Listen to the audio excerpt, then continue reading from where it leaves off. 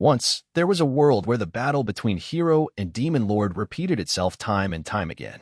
During this battle, an enormous space-time spell was fired and exploded in a certain classroom in a Japanese high school. The spell hit everyone in the classroom, and all of them lost their lives in an instant. The souls of these victims were scattered into another world, and each was born again in a new life, starting with a bang. Wah! I tried to scream just now, but I actually can't even manage a groan. Is my body messed up that badly? Okay, calm down. I don't feel any pain. The last thing I remember is the onslaught of sudden, monstrous agony in the middle of classical literature class. I probably fainted because of that, but no part of me feels hurt at the moment. That said, even when I open my eyes, everything is pitch black. I have no idea where I am. In fact, I can barely move at all, like something's wrapped around my body. No, not hypothetically. Like, I can literally tell. I really am bound in something, some material that's hard but has a little give to it. I can just faintly hear some rustling sounds from outside. Okay, what's going on here? Have I been kidnapped? No, let's be real. What would anyone get out of kidnapping a bottom-of-the-barrel girl like me? Well, regardless of how sketchy this situation is, I only need to escape. That's when I hear a loud crack. Oh ho. When I pushed my weight against the thing covering me, it started to break. All right, time to finish the job and get out of here. Putting more power into it, I burst right through, scrabbling out head first. Sweet freedom. The view before my eyes is crawling with spiders. Woo-doo. WHYYYY. You. What is with this freaking army of spiders? Excuse me, but why are they all as big as me? Oh, gross. More of them keep popping out of these egg-looking things. Is that what the rustling was coming from? Instinctively, I shrink away. My leg bumps into something, and I turn to look. Is this it? The thing I crawled out of earlier? Why does it kind of resemble the eggs the spider legion was bursting out of? No, it doesn't merely look like that. It is one, isn't it? I look down at myself more carefully. My neck won't move. Despite that, at the edge of my peripheral vision, I can see what appear to be my legs. Spider legs. Wilkuke, dintpaaniyak. This isn't what I think it is, right? Is it, though? The thing that's super popular online right now? No. Unreal. This can't be happening, right? Please, say it's not happening. I glance down again. There are thin, wiry legs, just like those of the spiders wriggling around me. Concentrating, I try moving them. The spider appendages move accordingly. Yep, I have to face the facts. Apparently, I've been reincarnated as a spider. Unreal. But right when I feel ready to break down, I hear some crunching noises. Disturbing ones, actually. It won't do me any good to ignore reality. Right in front of me is a humongous army of spiders, probably my brothers and sisters. Whatever those sounds are, they're probably coming from them. I slowly bring myself to take in the scene before me. There, one of the spiders is noisily devouring its buddy. Ayok, the hell are these guys doing? Seriously, they're eating each other? Cannibalism? As I look on, my siblings begin a bloodbath in their fierce competition for survival. No, no, no, no. This is bad. This is bad. Why should we have to fight one another like this, my brothers and sisters? Right, for food. I guess they're hungry. Speaking of, I could use something to eat myself. That's a scary train of thought. Reality got away from me for a moment there. On a battlefield like this, an innocent high school girl like me could fall prey to the wicked ways of men in an instant. Metaphorically and literally. Times like this call for running like hell. Fighting? Not happening. I'm a natural-born homebody. There's no way I could ever challenge something so gross and violent. I just remembered that's what I am now. Okay. Instead of wasting time thinking about stupid crap, I figure I'd better get a move on. But apparently it's a little too late for that. The ground is ominously rumbling beneath my feet. Now what? The sounds and tremors are coming from behind. Turning around, I find myself looking up at an enormous, giant spider. Ooh, might you be mother? Or perhaps father? Whatever. I'm getting all confused again. Seriously though, why is it so huge? This massive arachnid has got to be dozens of times larger than me. Maybe I'm remembering wrong, but I feel pretty confident there weren't any spiders this big on Earth. With a brisk snap, the titan skewers a smaller one of its kind with a claw and devours it. Sort of like she's having a light snack. ET2, mother? Well, I'll think about all this later on. For now, my only goal is to get out of here safely and try to survive. I run away at full speed. Only when I'm so tired I can barely move do I finally calm down. Luckily, when I turn to check, I find that nobody chased after me. Oof, I thought I was gonna die. It would have sucked to get killed after only being alive for a couple minutes. Anyway, now that I've come to my senses a little, I have a lot to think about. First of all, why did I die? Actually, now that I think about it, I don't necessarily know for sure that my life ended at all. I sort of decided on my own that I died and got reincarnated as a spider, but it's not like I actually remember kicking the bucket. Pretty sure my last memory is of the classical literature teacher, who we called Ms. Oka, reading aloud from the textbook. I'd been dozing off a little when suddenly I was overwhelmed by crushing agony, and then I have no memories of what happened after. If I did die, it was probably because of that mysterious pain, but I have no idea what caused it at all. At any rate, the most likely conclusion is still that I died at that moment and was reincarnated as a spider. Other than that, I guess it's possible that I'm alive, and my spirit is currently possessing a spider, or something similar. Like, maybe my original body is in a vegetative state, lying on a hospital bed right now. Or here's an even crazier idea. Maybe I'm not the real me at all, just some total stranger who happens to have the memories of another person. Maybe the real me is sitting in class like usual, even now. Well, it's not like there's any way for me to know for sure. How can I prove I'm not who I think I am, anyway? I'll end up spouting incomprehensible nonsense like, I think therefore I am, and stuff. Besides, the most likely conclusion from the evidence is the ridiculous idea that I've been reincarnated, so I may as well throw common sense to the wind. At any rate, better put all this aside for now. In the spirit of, I think, therefore I am, I'm just going to assume that I am in fact myself until proven otherwise. So apparently, I'm a spider now. There's definitely no denying that anymore. While I was running away, I was able to hop and jump in ways a human never could. So if I'm a spider, what was up with that Hulk I saw before? Given the circumstances, maybe it really was one of my arachnid parents? I don't know the specifics of spider biology, but I don't think it's that unusual in nature for animals to eat their young. The other spiders were clearly cannibalistic right from birth, so the parent eating its children shouldn't be all that surprising. If that giant spider was one of my parents, I wonder if that means I'll be that size, too, someday? Thinking about it makes me feel a little sick. Okay, forget that part. Let's get back on track. Let's see. Really, there's one thing that I'm particularly hung up on. Specifically, the fact that I'm a monster. The whole reincarnation genre is pretty popular in web novels and stuff right now, so I guess it isn't that alien an idea. Getting reincarnated as a monster, I mean. So the question is, am I a normal Earth species, or is this not Earth at all but a parallel world, where I've been reborn as a beast? Judging by that huge spider from before, my guess would lean toward the latter, but then the difficulty level of surviving here would probably go way up. This isn't getting me anywhere. I don't have enough information to parse what's going on. Is this Earth or not? Am I a monster or just a normal spider? If this is a different world, what kind of world is it? There's a mountain of things I want to know, but I have no way of finding out. If only this were a novel or something. I'd probably have an appraisal skill that would help me figure it out. Number of skill points currently in possession, 100. Number of skill points required to acquire skill, appraisal LV1, 100. Acquire skill. Whoa. What? For real? A mechanical voice completely devoid of emotion suddenly echoed in my mind. That's surprising in more ways than one. First, that I'm hearing voices at all. Secondly, that these skills exist here. Obviously, there's no such skill system on Earth, and I've never heard any voices announcing things in my head before now. So does that mean this isn't Earth? Probably, yeah. I guess that gives my I'm a monster theory a lot more weight. Being a monster in a parallel world seems like a recipe for death, but let's not think about that. Nope. More importantly, it's really real. The appraisal skill actually does exist. Hoo-hoo. Now we're talking. Finally, this is starting to feel like a proper fantasy reincarnation story. Obviously, my answer is yes. Appraisal LV1 acquired. Remaining skill points, 0. Apparently, that used up all my skill points, but I decide not to worry about that for now. Forget about that.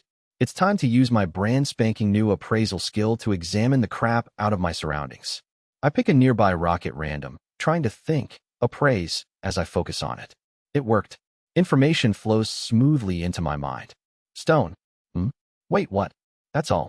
No. That can't be right, can it? I probably just failed because it's my first time. Let me try again. Stone. Huh? Is that seriously it? No. It must be that this stone doesn't have any valuable information because it's just an ordinary rock. This time, I decide to test my skill on a wall. Maybe that'll tell me something about the area I'm in. If I could get an area name like such and such cave,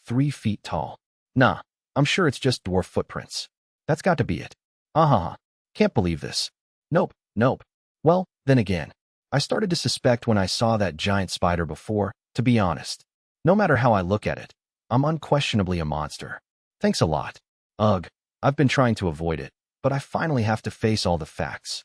Being reborn as a spider is shocking enough in itself, but I'm a monster spider, too. This is messed up. So messed up that some people might despair and even end it all. I'm definitely not considering death myself, but this is still kind of a bummer. Well, no use sitting around and sulking, though.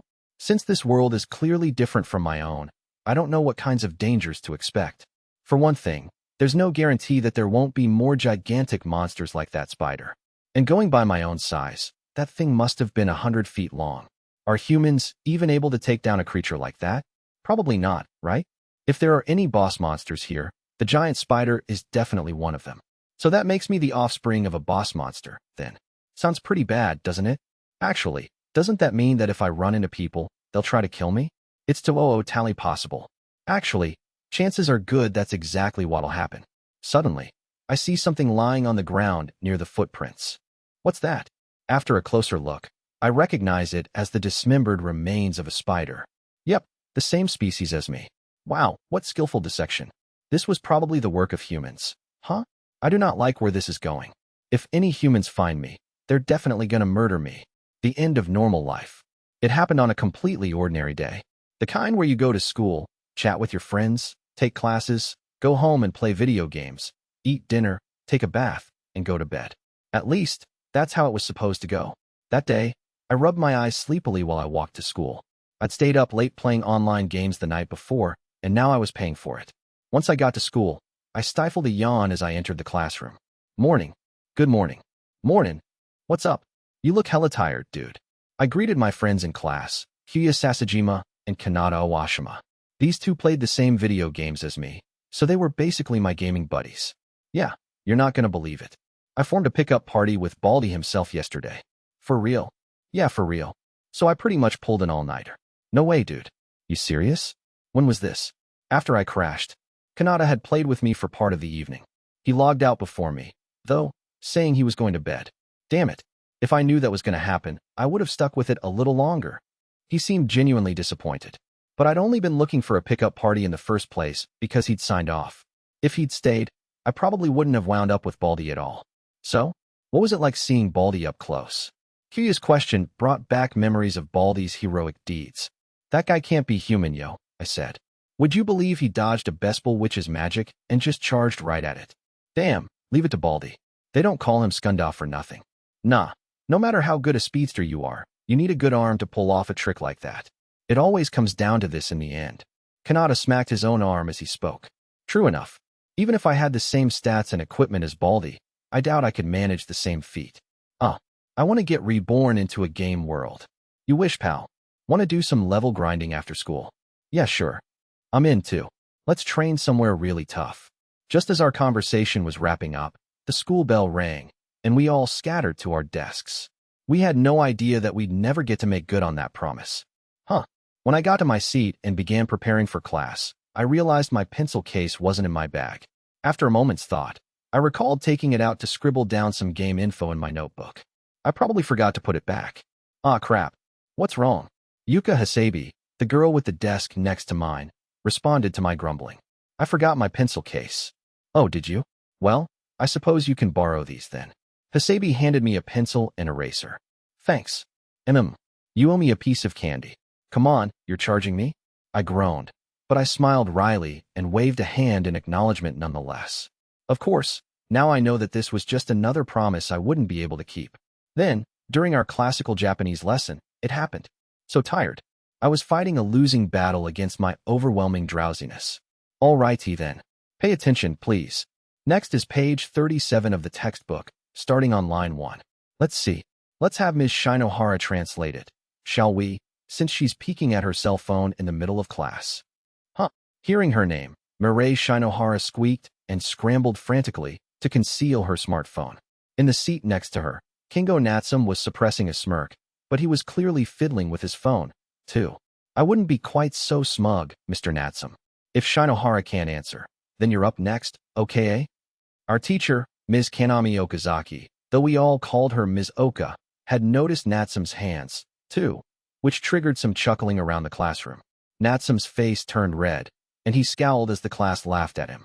The person laughing the hardest was Natsume's closest friend, Issei Sakurazaki, who had turned all the way around in his front row seat just to point and laugh. Now, quiet down, please, class. Your answer, Miss Shinohara. In the end, neither Shinohara nor Natsume was able to answer, and another wave of giggles rippled through us.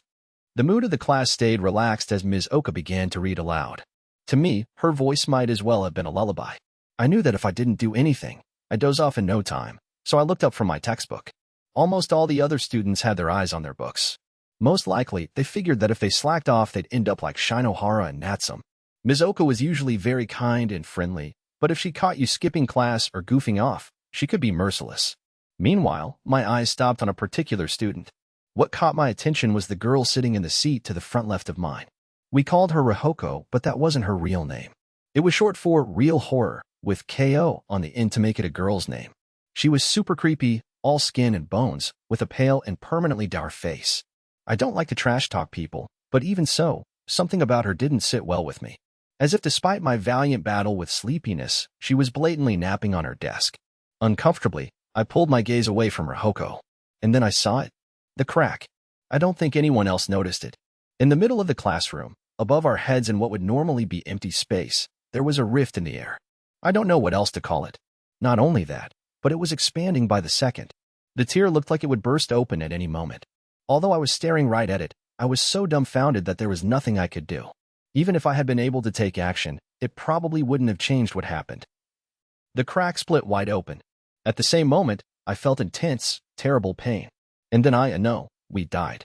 A rent-free home. I know, I'll make a house. A totally break-in-proof house. I've given up on escaping from this dungeon. If I keep wandering around randomly, the only future I can imagine is some unexpected encounter leading to a dead end. Monster or human, everything is my enemy now. And I don't mean a frenemy or a rival or anything like that. I'm talking the kind that puts your life in danger. Besides, this place is frequented by humans. It'll be risky to use the exit even if I do manage to find it. I mean, if anyone discovers me, they'll kill me. And there could be a human settlement right outside. Which is why I made up my mind to live in this dungeon. So anyway, if this is my new home, what do I need? Food, shelter, and clothing. Well, I don't think that last one is necessary for a spider. The temperature here is comfortable enough either way. The problem is food and shelter. Q. What is a spider's main diet? A. Other insects. Oof. That's true, isn't it? That's what I'm gonna have to do to fill my belly. Although, given my absurd size, I don't think my potential prey is limited to insects. For instance, I could probably eat other monsters, or... I don't want to think about this, but human beings. Really, my siblings back there started cannibalizing one another as soon as they were born, right? The giant parent spider was eating her children like it was no big deal, too. So as far as I can tell, my particular species seems to regard all living beings as potential food. In fact, in a cave like this, it's probably the only option. Which means if I want to eat, I'll have to take on some other monsters and chow down. You can't make an omelet without breaking a few eggs, after all, and I'm gonna starve to death if I don't eat something, no matter how gross. At present, I do have one thing that could potentially serve as a food source. The butchered carcass of the spider I found earlier. The legs and fangs and stuff had been taken, but most of the main body was still there. Well, if I eat that, I probably won't have to worry about food for the rest of the day. If I can bring myself to eat it, that is. Honestly, suddenly having to eat a spider is pretty extreme, and that thing was probably one of my siblings. Both ethically and visually, I'd really rather not. So I'm going to hold off on eating the guy for now. Besides, even if I do take the plunge, that'll only be a temporary solution. Considering that I'll be living in this dungeon from now on, I'll have to be able to procure food on a regular basis anyway. But if I want to eat other monsters, that means I'll have to beat them first. How am I supposed to just jump into combat? A frail girl like me, who's only ever been good at games, won't stand a chance in a real fight. And so I conclude that I should start by making a house. What's a spider without a spider web, right? Spiders create webs with special viscous thread and use them to catch prey, after all. So if this goes well, my food problem and my shelter problem will be solved all at once. I think this cave makes for a nice location, actually. If nothing else, it should be easy to make webs all over the place. Without further ado, then, time to create my new home. Carrying the corpse of my sibling on my back, I seek out a good spot where people are unlikely to bother me. What? Why would I take it with me, you ask? Insurance.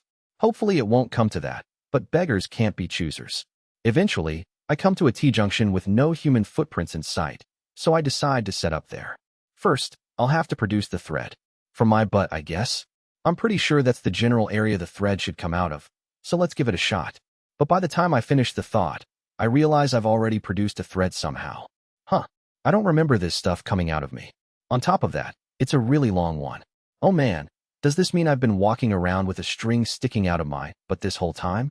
Wow, that's so embarrassing. Maybe it's like when you redacted, so you redacted?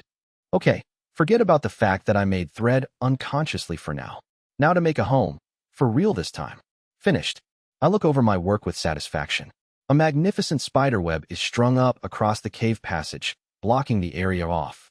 Man, did my natural instincts kick in or something? As soon as I started working, my body just moved on its own and constructed the web in the blink of an eye.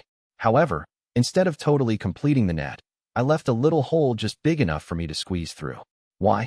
For an escape route, obviously. I'm settling in at a three-way intersection, which is now hemmed in by my webs over each passage. But if I blocked it up completely, I wouldn't be able to get out. It's possible, although I doubt it'll happen, that some fierce opponent might slash through my net. So I left a hole on purpose, so I can get away in case of an emergency. Now I'm protected by webs in all three directions, plus, an emergency exit is in place. The ideal den for a shut-in is complete. There's no place like home. All I need now is for prey to get caught in my net on a regular basis. If I can pull that off, there's no reason I won't be able to hide out in this place for the rest of my life. Awesome. I did go to school, but other than that, I mostly lived my life on Earth as a recluse. I never talked to anyone at school, and once I got home, I always just played games or surfed the net. Most of my dinners involved adding hot water and waiting 3 minutes or heating something up on the stove. Occasionally, I'd mix things up with a boxed lunch from the convenience store. My parents both worked all day and usually got home late.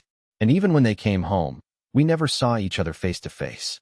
We only did the bare minimum of chores. To be perfectly honest, it was like living with two total strangers. It's kind of impressive in a way that I can't even remember what my real parents looked like. Still, I wonder if they were a little bit sad about my death at least. Nah, probably not. Although they might be sad about losing what little income one contributed to the household. I used to earn a small amount of rent money through stocks. If there's anything they'd miss, it's probably that. That was how cold our family relationship was. My lifestyle probably contributed to my extreme awkwardness when it came to communicating with others. Or it might have just been the personality I was born with, not how I was raised. As a result, I didn't have anyone I could call a friend, and even in game chats I usually didn't say much. Likewise, my character in my favorite MMO had a reputation for being silent. My avatar was a somber old bald dude too. He was a real strong and silent type, the kind of good guy who let his actions do all the talking. And his stats were pretty out there. I maxed out my attack power and speed and left everything else untouched. But that didn't matter as long as I didn't get hit. I just avoided enemy attacks and plowed through everything with a hit-and-run strategy. The perfect plan, aside from the part that a single hit would probably kill me. I don't really care about not being able to see my parents or classmates anymore, but it makes me a little sad to think that I'll never see that old bald guy again. I made him a legend for being one of the few free-to-players who could stand up against the pay-to-players, so it's a shame to have abandoned his file like that. In short, I'm more attached to a game character than I am to my parents. I've got a knack for this being a human thing, if I do say so myself. Besides, it's true, I've never been that good at being a person. Although, I suppose believing it's okay to be a bad person is the first step toward becoming one. Well, since I'm already a bad person, I might as well say it. Being a recluse is the best. Hoo-hoo. A white thread is drawn between my two forelegs. When I pull on it, it goops and stretches. Then when I stop pulling, it gradually returns to its original length. Okay. Nice and rubbery, just like I hoped. What am I doing, you ask? Experimenting with my spider thread, of course. From now on, this stuff is going to be my lifeline. So I figured testing out what it can do should be my first priority. I started by producing a whole bunch of it, experimenting with whether I could control the thickness, stickiness, strength, and elasticity. Adjusting the thickness was easy enough. I couldn't quite make it invisibly thin, of course, but but I could get it about as fine as a strand of hair. In the darkness of this dungeon, that should be really hard to spot. But when I followed up with a strength test, I discovered that the thinner I made the thread, the more easily it broke. Well, nothing I can do about that. If you think about it, skinnier would obviously mean more fragile. Conversely, thickening the thread increases its durability. The fattest strand I can currently create is a little less than an inch around. Not that different from your average rope, I guess. Of course, that's only the maximum for a single raw string. If I really want to make a thicker one, I can just bundle together a bunch of them. Sounds like a lot of work, though. To be honest, I wish I hadn't experimented with the stickiness. It's easy to assume that all spider threads adhere to everything, but in fact, some aren't sticky at all. And apparently, the reason spiders don't get caught on their own webs is due to their skillful use of these non-stick threads. I realized this when my instincts kicked in as I built my home. So I decided to experiment to gain a deeper understanding of it, but instead I just tangled up my whole body. Well, yeah. Since you have to make proper use of the sticky and non-sticky fibers, it stands to reason that if you don't, you'll just get caught in your own threads. And that's how I ended up stuck in my own damn spider web like an idiot. That freaked me out. But seriously, one more wrong move, and I might have been permanently caught in my own trap and died the stupidest death possible. Luckily, by some miracle, I discovered I could still alter the properties of a thread to a certain extent as long as it was still connected to my butt. After that, I tested whether this could also apply to detached threads and found it could, if only a little bit. I guess that's a fantasy world for you. I took a moment to regroup, then started testing the strength. I already knew that thinner thread was weaker and thicker was stronger, but I wasn't able to figure out the greatest force it could withstand. Why, you ask? Because when I produced a maximum strength thread, I failed to cut through it no matter how hard I tried. Alarmingly enough, I couldn't even chew through it with my fangs. If I got caught in a web like this, no way could I just slip out. Even so, I'm sure there could be other, more powerful monsters able to slice right through it, so I have to be careful not to overestimate its strength. And so, the final experiment, elasticity, has produced the thread that I'm currently manipulating with my clawed legs. Okay, this rubbery thread could certainly come in handy. If I fasten a stone or something to it, I could probably use it as a simple sling. There'll definitely be other practical uses for it, too. Guess my experiment yielded some satisfactory results after all. However, there is one problem that I can't ignore much longer. Spinning all that thread seems to have drained my energy. In other words, I'm extremely hungry. I've been wanting food for a long time, but now it feels like my life might be in danger. Strangely, I'm not particularly thirsty, but the degree of hunger I'm experiencing is undeniably way worse than usual. At this rate, I'll starve to death. I won't even live to see the sunrise tomorrow.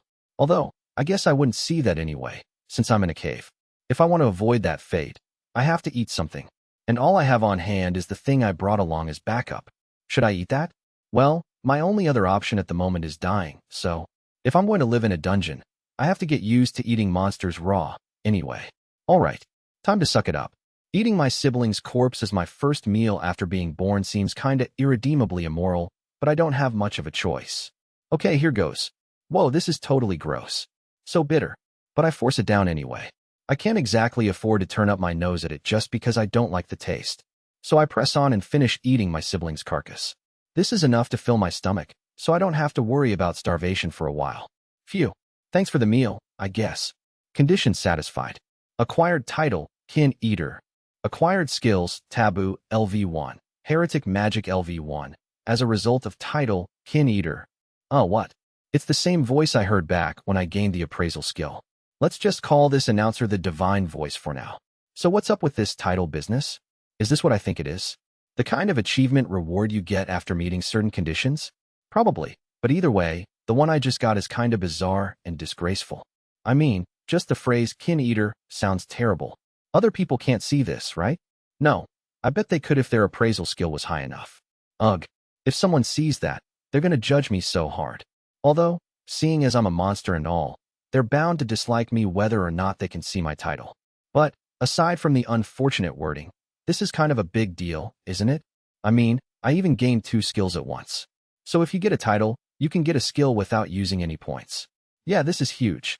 I'd assumed there was no way for me to acquire new skills with 0 skill points, so this discovery of other methods is pretty great. So, my newly acquired skills are Taboo and Heretic Magic. Taboo is a cool sounding name, but I have no idea what it'll actually do. I can't even come up with any wild guesses. Excuse me, Could I get an explanation, please? I can't use this if I don't know what effect it has. Wait. By that logic, I won't be able to use heretic magic, either. What now? Am I supposed to utter the spell, or something? Wait. I'm a spider, so I can't even say anything. All I can produce is some kind of croak? More like a teeth-grinding sound, really. Well, even if I could talk, it's not like I know any spells, so I'm out of luck either way. Just for fun, I try thinking heretic magic really hard. Yeah, nothing's happening. Can't use that. I was excited about the chance to cast some real fantasy magic, aside from the worrying implications of the heretic part, but this sure nips that excitement in the bud. Maybe it isn't possible to use magic skills right after getting them? Is it just because I have no idea how? Or do I have to study magic first or something? I don't even know the basics here. Huh. I thought I'd struck gold getting these skills and the title, but what's the point if I can't use it? Is Kin Eater totally useless, or what? Now that I think about it, if all you have to do to get the Kin Eater title is make a meal of your own kind, tons of my spider siblings probably have it too. It doesn't change the fact that humans can easily kill us, then. In other words, gaining the Kin Eater title had exactly zero effect on my battle capabilities. So it's actually useless. I see.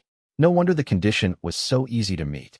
So the easier the title is to acquire, the lower its effect, basically. Still, it's good I learned about the existence of titles at all. If I can score a bunch more, maybe I'll be able to efficiently build up some skills. Maybe I should try a few things to see if I can rack up a couple more. Although I don't know what kinds of titles are out there. And I don't have any tools or anything, so there's only so much I can do. Maybe if I dance for a while, I'll get a dancer title or something. Let me try for a second.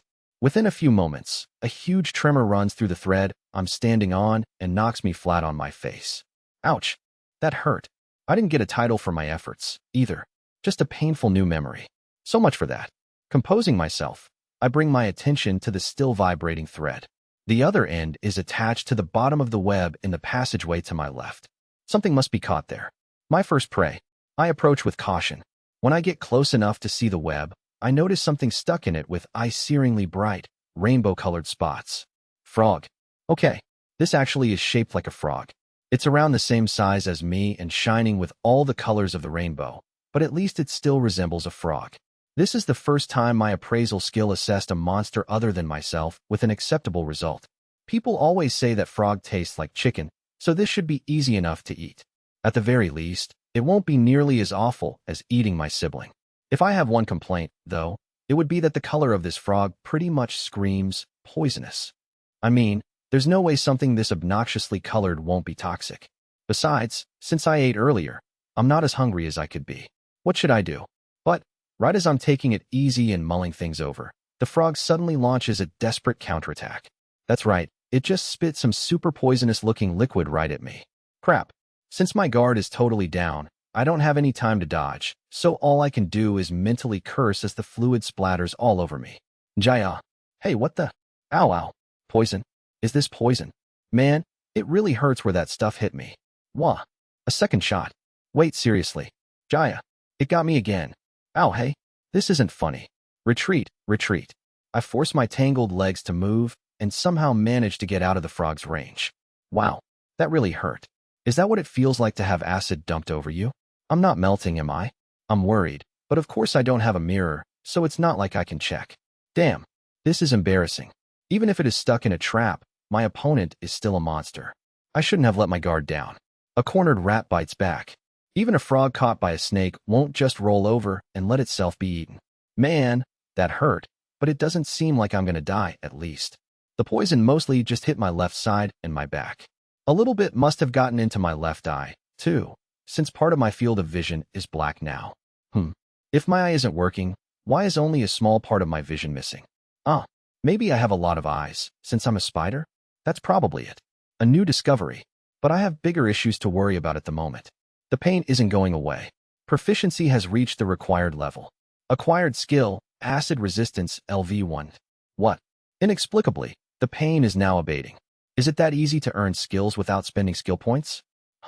Wait, what's up with the points I spent to get appraisal then? Better not think about that too deeply.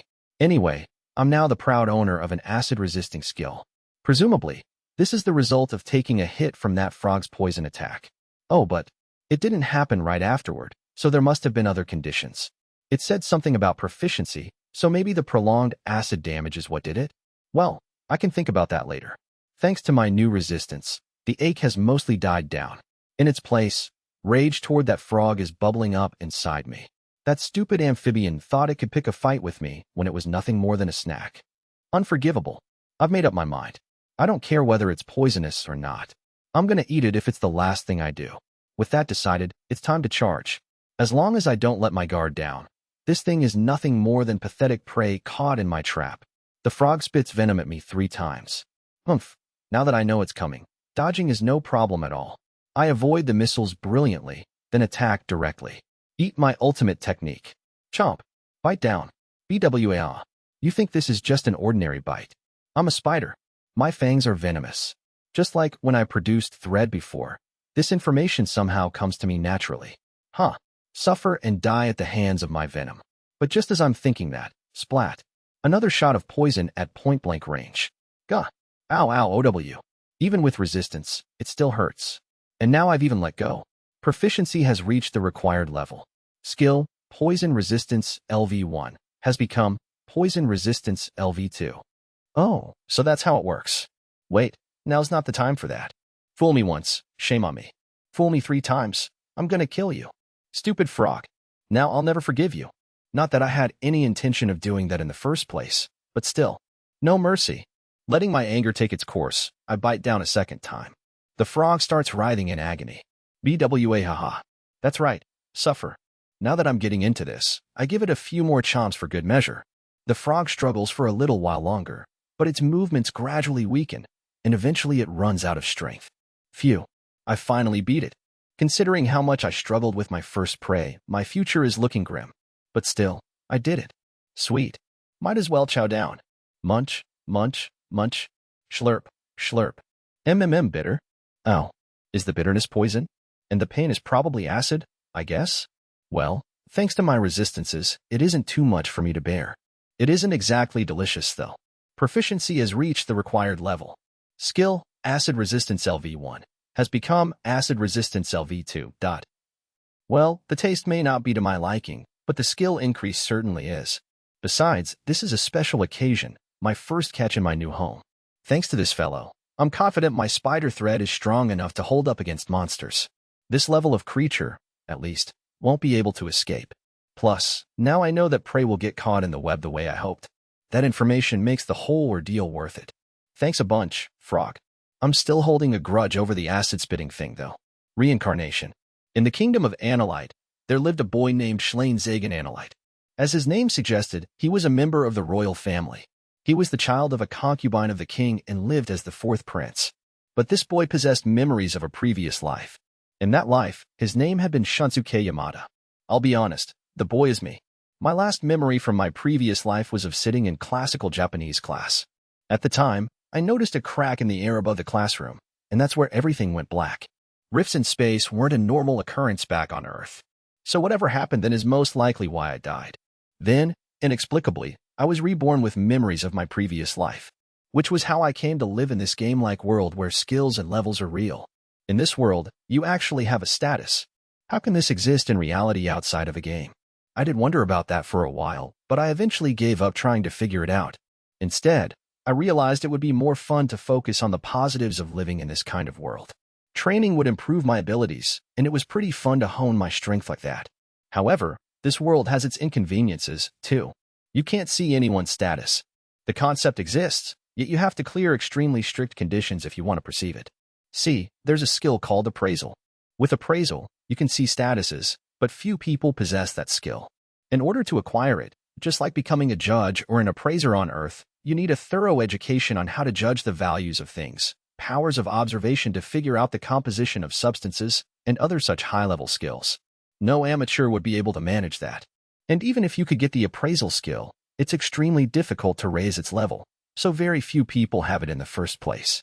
Really, all it actually takes to acquire appraisal is paying the right amount of skill points. But even though that's technically possible, you can't get any further once you have it. Raising the skill level of appraisal only requires using it.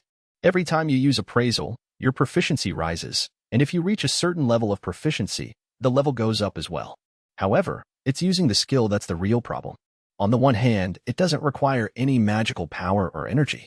I know what you're thinking. Couldn't you just use it whenever you want, then? It's not that simple.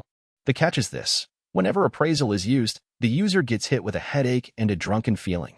The degree seems to vary depending on the individual, but in the worst cases, some people will faint after using it only once, and even more talented users can't appraise more than 2 things at once.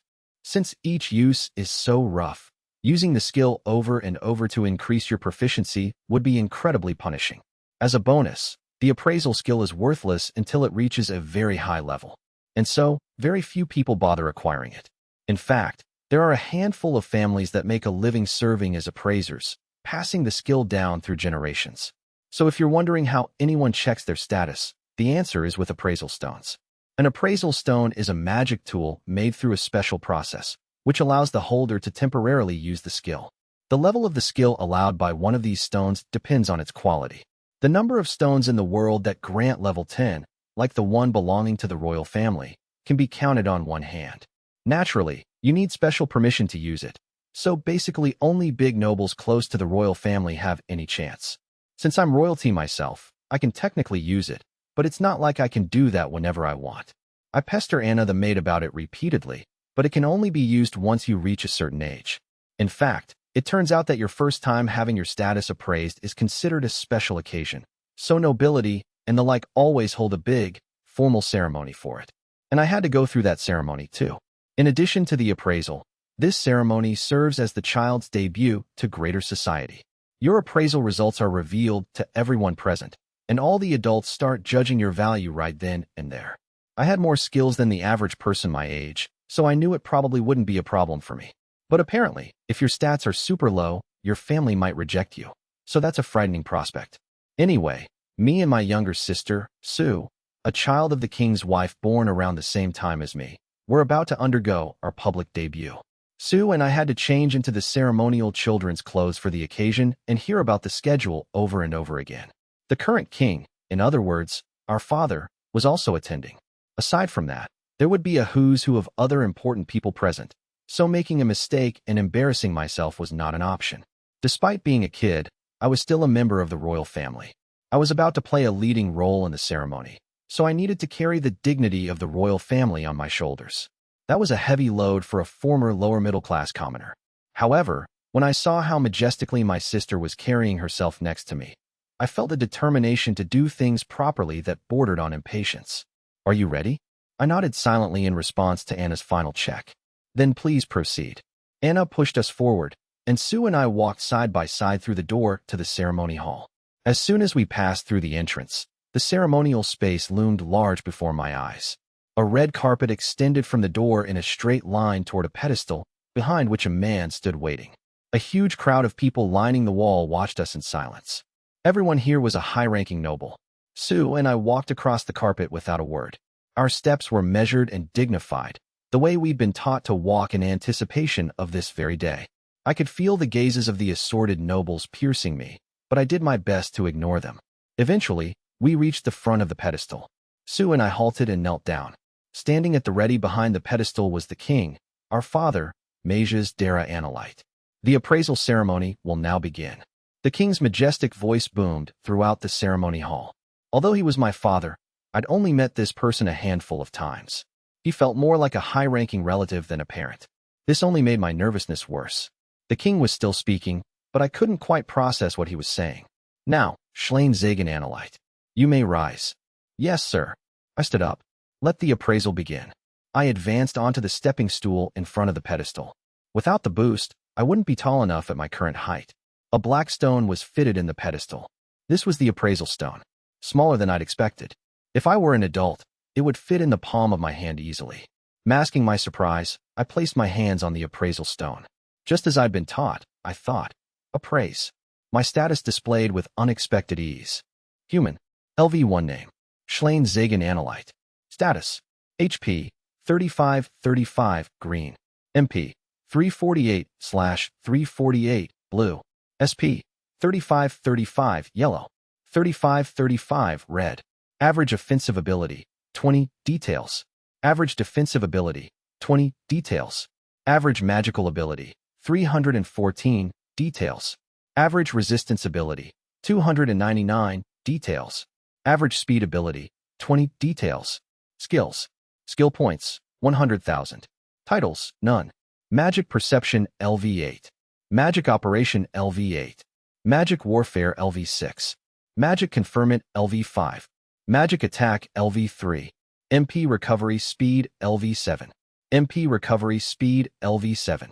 MP lesson consumption, LV2. Swordsmanship, LV3.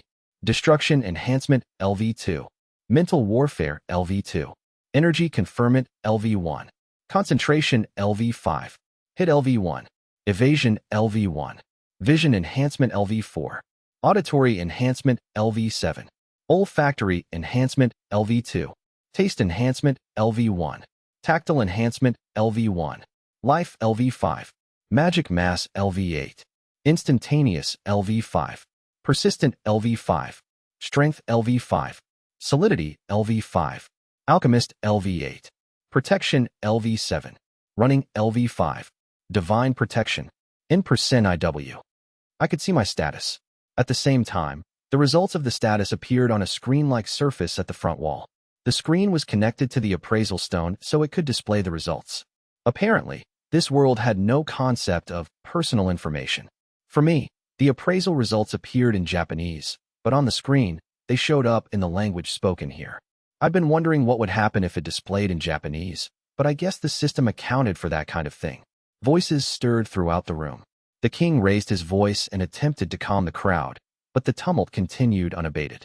My status must have been unusual to warrant that reaction. Honestly, I kind of figured something like this would happen. My magic-related stats were relatively high. Anna had guaranteed that. By comparison, my physical ability was appropriate for my age. Well, it was still a lot higher than average, but it didn't deviate from the standard as much as my magic. So my stats were pretty unbalanced. As for the skills, a voice called the Word of God informed me whenever I leveled up a skill or gained a new one, so I already knew about most of them. But there were two I didn't recognize. One was Divine Protection, and the other had a name that looked like corrupted text. Curious about these, I tried appraising them. Divine Protection. You are protected by the heavens, making it easier for you to gain the results you desire in any situation. In percent IW. Cannot be appraised. What's that? The Divine Protection thing was crazy. Definitely a skill that could be considered cheating. However, the phrasing easier for you to gain the results you desire must have meant that things won't necessarily go the way I want every time. It was still an awesome skill, but I shouldn't depend on it too much. What I didn't understand was the other one. Its name and the results of the appraisal were equally cryptic. I had no idea what kind of skill it might be. The fact that the highest level appraisal stone available still yielded this result was especially mysterious. If this stone couldn't tell me, there was probably no way to find out the details of this ability. I didn't get it. Isn't that like the Duke's daughter? Yes, that prodigy. But His Highness is just as much of a prodigy as her. No, even more so. As the nobles continued their chatter, I heard repeated references to a Duke's daughter. Was there someone else who had similar stats? I thought Sue was the only one besides me. Quiet down. In response to the king's exceptionally loud shout, the ceremonial hall finally simmered down. The king handed me a piece of paper. It was a record of my results, magically printed from the screen connected to the appraisal stone. I accepted the paper reverently. Then I bowed and stepped away. With this, my appraisal ceremony was over. Now it was Sue's turn. Needless to say, another uproar filled the hall when Sue's appraisal showed results similar to mine. However, unlike me, Sue didn't have divine protection or any mysterious corrupted skills. Aside from the minor uproar, the appraisal ceremony ended more or less without incident. But our unusually high stats wasn't the only cause of the disruptions. Listening in on the nobles with my enhanced hearing, I learned that skill points were normally only awarded when a person leveled up, so having 100,000 skill points at level 1 like I did was highly abnormal. Which reminded me, Sue had 0 skill points, too. I figured this was probably because I was a reincarnation, but what really interested me was that the Duke's daughter was apparently born with skill points as well. From what I could tell, her appraisal ceremony had been just a few days before mine. And like me, she'd had incredibly high stats for her age and skill points that she shouldn't have had. Apparently, the Duke's daughter even had that garbled skill of corrupted text. A certain suspicion began to well up inside me. If my hunch was right, then I had to meet the Duke's daughter at any cost. An opportunity came sooner than expected. After the appraisal ceremony, a small reception was held in a separate venue. The king brought Sue and me to the center of the hall, where we ended up greeting a line of nobles. The guests were all accompanied by their children, who were mostly the same age as me or slightly older. So basically, the purpose of this get-together was to introduce young nobles who were close in age. And that was where I met the aforementioned Duke's daughter. It is a sincere pleasure to meet you. I am the eldest daughter of Duke Annibald, Carnatia Seri Annibald. She was a very pretty girl, with fiery red hair and an impressively strong-willed expression. Her appearance alone was enough to grab my attention. But on top of that, my magic perception skill told me she had enormous magical power. It was right about equal to mine and Sue's. Duke Annibald, by the way, was one of the most powerful nobles in the country. His family had held important positions in the country for generations, and they came from a pedigree with connections to the bloodlines of heroes in the royal family. People born into the Duke's family would all undergo a tough, thorough education, and they were brought up with the know-how to support the country. Even so, the girl in front of me possessed a highly abnormal amount of magic. It even exceeded that of the red-haired man at her side, who I assumed was her father. How do you do? I am Schlain Zagan Analyte.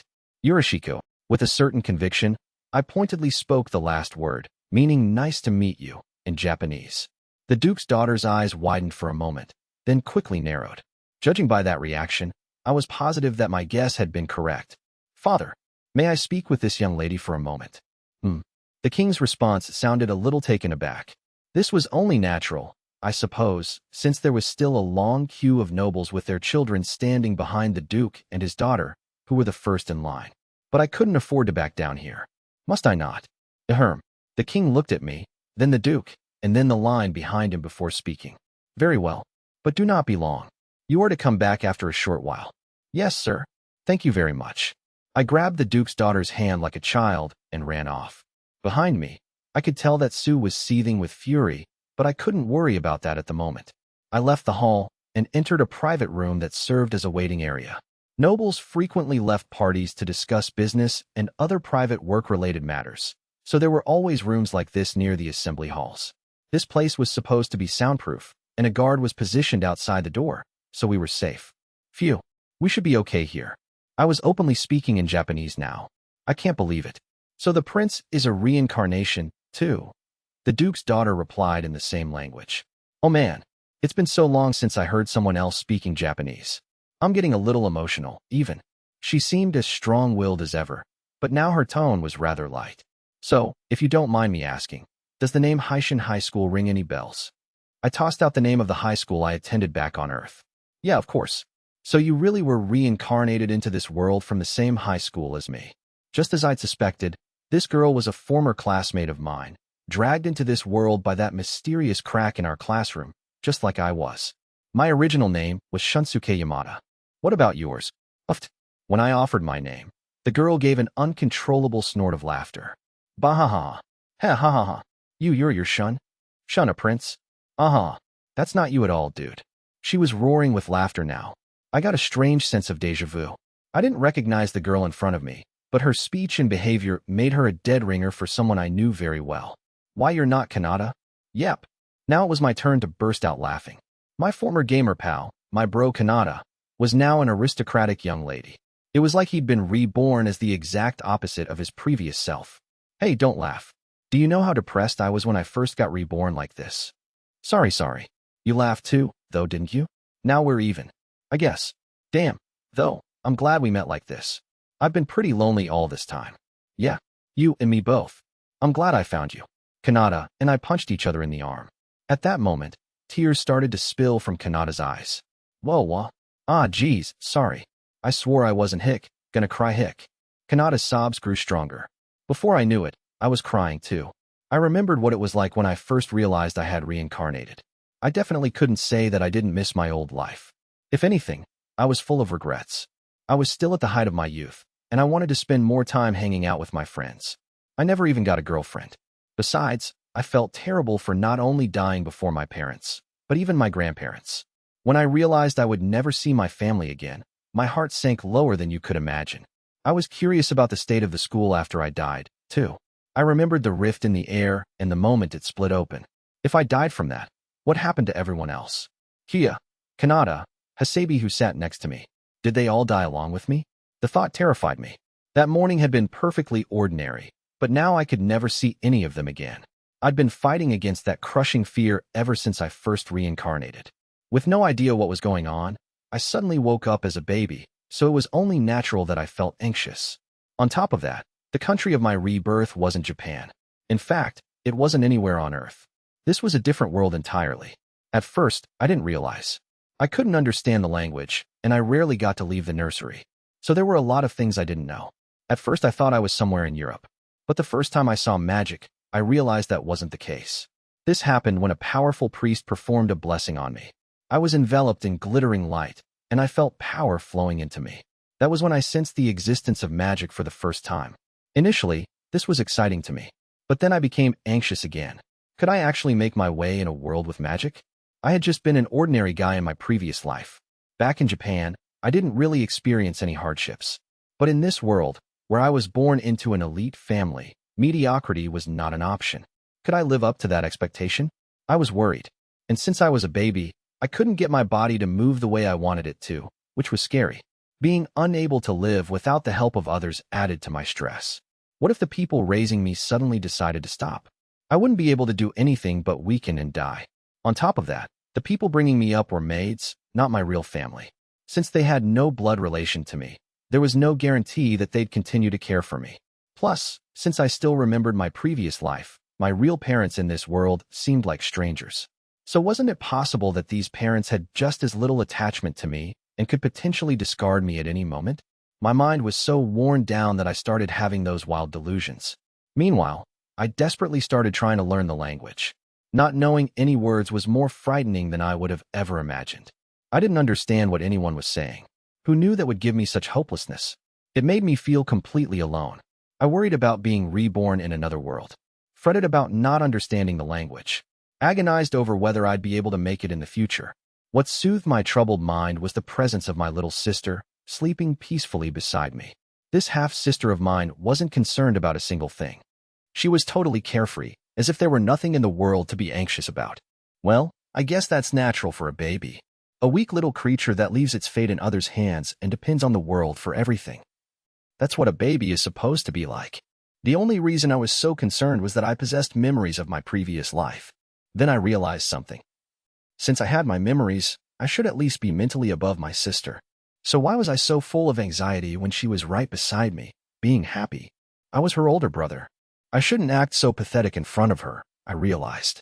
An older brother is supposed to be cool. Maybe that was just pretension. But after that point, I stopped worrying so much. I hadn't completely gotten over my fears, but I knew I wanted to at least protect my defenseless little sister. I gradually learned more words, and slowly but surely I began picking up more information about this world from the bits of conversation I caught. Wanting to regain the range of motion I was used to as quickly as possible, I whipped my baby body into shape by moving around as much as I could. Thanks to that, I learned to crawl much sooner than normal. In this way, my desire to show up my younger sister motivated me. I wanted to be a big brother she could be proud of. However, I hadn't accounted for the possibility that she would turn out to be a ridiculous prodigy who would imitate me and become nearly as strong. Kanata must have experienced at least as much anxiety as I did. I mean, it must be jarring to live your whole life as a man and then suddenly be reborn as a woman. I tried to picture enduring the stress of newly found womanhood on top of all the fears I'd faced. That must have been harder than I could possibly imagine. And then I was reunited with my friend, whom I thought I'd never see again. I couldn't help being overcome with emotion. Without thinking, I moved to embrace the weeping Kanata. At that moment, a thunderous roar came from the door to the private room. What was that?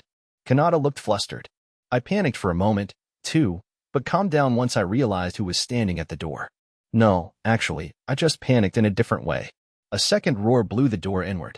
Standing outside the entrance with a magically fueled fist at the ready was Sue, who'd enhanced her physical strength with magic. Sue eyed the two of us, then locked onto Kanata. Sue, stop. If I hadn't hurriedly thrust myself between them, Sue's fist would have blown Kanata away. You can't have my brother, Sue muttered, latching onto me instantly. Your sister's scary, dude, Kanata muttered in Japanese. That was the day I was reunited with my first classmate. The egg. The egg. It's an essential ingredient in cooking, from simple preparations like boiled eggs and fried eggs to more complex dishes like rolled omelets and custard. They're excellent on their own, but combined with other ingredients, They open up a world of endless culinary possibility. Yes, the egg is the king of all foods, so much that every refrigerator has a space designed specifically for storing them. I used to eat them in cup ramen all the time. Zzz. Yawn on. Ah, I slept well. Almost too much, enough to make me sluggish. Being able to sleep safely is a wonderful thing. The lazy life is the best. Thank goodness for my little home. Since I ate my sibling and that frog earlier, I don't feel too hungry. Maybe spiders can store food longer than humans? As I wake up with an assortment of idle thoughts on my mind, I feel one of my threads vibrating. I'm not particularly famished, but it's probably still a good idea to eat whenever I can. After all, if I miss this opportunity, who knows when I'll get my next chance. So what VE I got now? Human. A man carrying some round object is struggling furiously in my webbing. He's wearing the kind of clothes you'd expect on an adventurer in a fantasy world. Maybe that occupation really exists here. What should I do? Wait, this guy's all bloody. Is he okay? He noticed me. He looks panicked. Seriously, what am I supposed to do here? He took something out. Wah, it's burning. The man throws the item he produced to the ground, and it starts spouting a crazy inferno. Now the man is covered in flames. What the hell is he doing? The fire is spreading to the webbing and burning my net. Did he self-destruct to get rid of my threads or something? Apparently so. Now he's rolling on the ground, extinguishing the flames on his body. But now he's covered in burns. He was already bloodied to begin with, and now he's scorched, too. It doesn't take an expert to see that he probably isn't going to make it. Nevertheless, the man musters the last of his strength to dash away. Pretty impressive he's able to run in that state. Now it's just me and the round thing the man was carrying. What's this? Egg. I use appraisal and learn it's an egg. It's about the same size as me, so probably 3 feet across or so. Well, this has to be a monster egg. What kind of person leaves a thing like that lying around? Judging by the guy's condition, maybe the egg's parents attacked him? This thing isn't going to hatch suddenly, is it? Or worse, its parents aren't going to come looking for it, are they? Yikes, I hope not. Scary. For the time being, I have to start rebuilding my web, since the adventurer-looking dude burned it down. I can think about the rest later. A whole day has passed. My home is quite peaceful. Apparently, the egg's parents aren't going to show up after all. Maybe the thief gave them the slip before getting here. Or maybe they hadn't bothered chasing him for the loot to begin with. I don't know what happened to the egg thief afterward, but from the look of those injuries, I doubt he survived. Which means it's okay for me to eat this, right? That human risked his life to bring back this egg. It must be a very rare item. Maybe it's an extremely delicious one, too. Since my rebirth, all I've eaten is gross stuff like my sibling and a frog. So even a raw egg seems like a much more respectable meal. I have no reason not to eat it. So I decide to get down to business. First, I'll have to break the shell. I tap it with my front legs. Nothing. I hit it again with more strength. Nothing. Getting desperate, I bang on the shell as hard as I can. Still nothing. Huff, huff. Why is this egg so tough? At this rate, I can't eat it even if I want to. But still, HRMPH. If you think I'm just some ordinary spider, you're making a big mistake. Kneel before the glorious wisdom of a former human being. I adhere a strand of thread to the egg. Then I attach the thread to the ceiling and loop it back down to the ground. I pull on the cord, raising the egg nearly to the ceiling. It's pretty heavy. Finally, I let go, and gravity pulls my meal to the ground. Splat. Or not. Despite falling from close to the ceiling, the egg is completely unharmed. What is up with this insanely tough shell? Humph. Clearly, I'll need to take more drastic measures. Okay, next, I'll drop it on a sharp rock. Once again, I haul the egg up to the ceiling. Then I position it above a particularly sharp rock and let it fall. Now that should definitely be enough to splatter it. Or not. In fact, the egg actually chipped the rock. What? Okay, well, I'm not going to break this thing open. All right, how about wrapping a bunch of elastic threads around it? I vaguely remember an experiment where people wrapped hundreds of rubber balloons around a watermelon until it eventually burst. Maybe that would break an egg, too? It's worth a shot. And so I set about creating rubbery threads and winding them around the egg, over and over. Doing repetitive tasks like this makes me sleepy, so I decide to use the time to consider something that has been bothering me, namely skills. Of course, there's the question of what exactly these skills are, but that tangent won't yield an answer, so I'm not going to bother. More important, I want to think about the abilities I currently have and the ones I might be able to gain in the future. From what I can tell, I've acquired 5 thus far. Appraisal LV1, Acid Resistance LV2, Poison Resistance LV1, Taboo LV1, and Heretic Magic LV1. I also got a hold of Appraisal by spending skill points. Those points are another mystery. However, I decide not to worry about them for the time being. Frankly, since I have 0 skill points and no idea how to go about procuring more, there isn't much point in worrying about that at the moment. Anyway, unlike Appraisal, I obtained Taboo and Heretic Magic by earning a title. After that, I tried a bunch of other stuff, but I didn't end up with any new titles. Without knowing what titles are available or what I need to do to get them, it'll probably be tough to gain titles deliberately. For now, I'll just count myself lucky when I do get one. I continue winding the rubber thread. I've made a lot at this point, but there's still no visible change in the egg. At any rate, although I got some skills through titles or skill points, the way I stumbled upon acid resistance was totally different. I think I got that one because I was hit with an attack and took acid damage. So as long as I can handle the pain of the process, I bet I can acquire more resistance. For instance, if a fire attack lands on me, will I obtain fire resistance? In terms of self-defense, the more resistances I have, the better. So from now on, should I always take the first hit from an enemy as long as it won't kill me? Nah, I don't want to get hurt, and there's no guarantee I'll even obtain any resistance skills. There's no need to put myself in unnecessary danger, at the very least. Yeah, it's not just because I don't want to deal with pain for any length of time. When I got hit with the frog's attack, I not only received acid resistance, my poison resistance skill also went up. So if what the Divine Voice, temporary name, said was correct, that means I had the poison resistance skill from the beginning. Well, I'm a spider, and I use venom, so it's no big surprise that I would be a little more immune to these things. Even so, though, what kind of system doesn't tell you what skills you have in the first place? If the Divine Voice hadn't mentioned it, I wouldn't have realized that I had poison resistance. So wait, doesn't that mean I have other skills I don't know about yet? That would probably make sense, huh? So what kind of skills do I have? Poison attacks? I wish I could check, but I don't have a way to do that. Maybe if my appraisal skill level goes up, I'll be able to see it. Appraisal? Level? Proficiency? Hey, wait, maybe I could raise that skill level, then? Proficiency basically just means how familiar you are with a thing, right? So if appraisal ranks up based on proficiency like the resistance type skills, wouldn't it increase if I just use it a whole bunch? Since I got it with skill points, I assumed I'd only be able to raise its level with more points, but maybe not. Still wrapping rubbery thread around the egg, I start appraising everything in sight. A ton of useless information, like wall and floor, flows into my brain. Oof, that's kind of unpleasant. Like getting drunk on too much data. Proficiency has reached the required level. Skill, Appraisal LV1, has become Appraisal LV2. Worth it. Whoa. It only went up one level, but I feel like I've taken a huge step forward. With some anticipation, I try appraising myself. Small lesser Terratech nameless. Ooh. Now there's something that looks like a species name, too. I still didn't get much information, but compared to level 1, when it only provided spider, this is still a substantial improvement. At the same time, though, why small and lesser? That makes me sound inferior. Okay, now my excitement about increasing appraisal's skill level is dying down a bit. I wasn't expecting much to begin with, but it didn't occur to me that I might be such a small fry. But that's more or less what I was in my previous life anyway, so I guess it isn't a big deal. More important, I have to keep appraising and raising my skill level. As I wrap the rubber threads around the egg, I do some level grinding on appraisal. It won't go up.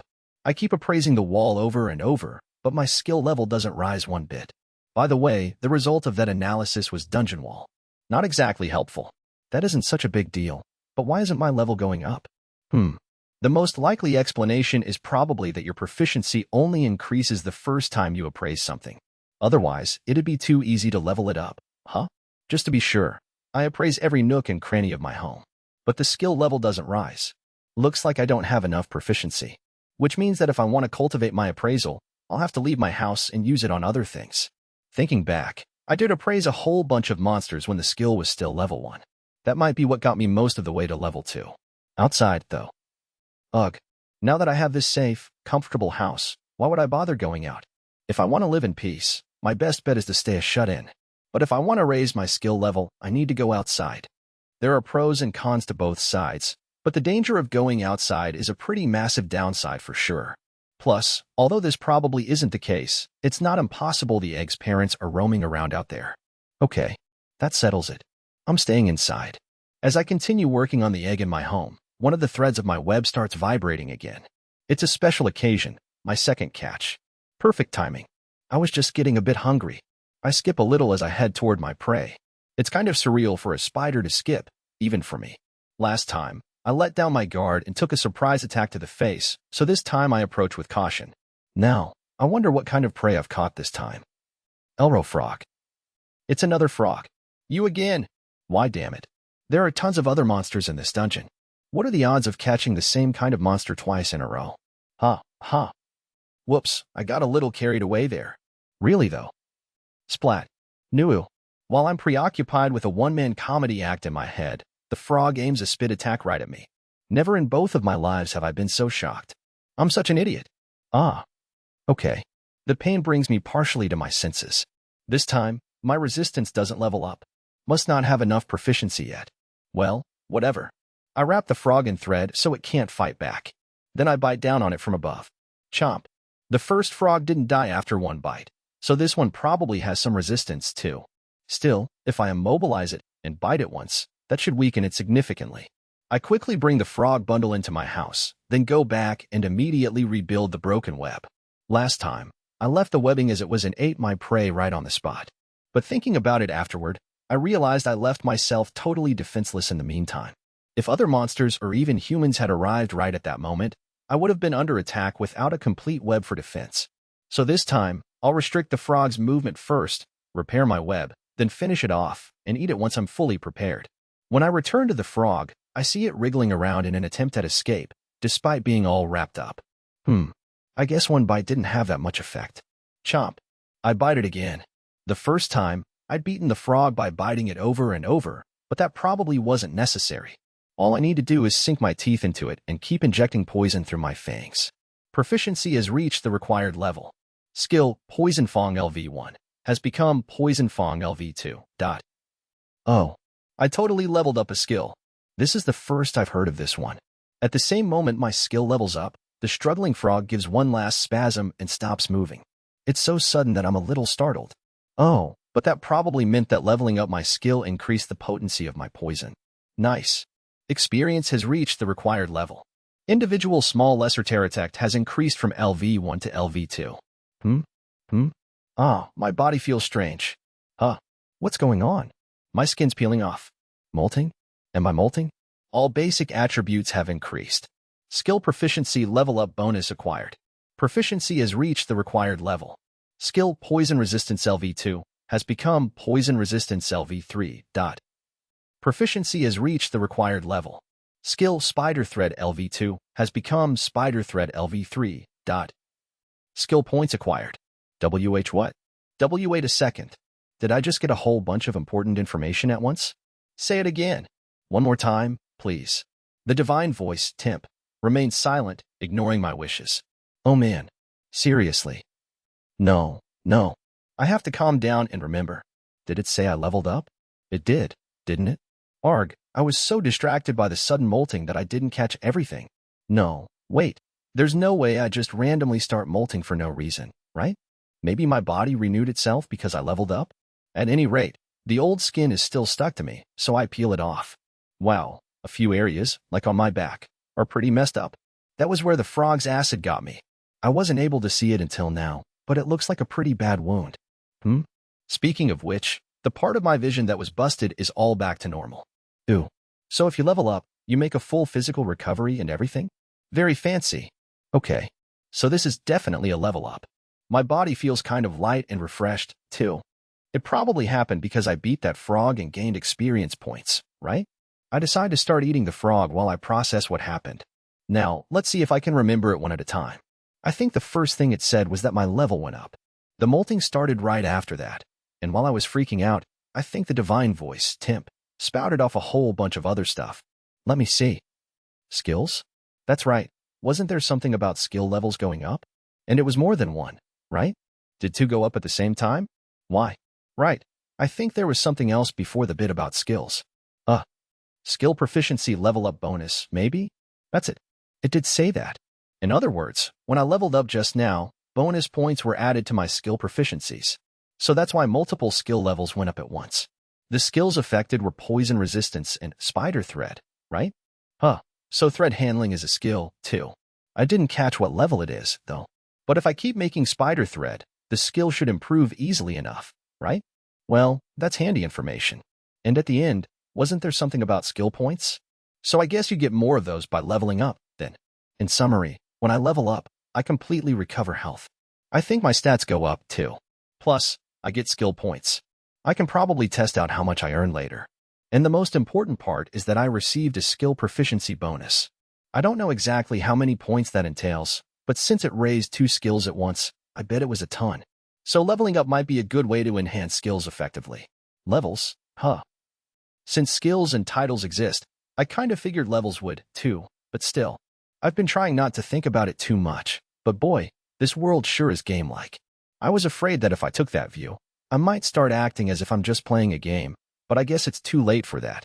I have to admit, though, I'm already getting a little excited. I can't help it if I have the soul of a gamer, all right? For now, my current goal is to break that egg. It seems impossible at the moment. The shell's just too tough. Wrapping the rubber threads around it didn't do a thing, it seems. But if I keep raising my level and improving my stats, I should be able to crack it eventually. Heh. Just you wait, egg. I'm gonna break you open and eat you if it's the last thing I do. Leaving the nest. If I want to break the egg, and if I want to survive, I'm gonna have to become stronger. I don't want to get killed by a monster, human, or whatever else. And since that egg thief showed up at my doorstep, it seems that humans do come this far out from time to time. There's no guarantee that the egg's parents aren't lurking around somewhere, either. Now my spider body is decently agile. I can jump almost 7 feet in the air, and I can climb walls, too. Before I made my house, I encountered other monsters while I was wandering around outside, but I was speedy enough to avoid them without a problem. Well, doesn't that mean you're actually a pretty powerful monster, you ask? That's what I thought too. But clearly, I was wrong. How can I be strong when I can't even break an egg? My best weapons are my thread and poison fangs. I can bind enemies in my web and finish them off with my poison. This golden combo is my key to victory. So in other words, any situation where it doesn't work will spell my defeat. My webbing and fangs are essential to me, no, to all spider monsters. Once I arrived at this conclusion, I stuck with the pattern of rendering my opponents helpless with my thread before finishing them off. Using this strategy, I took out my third frog unharmed, and when I finished eating, the divine voice, Timp, rang out again. Condition satisfied. Acquired title, Foul Feeder, dot. Acquired skills, Poison Resistance LV1, Rot Resistance LV1, as a result of title, Foul Feeder, dot. Skill, Poison Resistance LV1, has been integrated into Poison Resistance LV3, dot. Hey, I got a new title. So I can't get one on purpose by doing all those other things, but then one gets dropped on me when I'm not even trying? Hey, I can't help it if my food is foul. There's nothing here for me to eat but monsters. Well, I guess complaining to the divine voice, Timp, won't do me any good. So the skills I got were Poison Resistance and Rot Resistance? What does that mean? Can I eat rotten things now, maybe? That doesn't seem particularly useful, but I guess it's better than nothing. And I already have the Poison Resistance skill, but judging from what the divine voice, Timp, said, it must have added a level, 1 skill's worth of proficiency to what I already have. Well, if my skills get stronger, then so will I, probably. Although ramping up my resistance isn't going to help me break that egg. Proficiency has reached the required level. Skill Spider Thread LV5 has become Spider Thread LV6, dot. After a while of playing with practicing with my threads very studiously, my skill level rose. Since I now know that my spider thread is a skill, I've been trying all kinds of things with it to earn more proficiency. Raising the skill level might improve things like the elasticity of the rubber thread, in which case the egg might just break. Man, sure took a while to level it up, though. As a result, the inside of my house is now entirely white. Compared to when I first made it, my home has changed a lot over the course of a few days. For one thing, I've got more webs. For a while, I just put one web over each of the 3 passages of the intersection, but now I have several more set up along the passageways. My thinking was that a single trap might be easy to break through. With this many spider webs, it'll take some time for anything to get to the center. Now my home is even safer than before. That alone wasn't enough to raise my skill level, so I decided to decorate the walls next. I applied my silk all over the wall, coating it in white. Of course, these weren't just ordinary decorations. These wallpaper threads were linked to my webs so that when prey got caught, the fibers would automatically pull away from the wall and wrap around the unlucky victim. I was extremely proud of this trap, which took a good deal of trial and error to complete. Around the time I started putting up the wallpaper threads, my skill level rose by 1. After those were all finished, my last project was to string up some invisible strands inside my house. This thread doesn't have any stickiness, and it snaps with a single touch. If I leave it alone long enough, the natural flow of air eventually breaks it before it's absorbed by the wallpaper threads. I think I was able to make such fine filaments now because my skill level had reached 5. These are for enemy detection. The ends of the invisible threads are connected to me, so if something touches them, I'll know what it is. I developed this detection fiber to counter the inconvenient fact that I can't see behind me. Since I don't have to worry about my back while I'm at home, I decided to put up a few around my house instead. My hope is to eventually be able to remotely control these when I explore outside my house. After all this, I was pretty much out of things to do, so I just started pointlessly stockpiling more thread until I finally reached skill level 6. Thanks to this, I gained the ability to make high-quality, silk-like threads, so I produced a few balls of that and left them lying around wherever. Of course, naturally producing all this webbing ended up making me hungry, which was why I wasted no time devouring the next victim of my web. All the monsters in this area seem to be venomous, so my poison fangs can't kill them very quickly. Well, once it's trapped in my web, I have as long as I like to do it in. As a result, my poison fang skill went up to level 4, and my poison resistance skill rose to level 5. So far, I've defeated 3 Elro-Randonels, 1 Elro-Pecatote, 1 Elro-Basilisk, and 1 Finchicote. In addition, there were 2 more of the now familiar frogs. Is this dungeon a frog breeding ground? I've defeated quite a few monsters now, but I still have yet to see any other humans. Elro-Randonels are small dinosaur-like monsters. 3 of them attacked me at once, which totally freaked me out. But all 3 of them got trapped in my net perfectly, so it was no sweat. The Elro-Pecatote is a bizarre monster resembling a cross between a penguin and a pelican with monkey arms. The Finchicote is a freakishly huge, bee-like creature, so large that it took up almost the entire 10-foot width of the passage. Because of that, though, my web ensnared it without a hitch. The biggest pain in the butt was the Elro-Basilisk. It looked just like a giant lizard, but true to its name, it had some kind of petrification attack. I think it had the same kind of petrifying glare you see in games and fantasy stories. It turned one of my front legs into stone. What a terrifying enemy. I was so scared that I resorted to a strategic withdrawal, aka hiding behind the egg. Just then, the rubber threads around the egg all turned to stone and shattered. Maybe that'd work on the egg too? Tentatively optimistic, I let it keep using its petrification attack, but the egg was unaffected. In fact, the lizard wore itself out attacking my shield, so I was able to slip in and finish it off without any issue. What the hell is up with the egg, anyway? After that encounter, I had to suffer with a petrified leg until I leveled up and molted again. Since I got the petrification resistance skill in the process, it was an overall benefit, but it was still at least as dangerous as my first meeting with a frog. Oh, right, like I was saying, I leveled up. 3 times, to be exact. Now I'm level 5. As far as I know, I have the following skills: Poison Fang LV4, Spider Thread LV6, Appraisal LV2, Taboo LV1, Heretic Magic LV1, Poison Resistance LV5, Acid Resistance LV2, Rot Resistance LV1, Petrification Resistance LV1. I've gone up 3 whole levels, but my skills haven't changed all that much. Guess the level up proficiency bonus isn't as big as I thought. It doesn't seem like I gained too many skill points with each level, either. I got all excited when the Divine Voice, Temp, said I had more skill points, but I can't figure out how to obtain any new skills with them. I try imagining all manner of skills that might exist, but I can't do anything. When the skill I thought of doesn't exist, the Divine Voice, Temp, won't say a damn thing, and when it does, insufficient skill points is all it'll say. The rules for skills are more complicated than I first assumed. Another day lazily spent. Ah, I love my little home. What? What egg?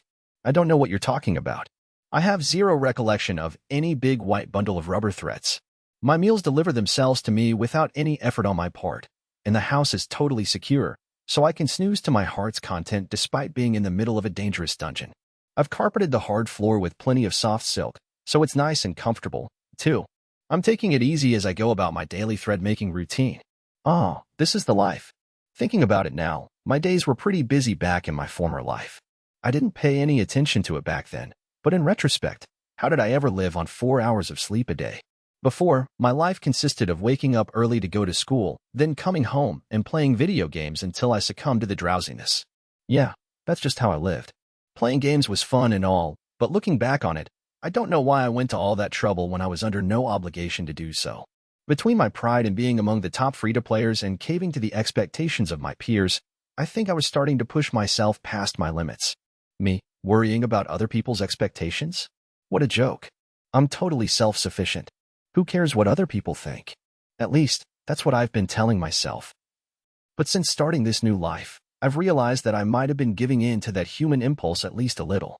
So now that I'm living a life truly without responsibilities, I feel liberated at leaving everything else behind. In the beginning, I was concerned that I might be unbearably bored with so little to do, but clearly I worried for nothing.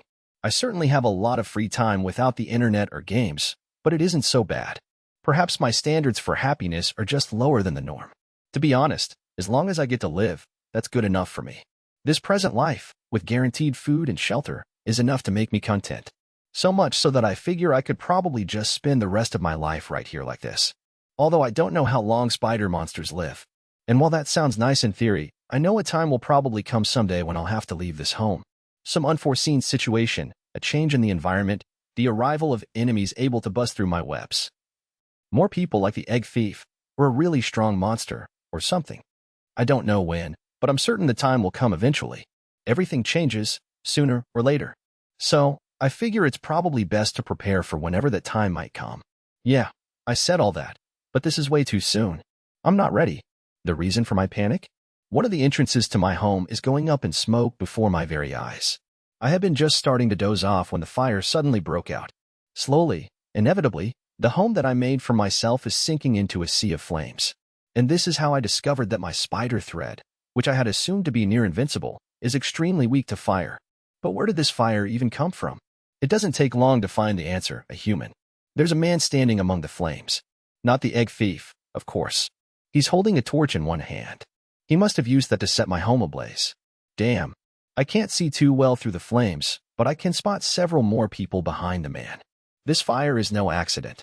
Obviously, they're on a mission to destroy my webs, which would mean that they're also aware of the spider monster inside, in other words, me. If I stay here, I'll either burn to death or get caught by the humans.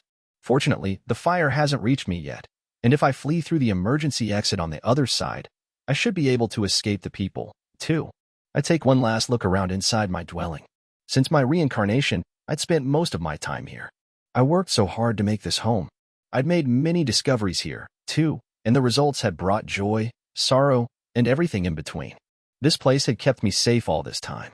In fact, I might have even become more attached to it than I was to my room in my previous life. That's how powerful the time I spent here has been. I start running away from the fire. The complicated nest of spider thread falls away as I easily cut through it. The last web. Once I pass through, I'll never be able to come back here again. Once I pass through, I won't be safe anywhere. Nonetheless, I push through without hesitation. I feel an overwhelming urge to look back as I leave, but I resist. All I can think about now is running away as far as I can.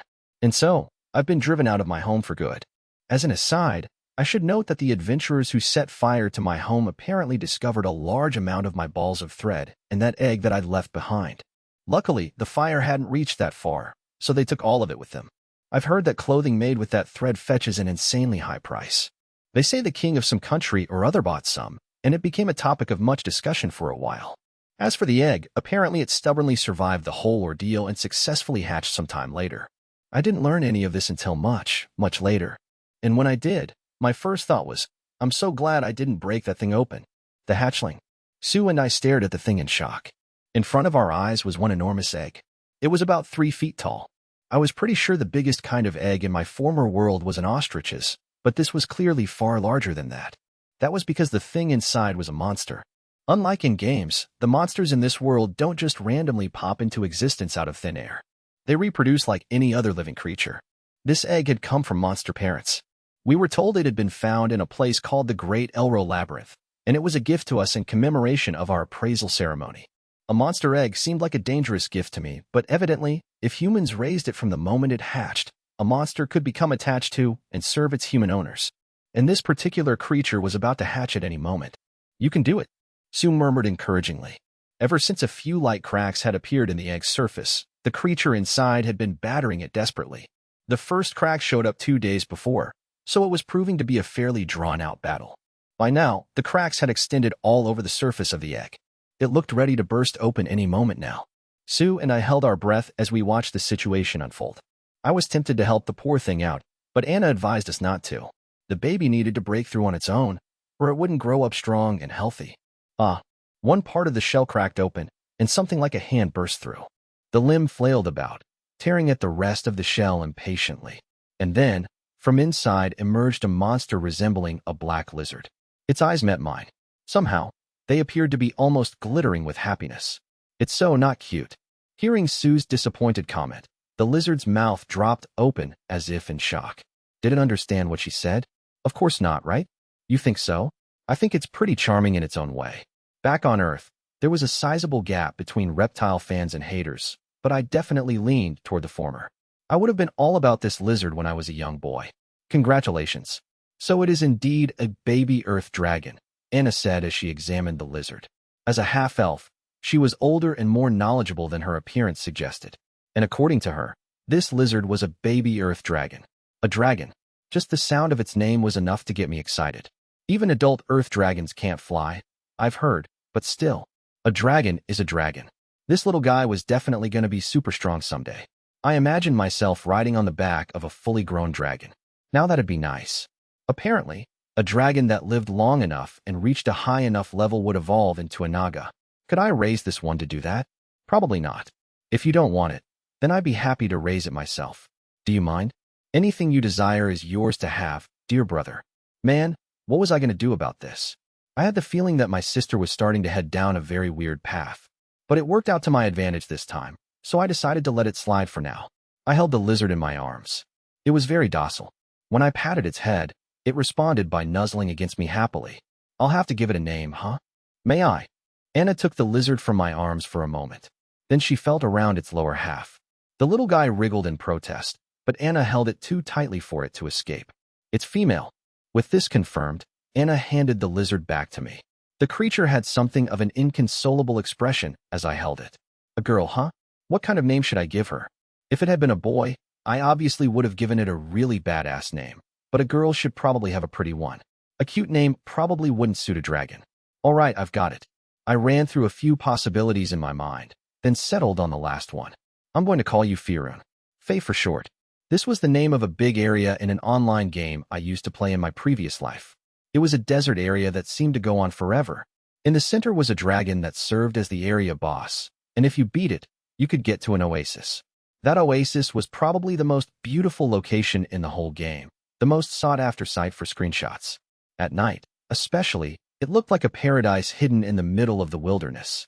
Her black exterior reminded me of that nighttime scene, so it seemed like the perfect name for an earth dragon. Nice to meet you, Faye. When I called her by name, Faye responded with a happy little coo. My first monster battle. Tromp, tromp. My legs are getting heavy. Part of it is exhaustion from sprinting at full speed for so long, but my shock is the biggest factor. I lost my beloved home. Turning into a spider and having to eat nasty food hadn't perturbed my steely heart one bit, but now there's a little hole right in the center. Ow. I knew a time might come when I would be forced to leave my house, but now that it's a reality, I'm totally in shock. I had assumed I still had more time, which only made things worse. At the very least, I'd hoped to stay in that home until I became at least level 10. Wah, wah, wah. All right, that's enough whining. Time to move on. First, I have to decide what to do next. There are several options. 1. Construct my next home in a different location. 2. Keep wandering aimlessly around this dungeon. 3. Try to find the dungeon exit. That's all that comes to mind. From a safety perspective, option 1 is my favorite.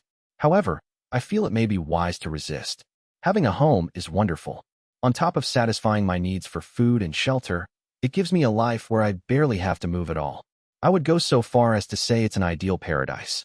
However, if I keep resting on my laurels, I'll probably end up a totally hopeless basket case, both mentally and physically. If the only hunting I do is from the safety of my own home, I'll turn into a deadbeat with no ability to deal with any emergencies that might arise. The current situation is proof enough of that. At this rate, if I encounter any opponents who can break through my webbing, my only option is to run away.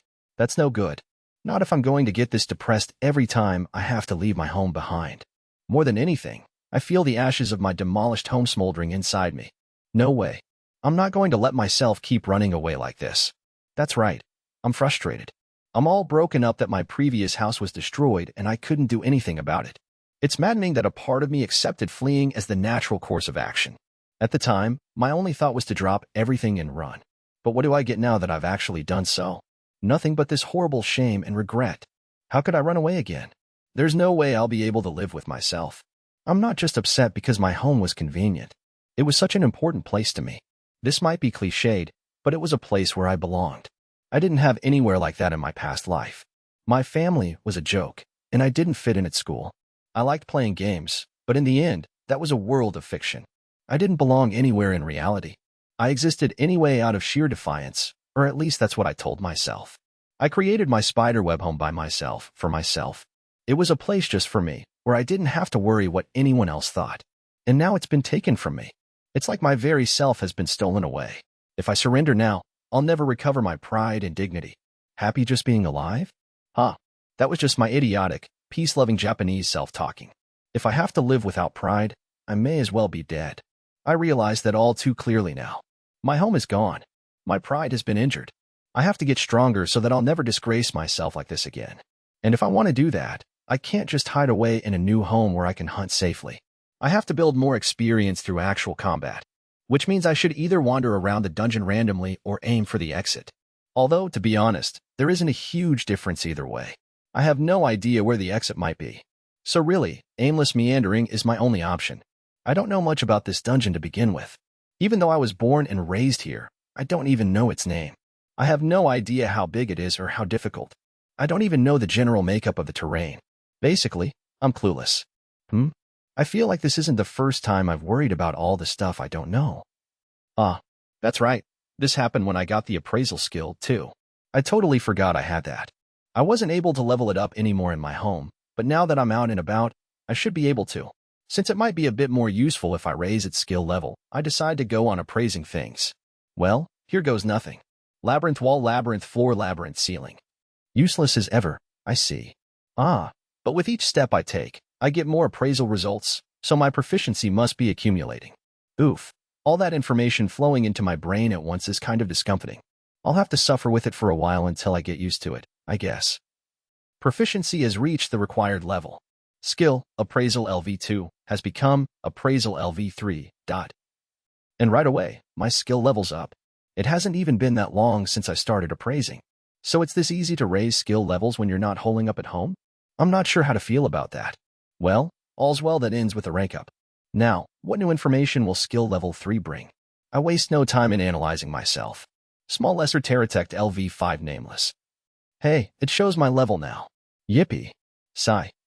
Well, gotta take what I can get, I suppose. Seriously, though, how high does the level even have to be for this skill to actually be useful? Ugh. Still, I have to wonder. How strong is my race, small lesser Terratect, compared to the other monsters in this dungeon? This idle thought leads to an unexpected response. Small lesser Terratect, young offspring of inferior Terratect. WH. What? Wait, did I just appraise the species name in my results? Double appraisal? Ooh. Seems like I discovered a pretty important trick. Well then, in the spirit of investigation, I decide to try appraising one more time. Terratect, a spider-type monster species. It works. Is this crazy, or what? So when you appraise something and get a word you don't know in the result, you can appraise that further. Well, the explanations are still pretty short and scarce on information, but once I raise the skill level some more, this could be insanely useful.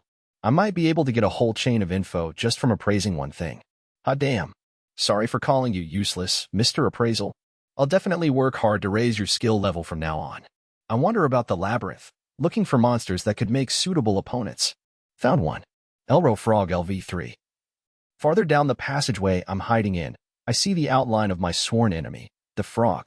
Since I have the chance, I decide to appraise more detailed information about it. Elro Frog, a frog-type monster that lives inside the Great Elro Labyrinth. Wait just a second. There was a very important sounding key phrase in that description. Great Elro Labyrinth, the largest labyrinth in the world, connecting the continents of Dashtrudia and Kasanagara underground. This isn't how I expected to find out my location. So the dungeon I'm in is called the Great Elro Labyrinth. I've been wondering what Elro could be, since it's attached to monsters' names so often, but I didn't realize it was the name of the dungeon. Wait, so this is the world's largest labyrinth? It must be huge then. And hold on, how could it connect 2 continents underground? Does that mean right above this dungeon is the ocean? Yikes. For real? It must be freaking gigantic. While I'm at it, I appraise the names of the 2 continents. Trudia, a continent populated by many human nations. Casanagara, the world's largest continent. If I'm going to escape, then it sounds like I should avoid Trudia with its high human population, but I don't exactly see myself having much of a choice there. In any case, I've gotten so wrapped up in appraising that I almost forgot about the frog. Its back is turned toward me, so it hasn't noticed me yet. Maybe I should launch a surprise attack? Too late. Now it's spotted me. Damn it. Hiss. Maybe I can intimidate it. Splut. Hey, what's the big idea? You're not supposed to just spit at me right off the bat. I mean, that almost hit me. Splut. Splut. Splut. Don't spit a bunch of times in a row. Hey, wait. I thought I dodged all of them. Oh well. Thanks to poison resistance, it isn't nearly as bad as that first time, but it still hurts. Knock it off. I didn't expect these things to be so damn bouncy when they're not wrapped up in my web. Splut. Splut. Splut. Cut it out already. Bleck. It got me again. Crap. At this rate, I'm gonna get my ass handed to me. All right. I have no choice but to bust out my special attack. Splut. Splut. Splut. I'm not gonna keep falling for the same attack over and over, buddy. It's obvious by now that you can only fire 3 of those at a time. Don't underestimate the observation and evasive abilities of the gamer they once called Skunda. I'm gonna evade your spit attacks. I lunge at the frog with my claws at the ready. Crap. It dodged like I figured it would. Wait. It just jumped. It's trying to hit me with its tongue. Smack. Oh well. There must have been acid on that tongue, too. The spot where it touched me is burning. Oh, geez. This is a serious injury. If I have an HP gauge, I'm probably getting into the red by now. One more hit, and I'll be in serious trouble. Luckily, that isn't going to happen. The winner has already been decided, because my thread was waiting where the frog was about to land. The trick is simple. I just laid my silk along the dungeon floor as I dodged the spit attacks. I seem to have a habit of unconsciously leaving it on the ground as I move anyway. So this time, I used that to my advantage. All I did was add some stickiness to the thread trail behind me. Then, I just had to lure the frog over to that area. I did so by carefully controlling the speed and angle of my claw attack to send it leaping in the right direction. I wasn't expecting it to counterattack in midair, but as soon as it lands, the frog gets caught in my thread. Doggedly, I jump in to wind more threads around it. Then I finish it off with my poison bite. Within moments of receiving my venom, the frog draws its last breath. Proficiency has reached the required level. Skill, Acid Resistance LV2, has become Acid Resistance LV3. Another skill level went up. That should make my next frog battle a little easier. Honestly, if I didn't already have the acid resistance skill, the damage I took might have been too much for me to survive. Yeesh, that was close. My body is in a sorry state now. 2 spit attacks and 1 smack from that tongue were enough to put me on the verge of death. The tongue attack was especially bad.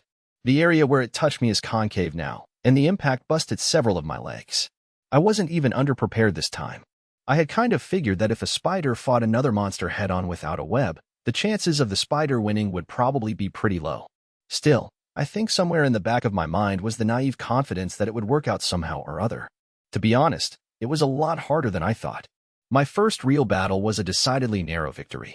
Anyway, with this major injury, I can't move very well anymore. I have to make a simple home here and focus on nursing my wounds for now. The simple home is really just a basic little nest. I leave the dead frog alone for later and start spinning a web. Ugh. Every time I move, a wave of severe pain streaks through my body. Proficiency has reached the required level. Acquired skill, Pain Resistance LV1. Oh, a new skill? Sure enough, the pain has subsided a little. It still really freaking hurts though. But either way, this is definitely a good skill to have. As long as I keep surviving, the skill level will probably go up naturally, so that will be a big help. Phew. Finally, my temporary home is finished. Now I can catch my breath. If another monster attacks me right now, I'll be toast. Oh well. Since I worked so hard to bring this prey down, I might as well eat it. Yep. Experiencing my first real battle made me realize it all over again. I'm so weak. I don't think it's just me. I get the feeling that small lesser pterodactyls aren't that powerful as a species overall. Well, I guess it is a lesser species, after all. It stands to reason that I'd have low attack power and brittle defense. My speed seems decent, at least. but it still wasn't enough to dodge that spit attack barrage the first few times. So stats-wise, I can't even outpace a frog. The only reason I've been able to beat monsters without a problem so far is that I had the advantage of my spiderweb traps. Obviously, fighting head-on is not my forte. Now I really understand how much I've been depending on my home. Anyway, this has made one thing clear. I'm not cut out for direct confrontations. In a face-to-face fight, I'd go so far as to say that everything comes down to whether I can restrain my opponent with my threads or not.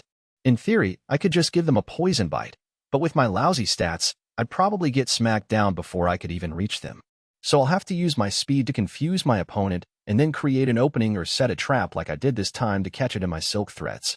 Seems like this is going to be my go-to strategy, unless I build a trap in advance and lead them to it. In that case, frogs might be a troublesome opponent for me. After all, they seem to favor a fixed turret strategy where they stay in one place and attack from a distance. They don't move without a reason, so they won't be likely to jump into my trap on their own. Sigh. So many challenges. Now I know my weak points, or rather, I've realized that I have nothing but weak points. But I can't just give up. If all I want to do is keep surviving, I could just make a new home. But that isn't good enough. Since I've decided I want to live with pride, I can't depend on that cop-out strategy. For now, though, I need to rest. How long is this injury going to take to heal? In fact, will it even heal on its own at all? Well, whatever. Today has been exhausting. I'm well overdue for some sleep to hopefully recover a bit. So, on that note, good night. ZZZ. Oh man, it feels like I fainted. In fact, I'm pretty sure that's exactly what happened. Ugh, my body still hurts. I guess a wound that bad isn't gonna heal in one night. Yawn. Ow. When I try going through my usual stretching routine, sharp pain runs through my broken legs. Oof, my two middle right legs are in particularly bad shape. It feels like they might tear right off if I'm not careful. I'm getting really worried about whether this is going to heal after all. Boing, boing. One of the threads of my web is vibrating. There's a monster caught in my little nest. Usually, I would wake up the instant I felt something catch, but it seems like it's been going on for a while. I must have been sleeping more heavily than I thought. That's probably due to all the damage I've taken, too. Elro Basilisk LV4.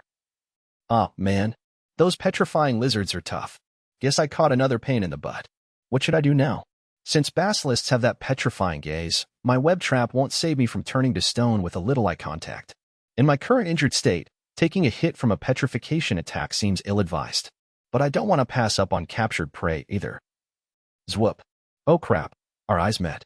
Gah. The ends of my feet got petrified. Ugh, fine then. Clearly I have no choice. Chomp. Thanks to my petrification resistance, I'm turning to stone very slowly. However, losing mobility in my front legs is gonna be a big problem. It could get really hard to walk if I'm not careful. Please let this thing die before my leggy bits get frozen. Apparently somebody heard my plea, because the basilisk runs out of energy when my legs are about halfway petrified. Looks like I can still walk, albeit clumsily. Experience has reached the required level. Individual small lesser Terratect has increased from LV5 to LV6. Oh, whoa.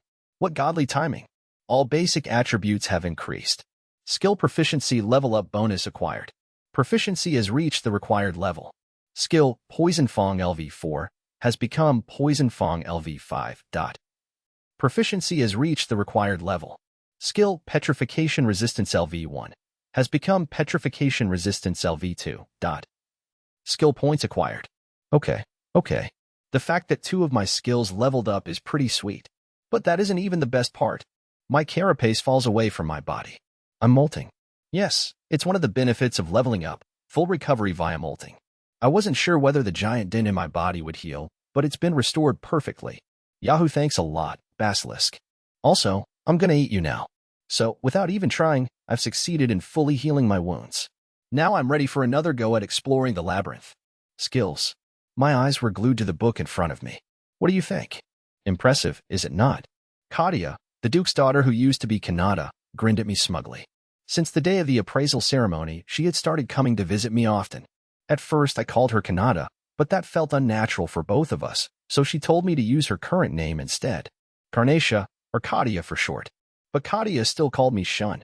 Since my current name was Schlane, Shun didn't sound too unusual as a nickname, so Katia insisted on doing it. Personally, I didn't mind, but it was annoying that other people assumed things about our relationship, since we called each other by nicknames. We really were close, of course, but Katia was a girl now. Because of that, some people got the wrong idea. Leading the way on that front was my sister, Sue. Whenever Katia came over to hang out, Sue would seethe and glower at us for a while, then stubbornly take up a position between us. Every time this happened, Katia could barely suppress her snickering. I know I aimed to be an ideal brother and all, but how did it end up like this? Recently, I had the feeling that she was even envious of Faye. Getting jealous over your own brother is bad enough, but even over a pet? Really? At that moment, Faye was sitting in my lap, gazing with great interest at the book I was holding. She was so clever that I sometimes found myself wondering if she understood the language here. But of course, I had no way of knowing whether that was the case, and even if it was, I seriously doubted she'd be able to read on top of that. It's a skill encyclopedia belonging to the House of the Duke, you see. This one has much more information than the ones you'd find on the streets. The book contained detailed explanations of currently known skills. It covered their effects, of course, but it also included the conditions required to learn and improve each one. It was like a strategy guide. Incidentally, Katia's manner of speaking in the native language here was very different from her Japanese. Compared to her manly inflection in Japanese, she'd been brought up to speak the country's language in a register befitting an aristocratic young lady. Since I knew who she'd been in her former life, the contrast threw me off at first, but I was used to it by now. We only spoke in Japanese when we were alone, after all, and Sue was usually around whenever we hung out, so I encountered the ladylike side more often. Anyway, yeah, this is amazing. Couldn't you get as many skills as you want with this? I'm afraid not. Your time is limited, after all. I believe it would be more prudent to choose which skills are of the highest priority and spend time on them accordingly. I flipped through the pages eagerly. Some skills I already knew, while others I didn't. When I saw unfamiliar abilities with impressive-sounding effects, I couldn't help but stop and read more about them.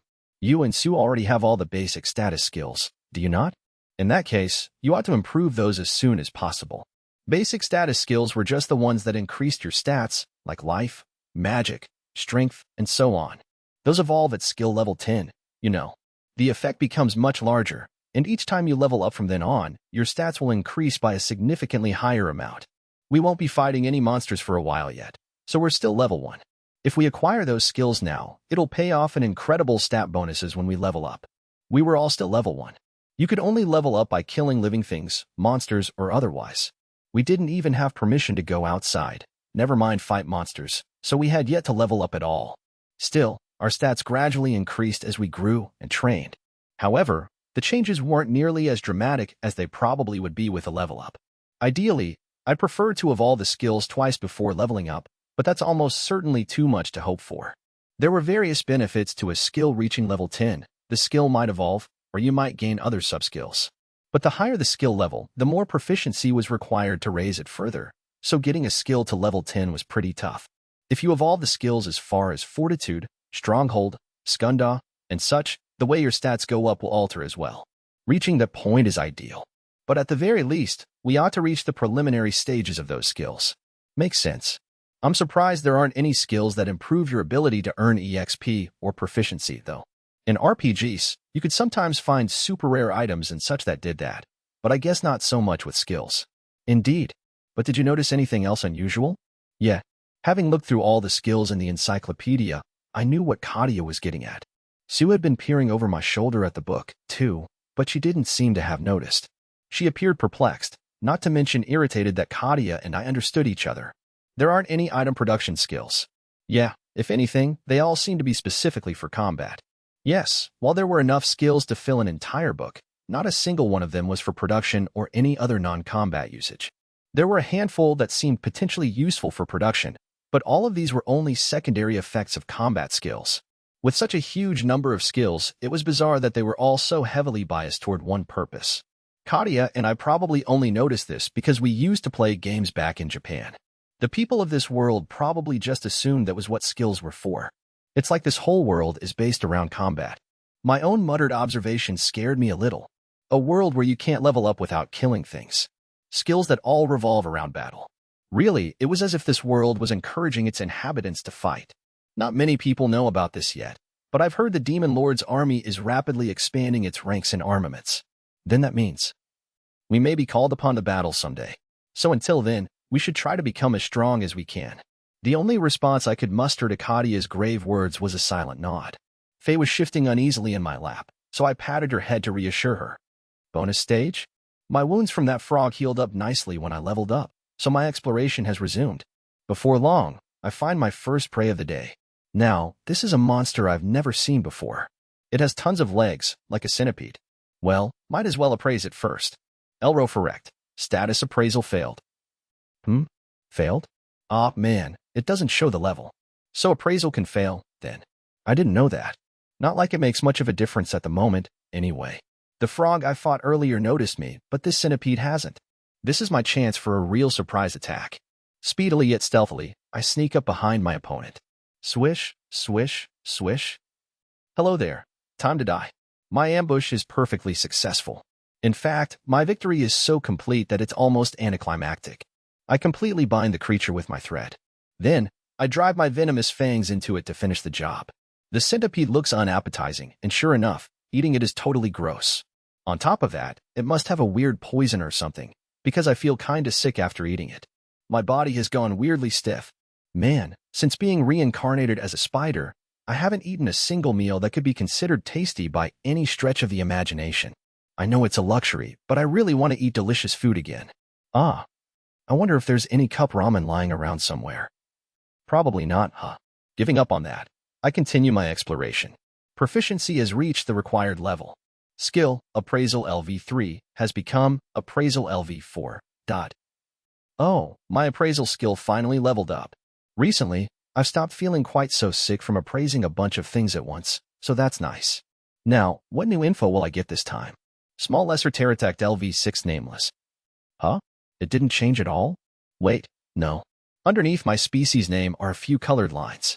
From the top, they're green, blue, yellow, and red, with the latter two stuck to each other like a single thick line. What's this? HP bar. MP bar. SP bar.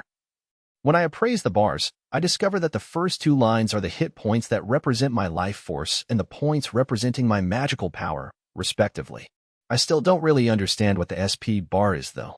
Appraising it again, I learned that it's stamina points. Maybe it's a physical analog to magical power that decreases as I move or something? But why are there two gauges? The yellow bar on top is full, while the bottom red gauge is reduced by about a third. What's the difference between these two? I don't get it. But it'll be good to keep an eye on my HP, so if possible, I want to appraise myself continuously. I try to do so. Maybe it's kind of like this? Okay. I think it's actually working. Now, as long as I don't deliberately cancel the appraisal, I'll be able to check my HP at any time. That's pretty damn convenient. Then again, seeing your own health is handy and all, but wouldn't being able to know an opponent's HP, MP, and stuff be even better? If I know how much HP an opponent has left, I can guess how much longer it'll take to beat them, and if I know when they're about to run out of MP, victory would be as good as mine. Having even a part of the enemy's information would be a huge advantage in a fight.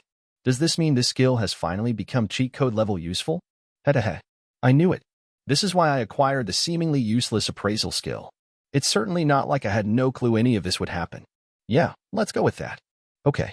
Anyway, back to exploring. Oh, hey, another monster. Elrophorect LV2. Status appraisal failed. I take it all back. This stupid skill is useless. Why fail me when it matters most? Sigh. I'm an idiot for getting my hopes up. At any rate, I should probably do something about the centipede monster I found.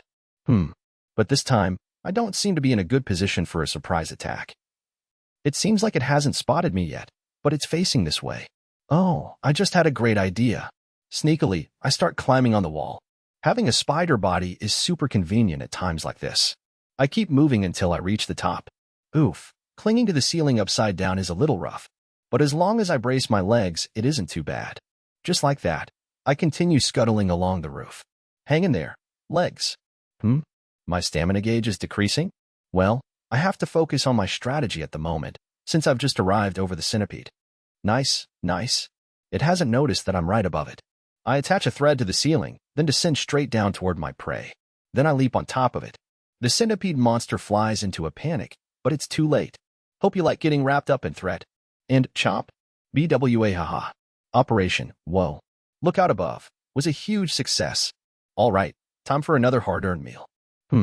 As I eat, I think back to the stamina gauge situation from a second ago. While I was holding onto the ceiling, it was the yellow upper gauge that decreased. It had gone down very slowly as I braced my legs. But now it's fully recovered. Proficiency has reached the required level. Acquired skill, paralysis resistance LV1. Whoa, so the centipede could cause paralysis? If I hadn't defeated this guy with a surprise attack, that could have turned out way worse. I better be more careful with him from now on. The red lower stamina gauge seems to be recovering little by little.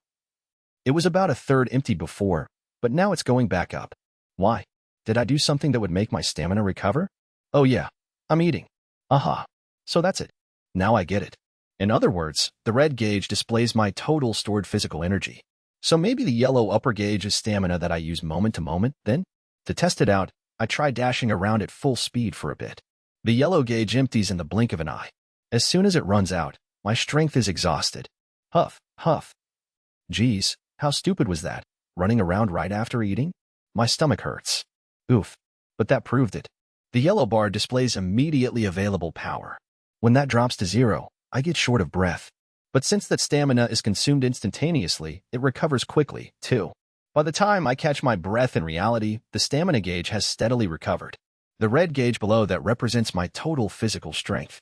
This one also went down a bit when I ran a moment ago. If the red bar runs out, I'm probably in trouble. Like, I might not be able to move anymore or something. I'd rather avoid that scenario. Thank you very much. Food and nourishment seem to restore it, so I just have to be mindful of how much I have left. Swish, swish, swish. Thwump. Spin, spin, spin. Chomp. Thanks for the meal. Experience has reached the required level. Individual small esoteric has increased from LV6 to LV7. All basic attributes have increased.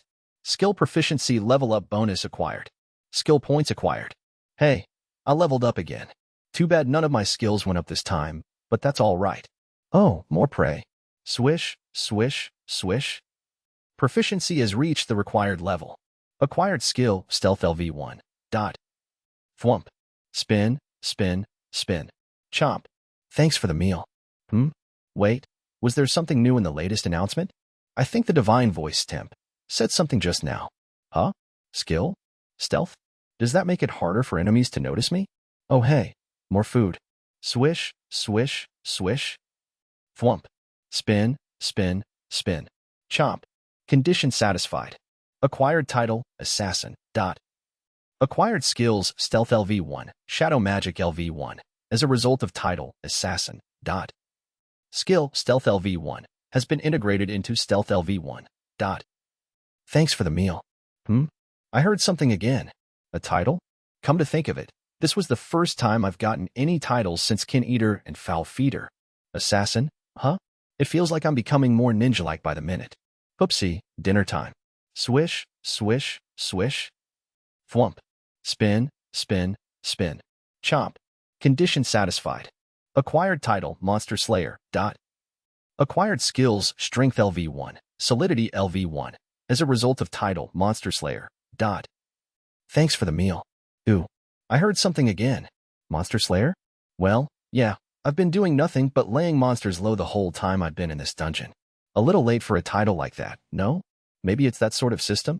The type where you get a title for killing a certain number of monsters? Wah. Yet another victim. Swish, swish, swish. Thwump. Spin, spin, spin. Chomp. Thanks for the meal. Proficiency has reached the required level. Acquired skill, Overeating LV1. Again? This sure is a busy day. Wait, what do you mean, overeating? What kind of a skill name is that? Does it have a negative effect or something? Okay, wait just a minute. I've been ignoring it all up until now, but doesn't it seem like that voice has been doing its thing a lot today? Yeah, that thing always does its thing, 'cause it does the thing to the thing. Okay, I should probably calm down for a second. I've leveled up. Cool. It was bound to happen sooner or later, with all the hunting I've been doing. I got a stealth skill. That's fine too. I'm not sure how useful it'll be, but it sure beats nothing, and I'll take whatever I can get. I received a title. Isn't that strange? No, getting a title is a good thing, right? Decent at least. But 2 came in a row, right? What were they? Let's see. Assassin and Monster Slayer. They both sound awfully violent. Well, that isn't any different from any of the titles I already have, huh? A little late to gripe about that now. So, Assassin sounds like a ninja, right? Same for the skills that come with it. stealth, and shadow magic. Shadow magic. Does that mean I can go in and out of shadows and stuff? There ought to be some spells to help me hide in the shadows and assassinate things, at least. But either way, I don't know how to use it. I told you, I don't know how this magic system works. Ugh, can I get a manual already? I don't know what Monster Slayer is supposed to be about, either. What now? Strength and solidity? Those are such vague skill names that I have no idea what they do, either. Thinking about it logically, maybe they enhance my stats like attack and defense power or something. Either that, or there's supplementary skills that temporarily raise stats for a fixed period of time. The former would be fine, but if it's the latter, I have no idea how to use it. I try just thinking the skill names like I do with appraisal, but nothing seems to happen. I guess my only option is to leave well enough alone, then. So what was that last part? Overeating? Seriously, is that a negative skill? Who says something like that to a girl, anyway? You want to pick a fight with me, divine voice, temp. Are you calling me fat? I'm not. Absolutely not. I just get a little chubby right after eating sometimes, that's all. It goes right back to normal after a good night's sleep. Feast your eyes on these legs, would ya?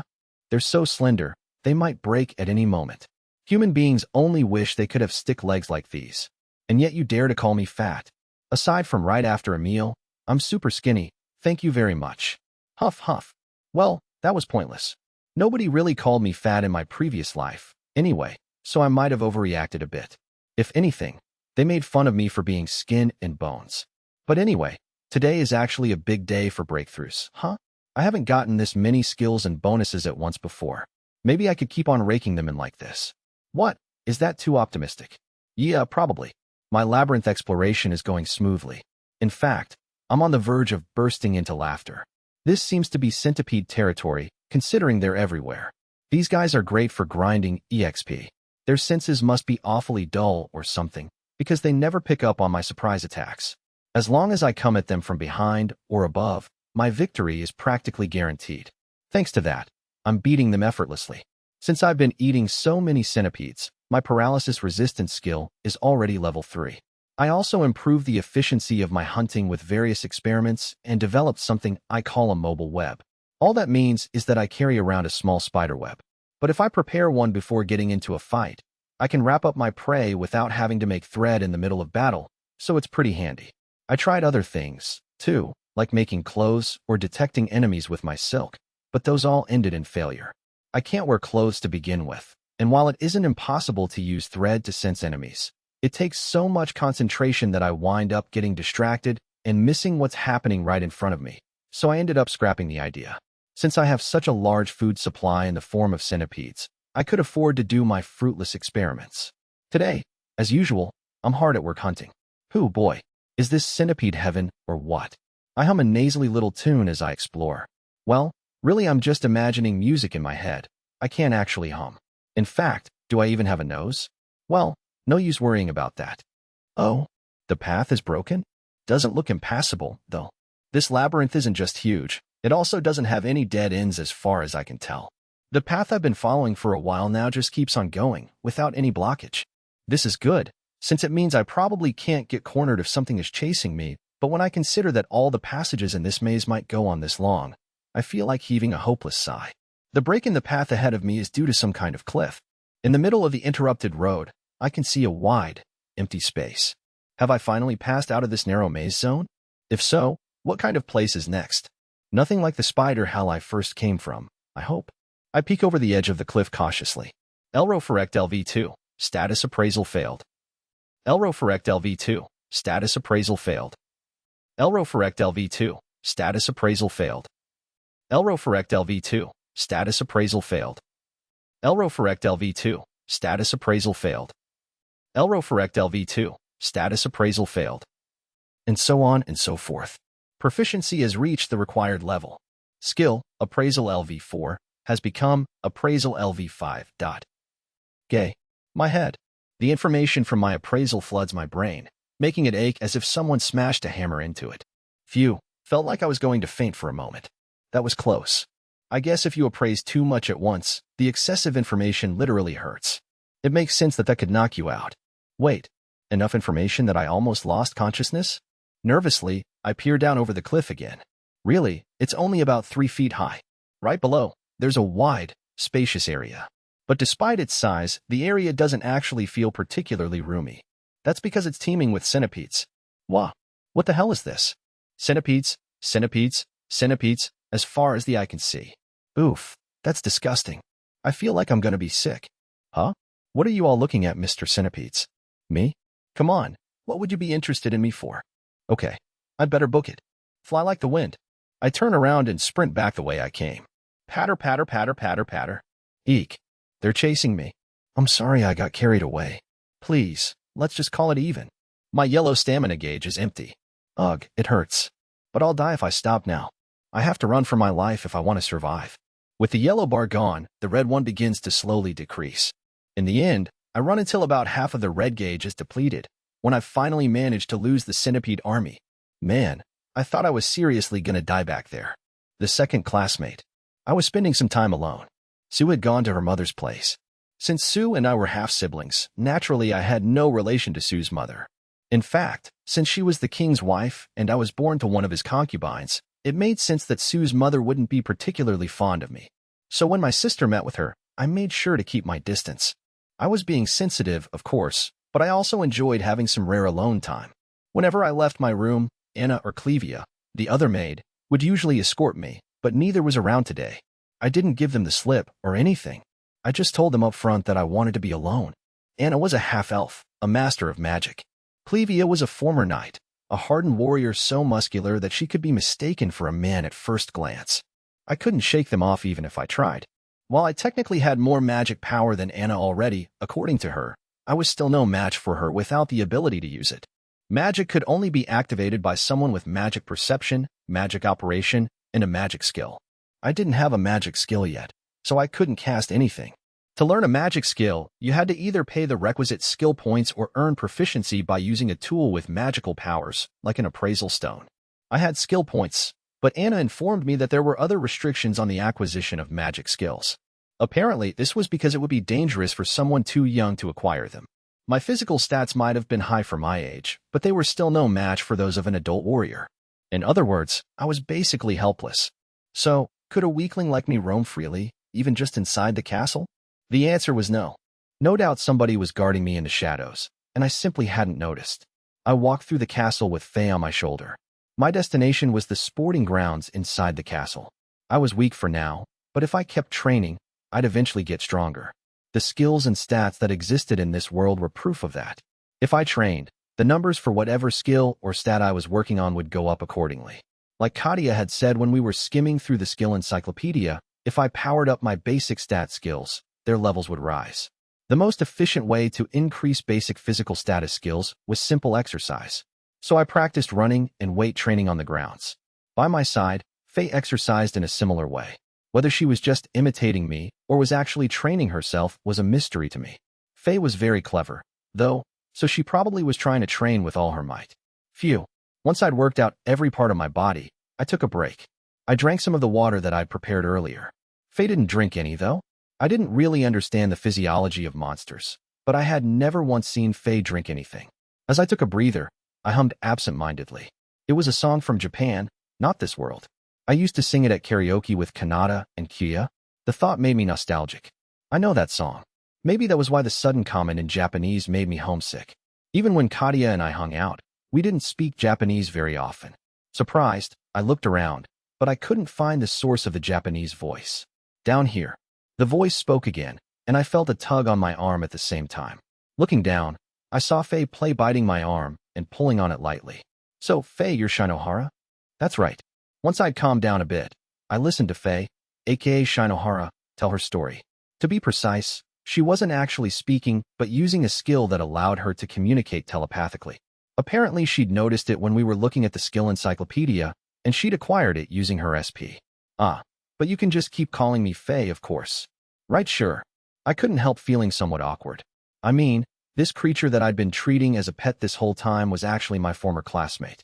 Since I was a kid again, my sexual maturity and such had been reset to 0, so I didn't see it in a weird way, but it was still embarrassing. I can't believe you turned out to be a prince though, Sean. I have to admit, I'm a little disappointed. Excuse me. What a terrible thing to say right to my face. I mean, I was reincarnated as a baby dragon, not to mention I wound up as a prince's pet. Obviously, the logical course from here would be to eventually turn into a human and become a princess, right? No, not really. Oh, come on. A girl can dream. That's dreaming a bit too much, if you ask me. I mean, how am I supposed to go on without one? You can't imagine what it's like to be reborn as something other than a human. I hadn't realized it until she said that. That's right. When I was reincarnated as a baby, even a human one, I still panicked. What must she have felt all this time? Being reborn as something else entirely. Shinohara was right. I couldn't even begin to grasp it. Yeah, you're right, I'm sorry. That must have been hard for you. Yes, I suppose it was. I was able to hear outside sounds while I was in that egg, you know. So I latched onto that with all I had and tried to learn the language. Oh, yeah, I did that, too, when I was a baby. Wait, does that mean when you were cozying up to me whenever I was reading, it was because you were trying to study? Yes, that's right. I was disappointed at first, but it's a relief to have a friend here. A friend, huh? Oh yeah, I guess I can tell you then. Kadi is actually a reincarnation, too. What? Seriously? Yeah, it's Kanata Owashima. Are you kidding? But Owashima was a guy. I know, right? Her gender changed when she got reincarnated. For real? That's hilarious. I don't think it's a laughing matter for Kanata. I suppose not. Okay, I won't laugh in front of her then. Those words surprised me a little. To be honest, I didn't have a very flattering impression of Shinohara. In her previous life, she was practically a bully. She constantly picked on another classmate named Wakaba. The root of the problem was that Shinohara liked an upperclassman who had a crush on Wakaba, though Wakaba herself had no idea. But apparently, when Shinohara confessed her feelings to him, he rejected her and stated who he liked instead. Wakaba was the prettiest girl in class. No, in the whole school. As a result, she became the target of a lot of jealousy. And Shinohara was the ringleader. She would harass her almost every day, deliberately saying rude things about her while she was in earshot and hiding her personal belongings, among other things. Wakaba never gave any sign that she was bothered by it, so it never came to a head, but it was still basically bullying. Surprised? My thoughts must have showed on my face. Kinda, yeah. I answered honestly. I thought it was probably better that way. Well, I had a lot of time to think while I was stuck in the egg.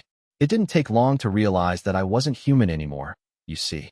I thought maybe I was being punished. Faye's telepathic words berated herself. But like it or not, I'm a pet now, you know? So once I was born, I figured I might as well try to serve my owner as best as I could. It's not like I was intentionally trying to atone for my sins, since that seemed like the most likely chance for my survival. But it's a fitting penalty that my master would turn out to be a former classmate. Sorry you got stuck with me as a penalty, then. Did that bother you? I was only joking. Didn't sound like a joke to me. Now, let's just try to stay friendly from now on. Right, master? Her voice was dripping with so much sugary sarcasm that I could only sigh. And so, I had been reunited with my second fellow reincarnation. Yes, the second one. When I first met Kadia, I began to have a slight suspicion. But now that I'd met another one, that suspicion turned into conviction. I believe the rest of the members of my old class might have reincarnated here, too. I'm evolving. Man, centipedes are scary. Seriously, what the hell? I never want to see that many insects again in my life. Wow, I'm exhausted. My legs are trembling. Probably because I ran for so long after depleting the yellow stamina gauge, my immediately available energy. It's definitely time for a rest. I look back one more time to check whether the centipede army is following me. Sweet, no sign of them. I lay out some webbing to make a simple home. The moment I finish the web to ensure my relative safety, all the strength drains from my body, and I collapse. Wow, I might have gotten a little traumatized. Those centipedes may be weak individually, but that enormous horde was a major threat. If that many of them came at me at once, there'd be nothing I could do. Plus, those guys can inflict paralysis. If I got bitten even once, I'd probably be totally immobilized prey. After that, all I'd be able to do is wait for them to gobble me up. The thought alone makes me shudder. I should have thought more carefully about why there were so many centipedes in that area. Or maybe what I should have noticed was the lack of other monsters around there. I mean, on their own, the centipedes are crazy weak. In retrospect, it was odd that there weren't any other predators around when there was so much prey to be had. I'd considered that maybe other monsters didn't want to eat them because of their paralyzing venom. But in a dungeon chock full of poisonous monsters, that seemed like a flimsy reason. More likely, the other beasts either avoided the area, knowing a swarm of centipedes lived there, or wandered in accidentally and got eaten. Considering that even my speed was barely enough to let me escape, it may simply be impossible for slower creatures. They try to run but get overtaken in no time, and once they were bitten and paralyzed, tons of centipedes would swarm around them, and scary. I guess even lesser monsters have ways of compensating for their vulnerabilities. In terms of pure fighting ability, I'm on the weaker side, too, but if I make a web, I can entrap and defeat monsters stronger than myself. So just because something seems weak doesn't mean you can let your guard down. Let's just say this little encounter drummed that lesson into me very thoroughly. I was able to stay alive, anyway, and I did make a snack of more than a few centipedes before that incident. I earned some levels and stuff, too. Although, despite all the level-up molting I've been doing, I don't feel like I'm getting any bigger. Molting normally helps an animal grow larger, doesn't it? I mean, technically I am growing in a sense by leveling up, but the size of my body hasn't changed. After seeing my gigantic mother when I first hatched, I got the idea that I could eventually be that big, too. But so far, there aren't any signs of that happening. Since this world has levels and all, maybe evolution exists, too, or something. Oh, right. Speaking of levels. After I appraised that whole army of centipedes, my appraisal skill level went up. Is this what they call a lucky break? For the time being, I take a fresh look at my continuous self-appraisal results. I didn't really have time for that during my pursuit by the centipede army, obviously. Small lesser Terratect LV7 nameless status. Weak? What do you mean, status? Weak? That's way too vague. Plus, calling me weak is... Well, I suppose I realized that already. But couldn't you sugarcoat it at least a little? The fact that my appraisal said I'm weak is just more proof that I'm small fry by this world's standards. Sigh. That sucks. No, wait. Didn't I just decide that you can't dismiss something just because it's not very strong? I have my thread, after all. Even if my body is frail, as long as I have my spider thread, I'll never be defeated, probably. Maybe. If you look at it that way, I'm not really weak at all, right? I mean, I'm biased, but I would say I'm actually kinda strong. I can trap monsters with my thread, gain the upper hand with ambushes, and bite with my poison fangs once my target is immobile. Yeah, I have to admit, I play dirty. But I don't have much of a choice, since I'm at such a disadvantage in a fair fight. So basically, I take any help I can get. I just have to make sure I'm the one setting the pace, playing to my strengths. Man, if things went that way all the time, I'd never have any problems. Ugh, so tired. It's time for sleep. I'm awake. I don't even feel fully rested yet, but my eyes suddenly pop open. What's this feeling? I don't know why, but my intuition is waving huge red flags. Quickly, I get up and add more threads to my web. Then I notice the source of my premonition. El Robalidorado LV9, status appraisal failed. It's a massive snake. It looks thick enough to swallow a human whole without a hitch, and its body is at least 30 feet long. Basically, it seems strong. Not to mention, level 9. Up until now, the strongest monster I've seen is a level 4. So this is a big jump. Species-wise, the advantage is clear. That, combined with its superior level, means that if we fight fair and square, I don't stand a chance. I break out in a cold sweat. I'm like a frog caught by a snake. Except I'm a spider. My body is stiffening in fear, but I force it to move somehow. Slowly, I retreat in an attempt to put some distance between us. But the snake isn't having any of that. Heedless of the web between us, its head thrusts forward. Naturally, it winds up caught in the web. But then, the snake thrashes around and breaks through. I turn around and dart away, fast as a frightened rabbit. I make my escape through the emergency exit of my hastily built web right as the snake bursts through the first barrier and attacks where I just was. My instincts warn me to run away, but I don't. I see it. The snake is tangled up in the webs. It could rip up the threads, but it couldn't manage to free itself completely. The intact web and the busted one are now tangling together around its body. This could work. This is the advantage I need. I latch onto the body of the snake as it writhes around. The moment I bite down on it, I start producing more threads from my butt. Somehow I break through its hard scales and drive my poison fangs into its body. The snake thrashes more violently as the pain of the venom sets in. As I entrap it with more thread, it struggles even harder. The serpent slams my body against the walls and floor time and time again, but I hang on with all of my might and determination. My yellow stamina gauge is running low. Every time I get hit, my green HP bar goes down, too. And whenever I make thread, the red general stamina bar decreases as well. Once the red gauge runs out, I probably won't be able to produce any more thread. If that happens, it's only a matter of time before the snake escapes its bonds. I have to beat this monster before that happens. I pour all my energy into biting down and pumping out thread. The snake's resistance starts to weaken, slowly but surely. When my yellow stamina bar is long gone and the red bar is down to only 10%, the snake finally lies still. That's what happens when you underestimate a weakling. Experience has reached the required level. Individual small lesser terratect has increased from LV7 to LV8. All basic attributes have increased. Skill proficiency level up bonus acquired. Proficiency has reached the required level. Skill pain resistance LV1 has become pain resistance LV2. Skill points acquired. Experience has reached the required level. Individual small lesser terratect has increased from LV8 to LV9. All basic attributes have increased. Skill proficiency level up bonus acquired. Proficiency has reached the required level. Skill Poison Fang LV5 has become Poison Fang LV6. Proficiency has reached the required level. Skill Night Vision LV9 has become Night Vision LV10. Condition satisfied. Skill Vision Expansion LV1 has been derived from Skill Night Vision LV10. Skill points acquired. Wow, that was a lot of stuff. I guess gaining a ton of experience points when you beat an enemy that's out of your league holds true in any world. I even rose 2 levels. The snake sure was a strong opponent. If I fought it head-on, I wouldn't have stood a chance. It had a strong body and had a strong defense with its protective scaly covering. Judging by the way it burst through my web, its speed was probably high too. It might have even been faster than me. Plus, snakes equal venom. No doubt that guy was poisonous too. Frankly, even when it was caught in my net, the odds of me winning were probably about 50-50.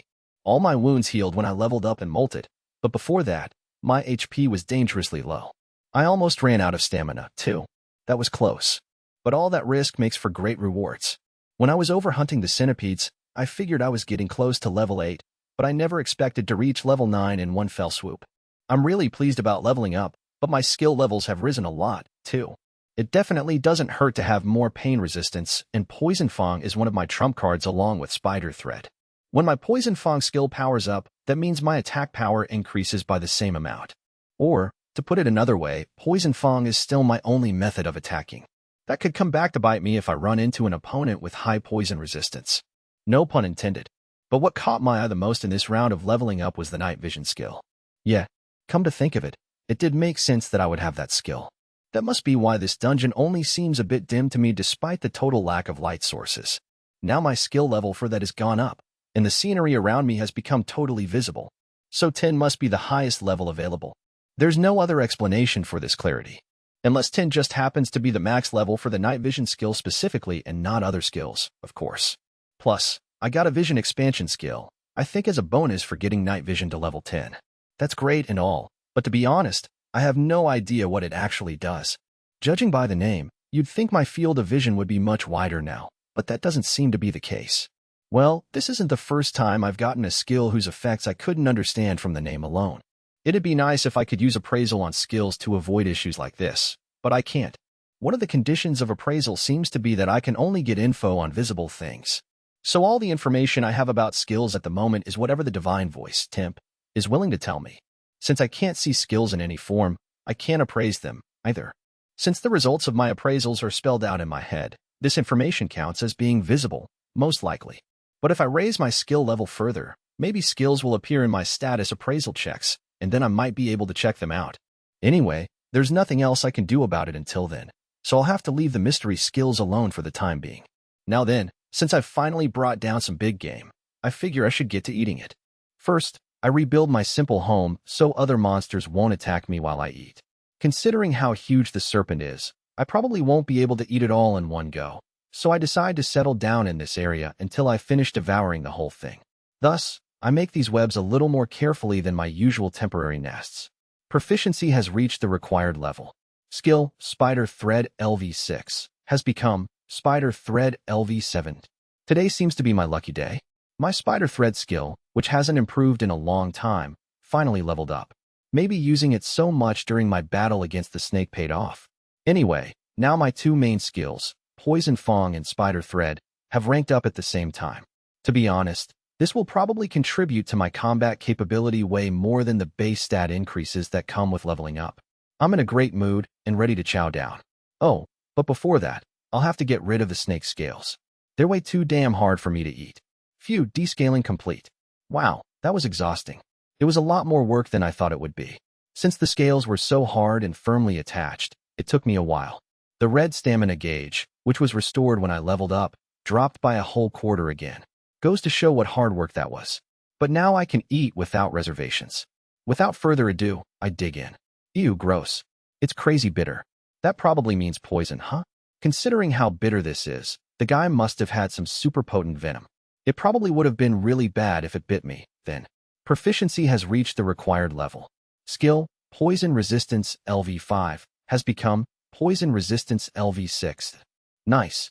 It tastes awful, but skill-wise, this is a great meal.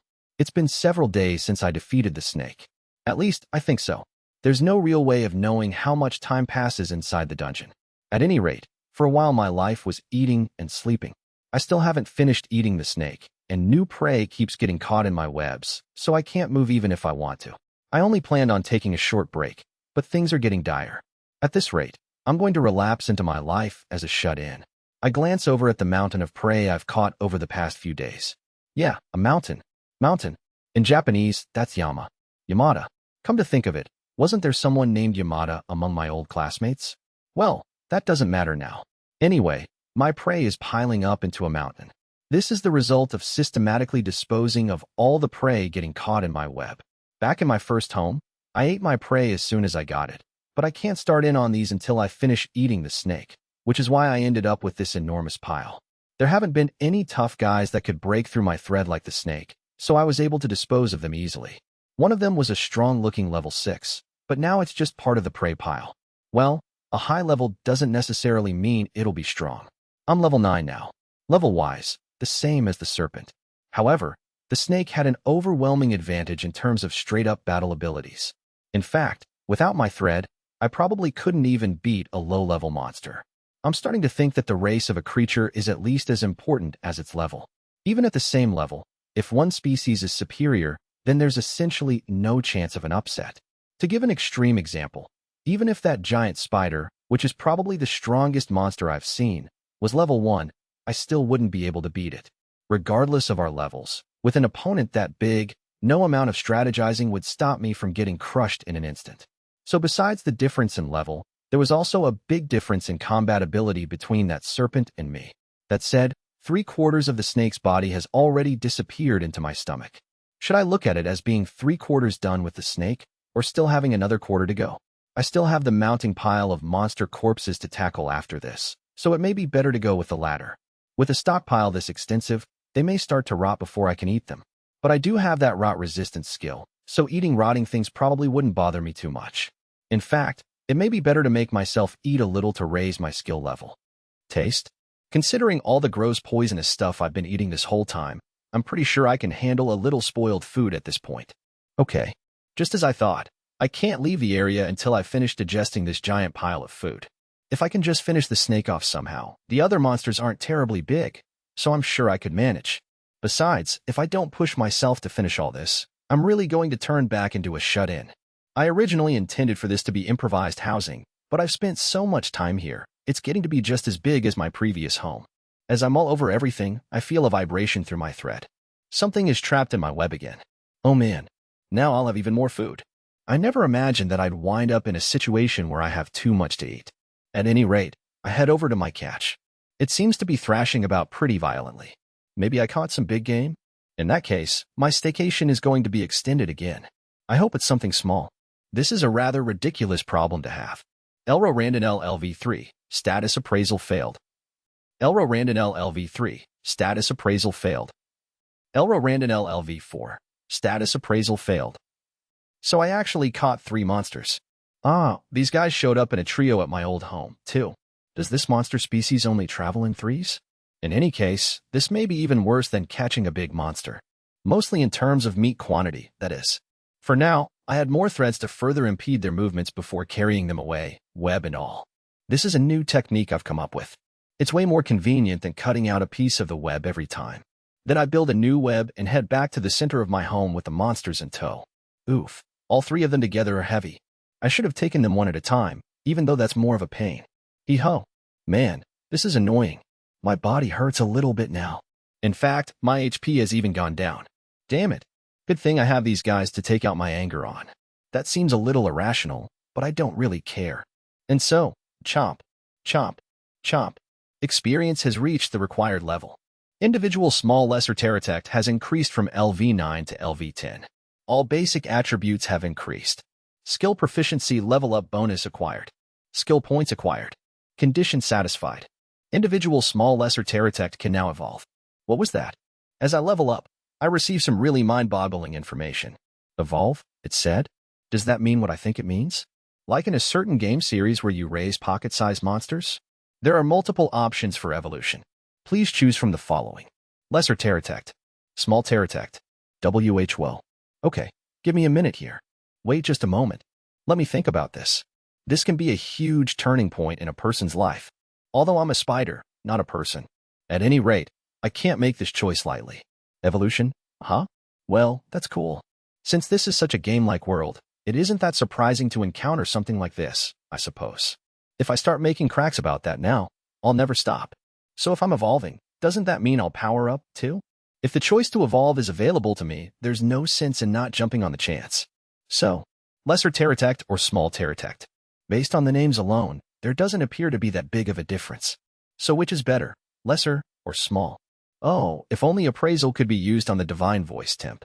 Then I could understand the differences easily. Well, maybe I could take a guess? My guess is that a lesser terratect would be an adult. It would take small out of my name, after all. So the flip side to that is that small terratect removes the lesser part. Would I become a superior species? But since small is still attached, I'd probably still be an immature specimen. That must be the difference, I think. In that case, it's easy to pick one. Small terratect should be the way to go, right? I don't want to evolve and stay as an inferior species, after all. Besides, doesn't small terratect imply that there are more evolutionary steps beyond that? Like losing the small and simply becoming a terratect, for instance. I don't know how much I would change by evolving, but at the very least, I'm confident it would make me stronger. In which case, I should probably choose the one with more potential for further growth. A lesser terratect might be able to evolve too, but I don't want to choose it on the basis of that uncertain hope. Besides, I don't know how big my body will get if I choose to become a lesser terratect, which is scary. If I evolve into an adult, that'll probably mean getting a lot bigger. I don't think I'll suddenly have a huge growth spurt as soon as I choose my next form, but I can't say for sure. This is a fantasy world, after all, so I can't rule out the chance of something like, I'm evolving. Boom. Now I'm gigantic.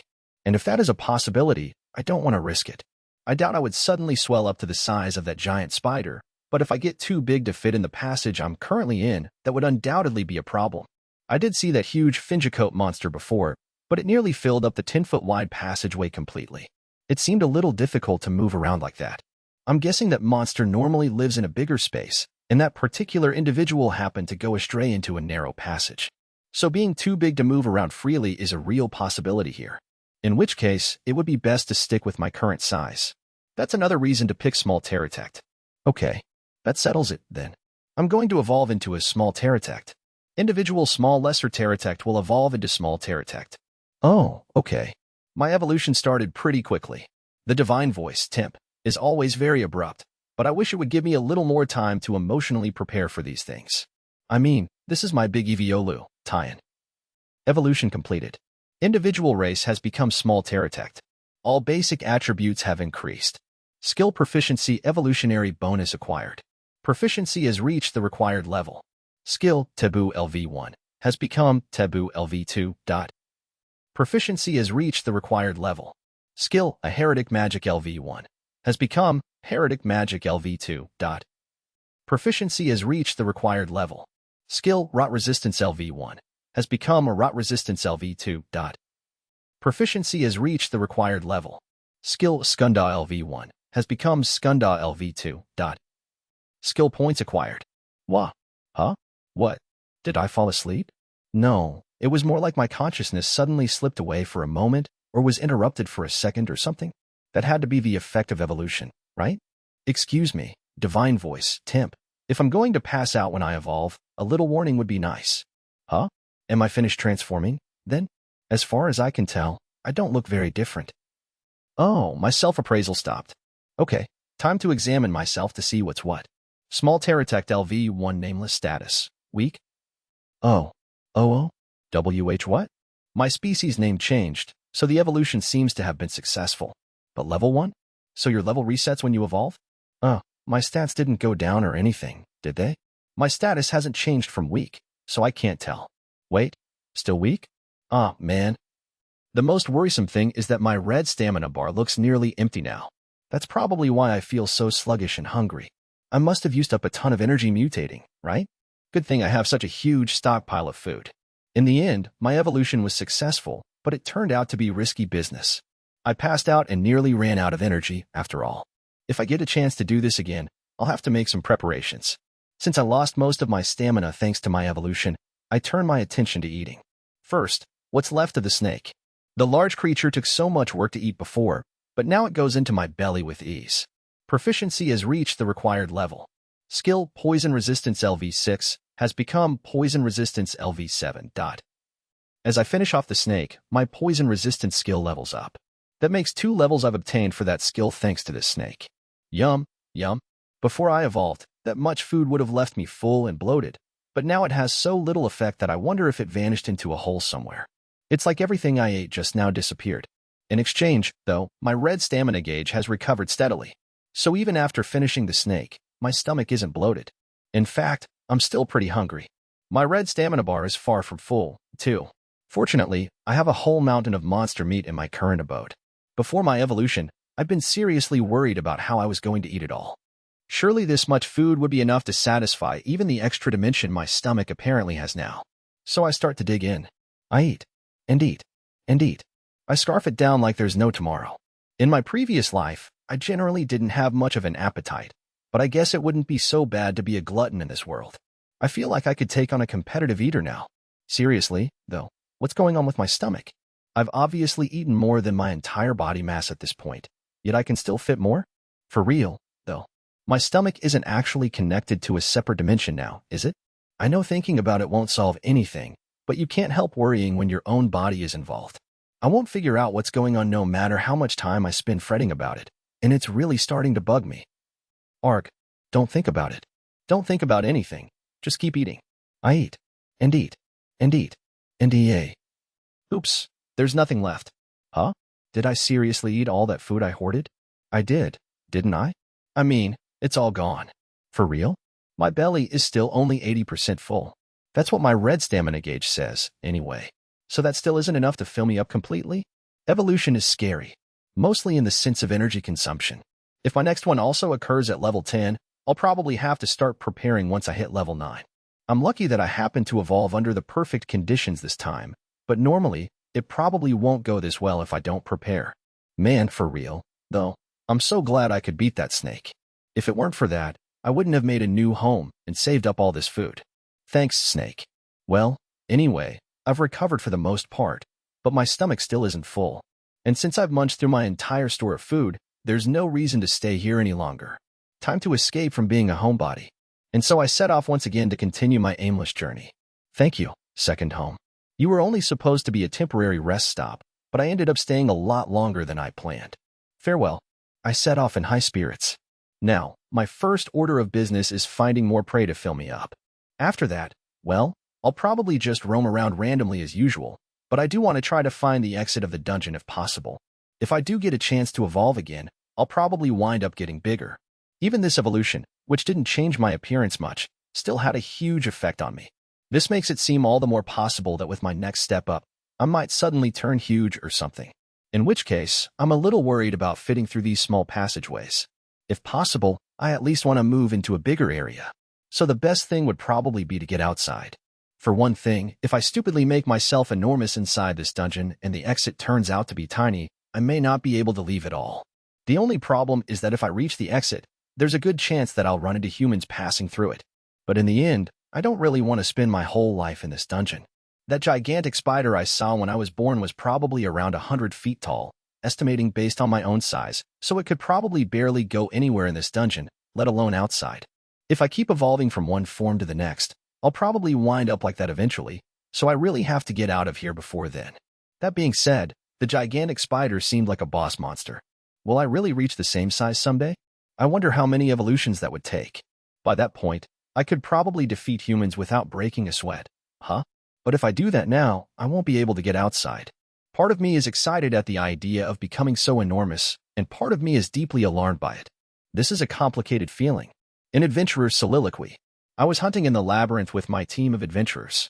Most adventurers go into these mazes to raise their levels. There are monsters outside, but not nearly as many as you can find inside. In particular, this dungeon had a lot of indigenous monster species, so materials from them could fetch a high price. Leveling up and collecting resources.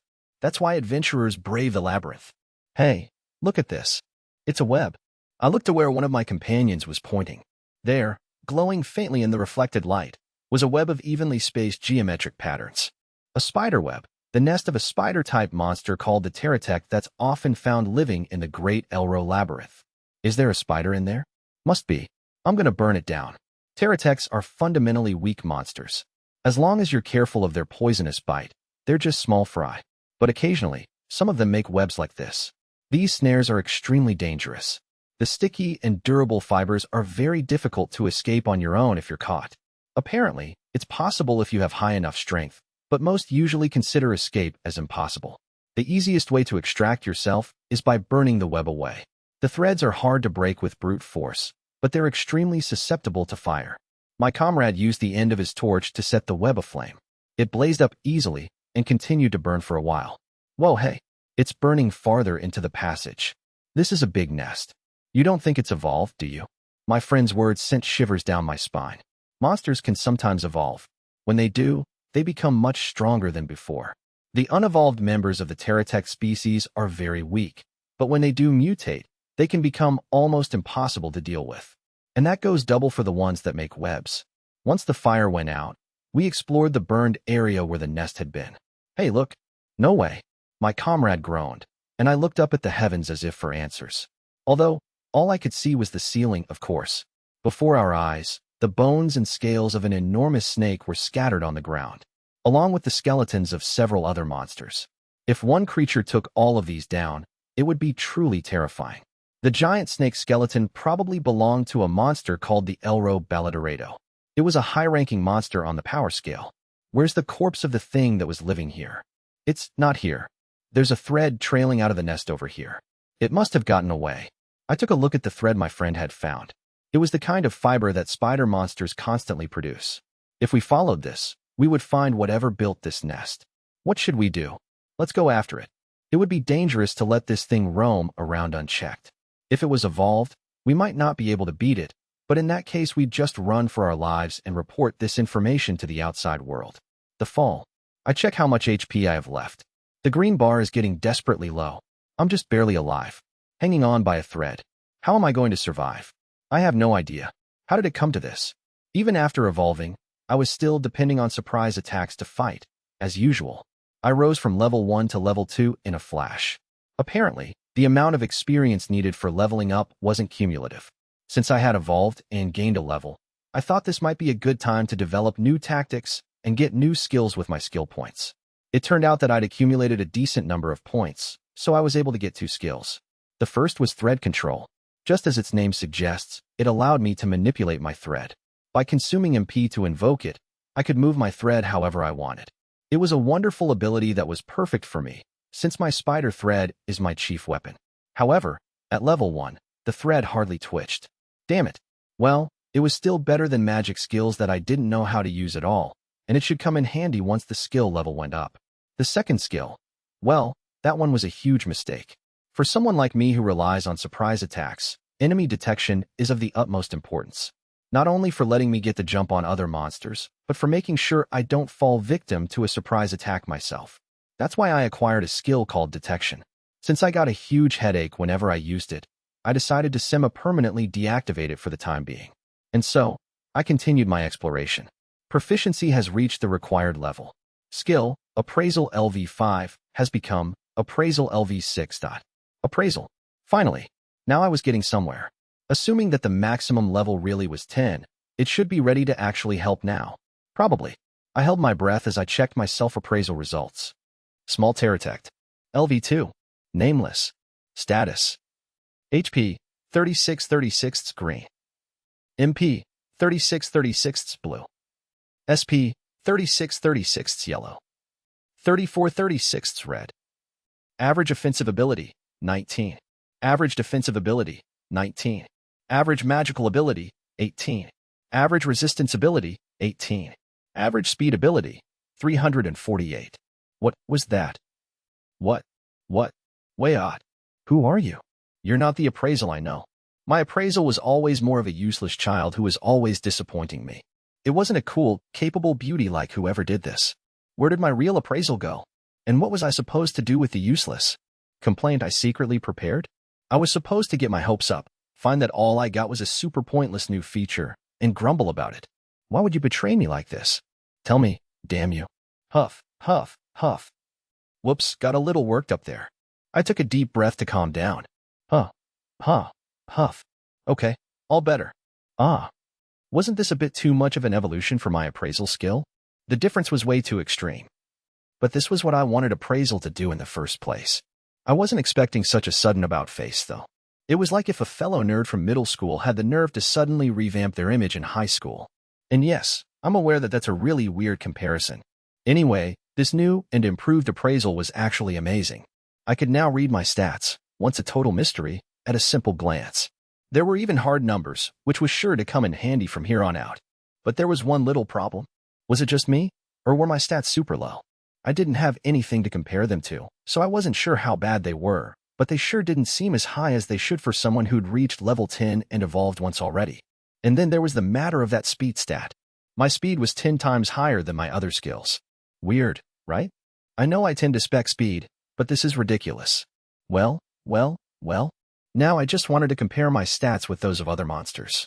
Although, based on my results so far, the probability that I'd succeed in appraising their stats wasn't very high. In fact, I had yet to succeed at appraising anything beyond another monster's level even once. But since my skill level had risen, it was possible that my success rate went up, too. It was worth a try, at least. I went on the prowl for monsters and finally found one that looked sort of like a mouse. Alright, appraisal time. Elrograim LV2. Status appraisal failed. Just as I'd suspected, appraising other creatures' stats was still too hard. Oh well. Swish, swish, swish. Thwump. Spin, spin, spin. Chomp. Proficiency has reached the required level. Skill, Poison Fang LV6, has become Poison Fang LV7. Oh. Poison Fang for the win. Now that I knew how weak my stats were, it was no exaggeration to say that I had no way of attacking without my bite. So the level of my first and only attack, Poison Fang, was really important. Anyway, that was just about enough searching for the day. I fashioned a simple little web on the spot. Now that my safety was secured, I could eat the mouse or not. I wasn't actually very hungry. It wasn't that I couldn't eat, but I figured it was better to save it for the morning, when I would probably be hungrier. So all that was left was to sleep. Oh, and one more thing. Noom. Tug, tug. Bloop. No, I wasn't doing anything obscene. I was practicing my thread control. As a result of my training, I had discovered that I could only control one thread at a time. It moved at about the speed of a snail, too. As long as the thread was touching my body, though, the range in which I could control it was actually pretty large. And the MP consumption was fairly insignificant. The more you know. For the time being, though, it didn't have much potential to be helpful in battle. So, before bed, I figured I'd use up some MP to practice more and see if I could raise the skill level. If I did that, the limitations should improve, too. Since appraisal turned out to be a late bloomer, thread control could probably become useful by level 6 or so, too. Although it might take a while to get there. Anyway, once its level was a little higher, there were some things I wanted to try. For one thing, I was hoping to bring back my abandoned project of enemy detection thread, since my detection skill turned out to be useless. Dreaming big, I know. Proficiency has reached the required level. Skill, Thread Control LV1, has become Thread Control LV2. And they say a washed pot never boils. Num. Tug, tug, tug. Blup. With the increased level, the thread's range of motion improved a little. It still wasn't enough to be useful in a pinch, but it was visible progress, so maybe it had reached the point of practicality earlier than I expected. I still had plenty of MP, so I decided to keep pushing for more proficiency. Yawn on. That was a good night's sleep. In the end, I had stuck with my practice until I was almost entirely out of MP, and I'd managed to raise my thread control skill to level 3. I had actually planned to keep grinding proficiency until my MP was completely gone, but as I started running low, I got a bad feeling about that. I couldn't tell you why, exactly, but my instincts told me it would be dangerous to have no MP, so I decided to stop before I hit that point. After one night's sleep, my MP fully recovered. Great. In that case, it should be fine to practice thread control before bed every night. Hey, wait a minute. Since I was already fully recovered, couldn't I do it in the morning, too? I didn't normally use my MP anyway, so if it was going to recover over time, why not let it accumulate while I hunted? Yeah, that seemed more efficient to me. If anything went wrong, I could just switch to once a day starting tomorrow, but I figured I might as well try. And so, I practiced thread control. When my MP was just about depleted, proficiency has reached the required level.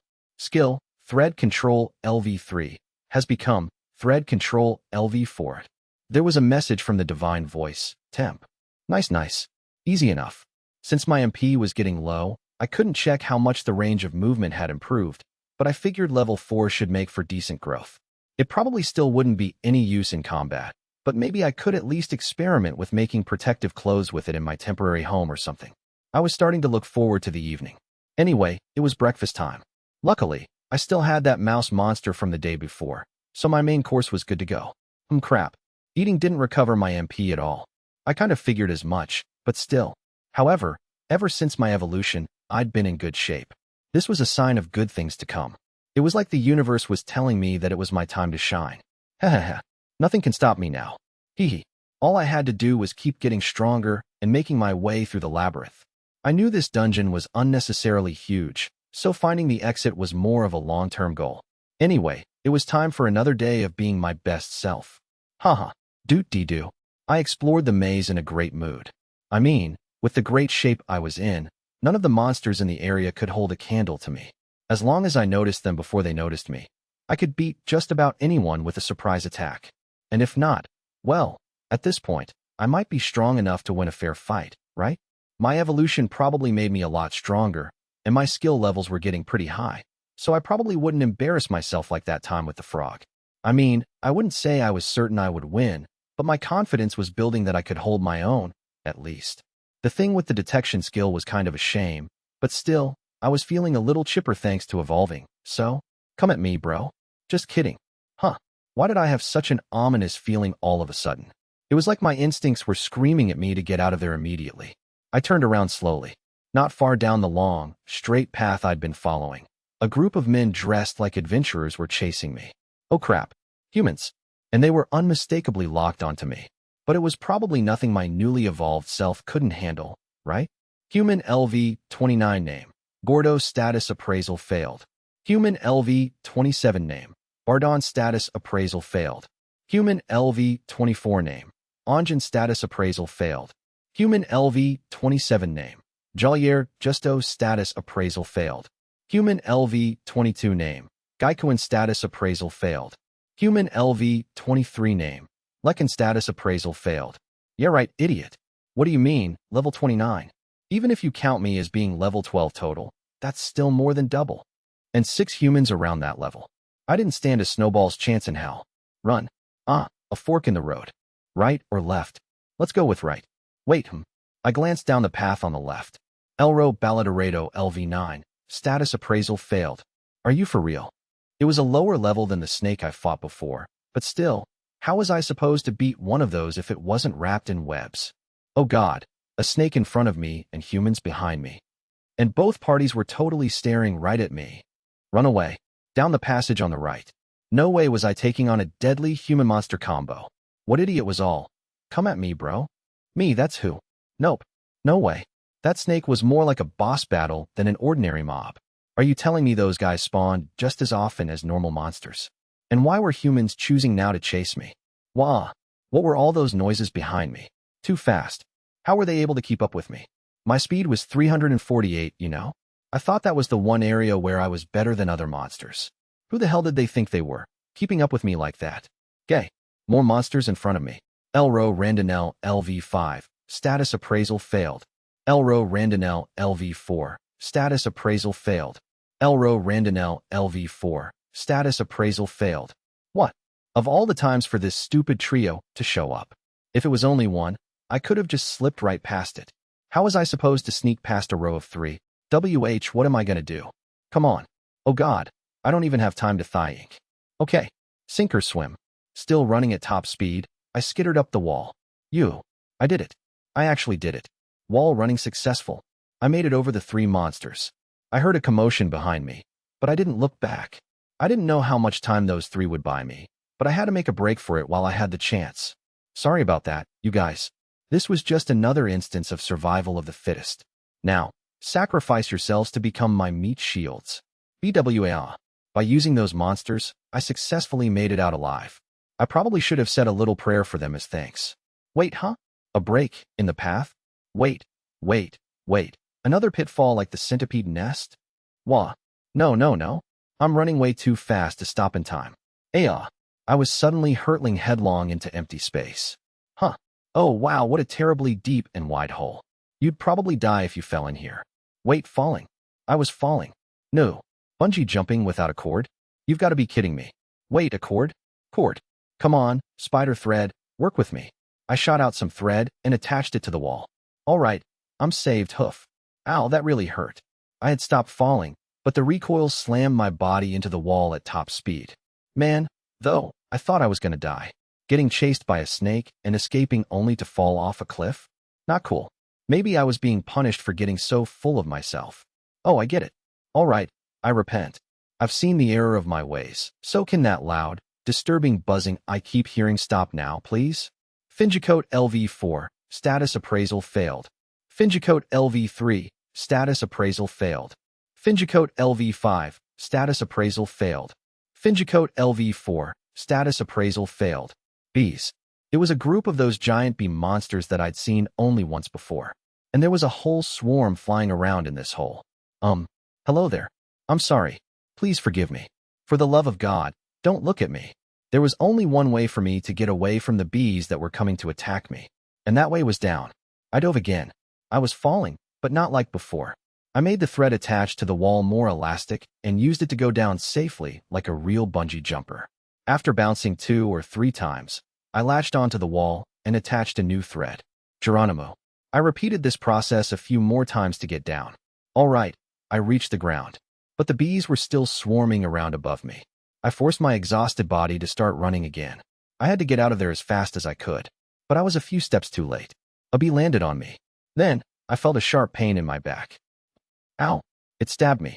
And something was flooding into my body from the wound, too. Poison. I didn't have any way to combat something that was attached to my back. Wait, there was one way. I still had hardly any MP left, but there was no time to worry about that.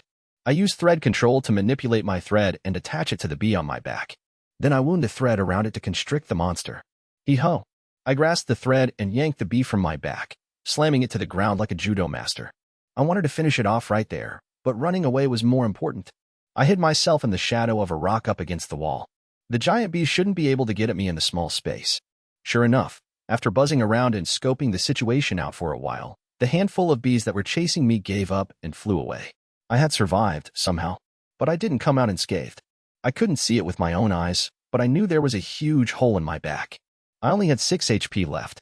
The other 30 had been lost in that single attack. It wasn't surprising. I knew that my defense was somewhat low. If anything, I was grateful to my spider body for being tenacious enough to survive that awful wound at all. I was lucky that I had high poison resistance, too. That thing had definitely injected me with poison when it stung me. I had no way of knowing how much of the damage I'd taken was from poison and how much was from the needle, so I didn't know if my skill had canceled the poison out completely. Still, I had no doubt that if it weren't for poison resistance, I would have been dead already. I probably wouldn't be able to move for a while with this wound. I didn't even know whether it would heal on its own at all, meaning the ideal situation would be to level up and fully recover like last time. That being the case, I really wanted to go and get that bee I'd caught and thrown off me, both for food and experience points. But coming out from under here seemed like a bad idea. Maybe I could stick some thread to it with thread control and pull it over here a little at a time? Suddenly, I had another sense of foreboding. I carefully peeked out from the shadow of the rock. There, I saw the tied-up bee struggling on the ground. And beyond it, the shape of another monster approaching it, slowly but surely. Elro Baladorado LV9, status appraisal failed. The snake. Did it chase me all that way? No, probably not. It was the same level but probably a different individual. Crap. There might be quite a few of those snakes around, then. even though they were like boss monsters from my point of view. If they found me while I was this badly injured, no way was I getting out alive. The snake slithered lazily toward the bee. I'm begging you. You can have the bee, just please don't notice me. But in the end, the reptile didn't do anything to the bee. Or, to be more exact, it couldn't. Something ripped through its body at a terrible speed. Huh? Did my eyes deceive me? To my view, whatever it was had shredded the snake as easily as so much paper. You know, the snake protected by those super heart scales. The one just about as fast as I was. And it had no time to react. Earth Dragon Araba LV31. Status appraisal failed. There it was, calm as could be. Contrary to its name, it looked more like a wolf. It had 4 feet that trod on the ground. A long tail. No wings. What I saw there was an imposingly majestic dragon. Oh God. My spider's instincts, my human logic, and the cry of my soul all screamed the same thing in unison. Not a chance. There's no way you could ever beat an opponent like that. In fact, I couldn't even call it an opponent in the first place. From that thing's point of view, I was nothing more than bait. Not even prey. I'd be eaten the moment I entered its line of sight. That was how extreme the difference between us was. Its high level was barely worth thinking about. Regardless of level, that thing was out of my league. The Earth Dragon Araba started chewing up the scattered bits of the snake, one by one. I desperately tried to silence my breathing. Proficiency has reached the required level. Skill, Stealth LV1, has become Stealth LV2. Shut up. I'm begging you, just keep it down. What am I going to do if that thing notices me? Once it was done devouring the snake, the dragon ambled away without so much as a glance at the bee. Thank God. I had no idea whether it didn't notice me or if it did but didn't care, but either way, I was alive. By this time, I had already had more than my share of near-death experiences, but that was almost certainly the worst yet. Even just remembering it now is scary. No way. If that thing was wandering in this vicinity, I had to get away, stat. I looked around. I was at the bottom of the hole I'd fallen down. It seemed to be somewhere around 300 feet in diameter. The depth was probably even more than that. I couldn't really tell how high the cliff was. Above me, a huge swarm of bees covered the area like a ceiling. I was relieved that they were far away enough that my appraisal skill didn't kick in. If it had, appraising a horde like that at once might have knocked me out. But if I wanted to return to the area I came from, I would have to go past that swarm. While climbing a sheer cliff, no less. Not happening. I couldn't fight anything off while I was clinging sideways to a cliff. I wouldn't be able to move quickly or even aim my thread properly. My strength was fighting in confined places. The bees, on the other hand, could fly around freely in the air. There was no way I could win. But exploring a place that was home to that beast would be a suicide mission, too. There were a few different passages connected to the bottom of the pit. Should I risk going down a different path from the one that thing went into? I couldn't. With an injury this severe, encountering any monster at all would spell my doom, even if it wasn't that dragon. Oh, this might be the end of the line. So here I am. Where did I go wrong? How am I going to survive? I can't let it end in a place like this. I don't want to die. And so, I start planning. An adventurer's withdrawal. Damn it. A group of Elro Randonels and an Elro Balladoredo got in our way, so we took care of them. Just when we thought we'd chase down that Terratect, these nuisances had to show up. We lucked out and dispatched the Balladoredo relatively easily while the monsters were fighting among themselves. But the Terratect got away while we were busy. What should we do now? I don't think we have much of a choice but to withdraw. We can't chase it any farther now. You're right. We'll have to go back and report it to the Adventurers Guild. I nodded toward my comrade. Given its size, the thing was probably pretty young. But it still got away from us so quickly. That was no ordinary speed. A small fry monster like a Terratect shouldn't be able to move that fast. Obviously, this individual was extraordinary. If it was already like this as a juvenile, there was no telling how strong it would become if it evolved into adulthood. If we didn't do something about it before then, it would be too late. We'll have to withdraw. As quickly as possible. That was the most we could do. We had to return with all haste to report this information. That way, higher-ranking adventurers and maybe even the kingdom's troops could take action. With one last glance at where the Terratect had gone, we turned and left. Spider versus bee. After the Earth Dragon left, I took my time meticulously looking over my surroundings. No matter how long I looked, though, I still didn't feel safe. But safe or not, I have to do something, or I'll be stuck here until I die. I used thread control to extend a strand toward the bee, which was still restrained on the ground. Oof, my back hurts. But I seem to be able to produce my silk without a problem. I slowly and cautiously stretch the thread until it finally connects to its target. The bee is still struggling, but that doesn't matter at this point. I just have to recover it before another monster gets to it first. With every tug, my wounds ache. The pain is horrible, but my HP isn't decreasing any further, so I want to believe I'm all right. At long last, I successfully retrieve my prey. Immediately, I bite into it with my poison fangs, killing it on the spot. Considering how well my venom seems to work even on other poisonous monsters, maybe my poison fang and poison resistance skills are higher than my peers. Well, that doesn't really matter right now. The real problem is what I'm going to do next. To be honest, exploring this area is probably suicide. It's possible there are other beasts like that earth dragon, so my chances of survival appear to be dwindling. That's no good. I've certainly made it through many a dangerous situation so far, but this is so much more frightening than anything before. In normal circumstances, I'm reasonably confident in my fighting abilities. Recently, I've taken to wandering around the dungeon and using tactics like surprise attacks, but in the end, I'm best suited to making webs and letting prey come to me. I mean, I was even able to take down that huge snake with my simple temporary shelter. So if I put my mind to designing a home specifically for defensive battles, no monster will be able to overcome it. Or so I thought. That thing will absolutely be able to. Without even batting an eye.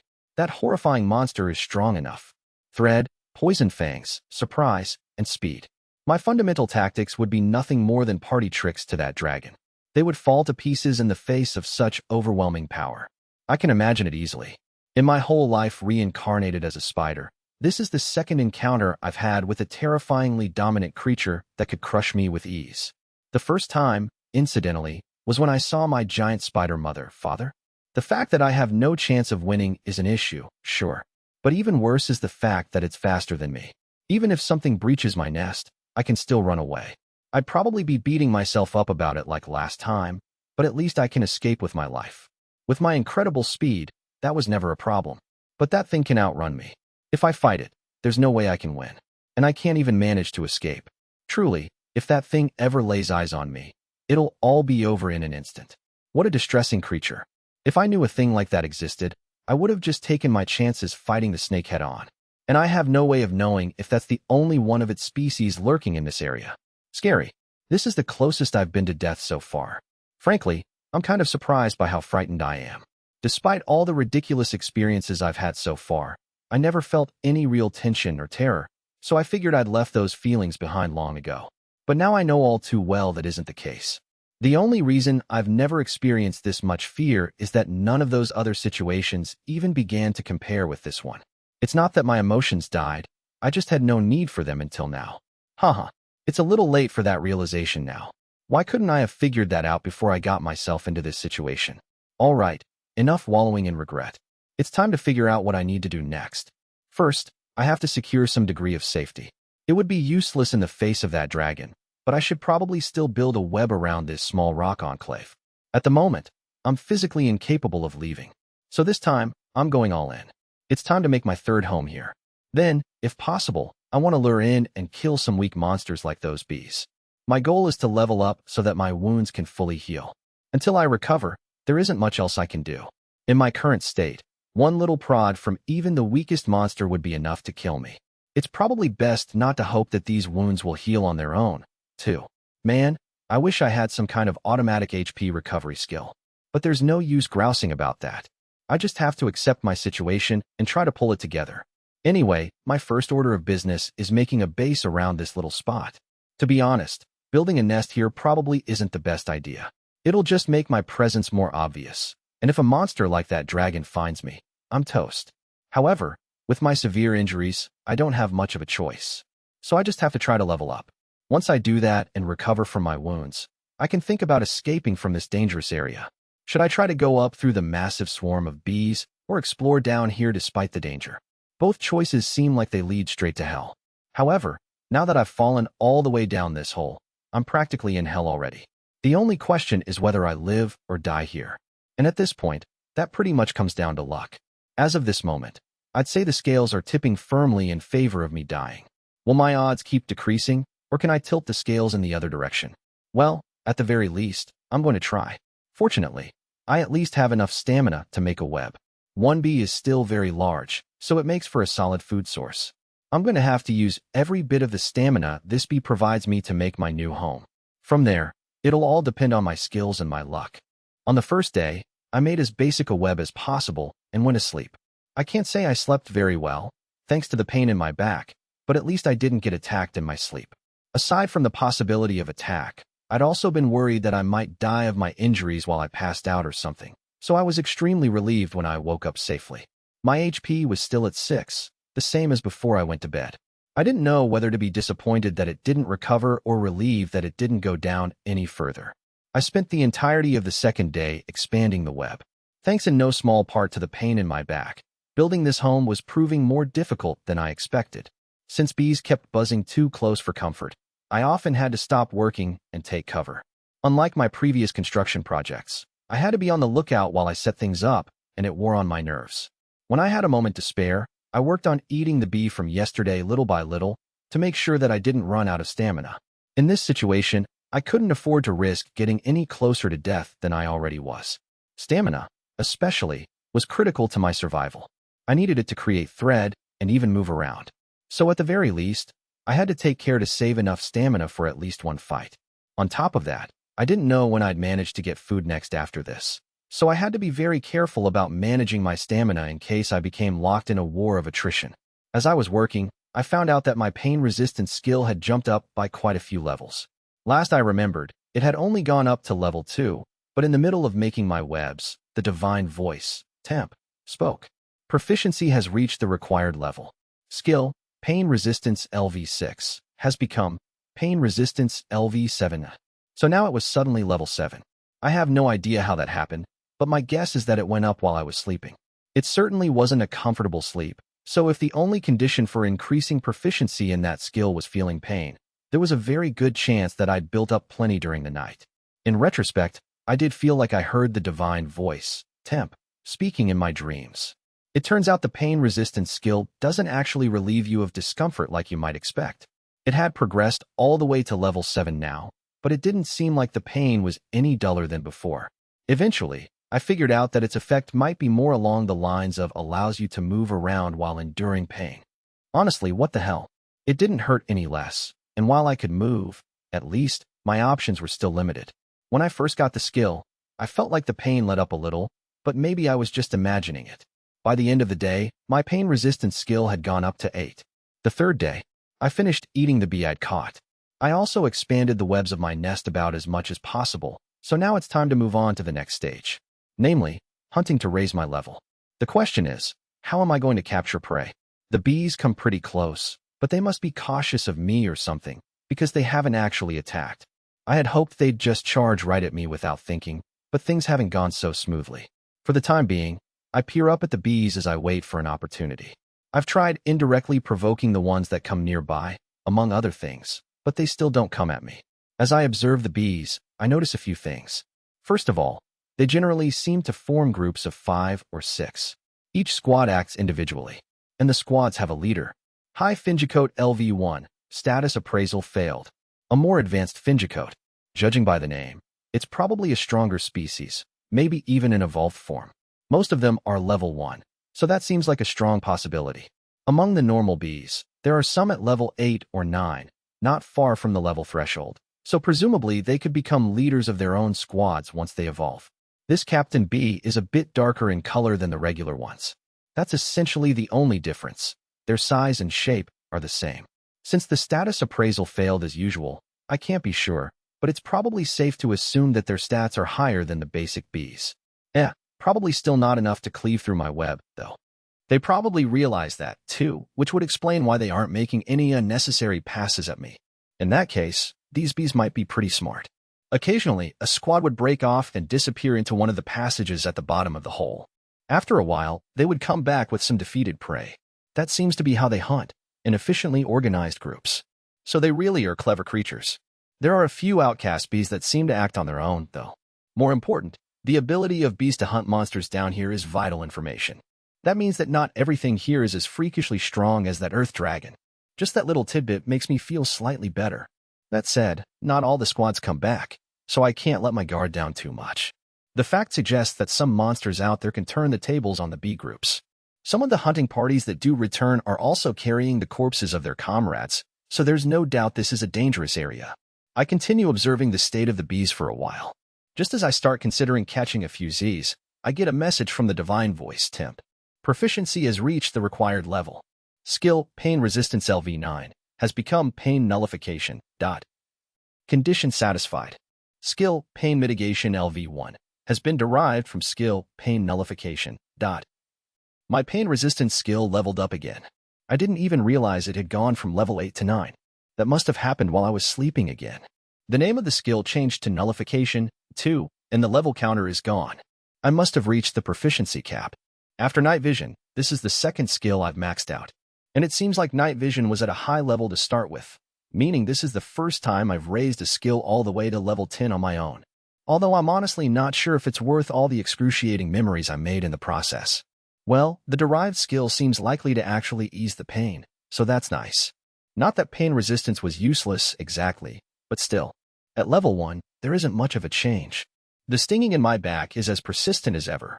If I raise this skill's level, the pain might get a little easier to bear, so I just have to hope that it rises while I'm sleeping. So without further ado, I go to bed. The fourth day. I'm slowly beginning to run low on stamina, so I'll probably have to take some kind of action soon. My target is one of the solo bees. The risk of challenging a whole group is too high. I don't necessarily think I have no chance to win, but it's far better to err on the side of caution here. If there are multiple enemies involved, all kinds of unexpected problems could arise. In that respect, it's easier to take on a loner. Since the outcast bees don't have a captain, their comprehension abilities aren't that strong. Based on my observations from the day before, some individuals willingly venture into narrow tunnels the groups would never approach. Most likely, the one bee I did catch in my web was a loner that had gone astray in a strange passage and gotten lost. But then again, I can't imagine that guy made it all the way from this place to my previous nest, so there was probably a different hive closer to that area. The prodigal bees I've been observing don't seem very smart. In fact, maybe they failed to join the groups for that very reason and resigned themselves to a life of solitude. Anyway, I think it may be easier to provoke them into attacking me, but I don't plan on using such a luck-based approach. Instead, I take out the new weapon I devised yesterday.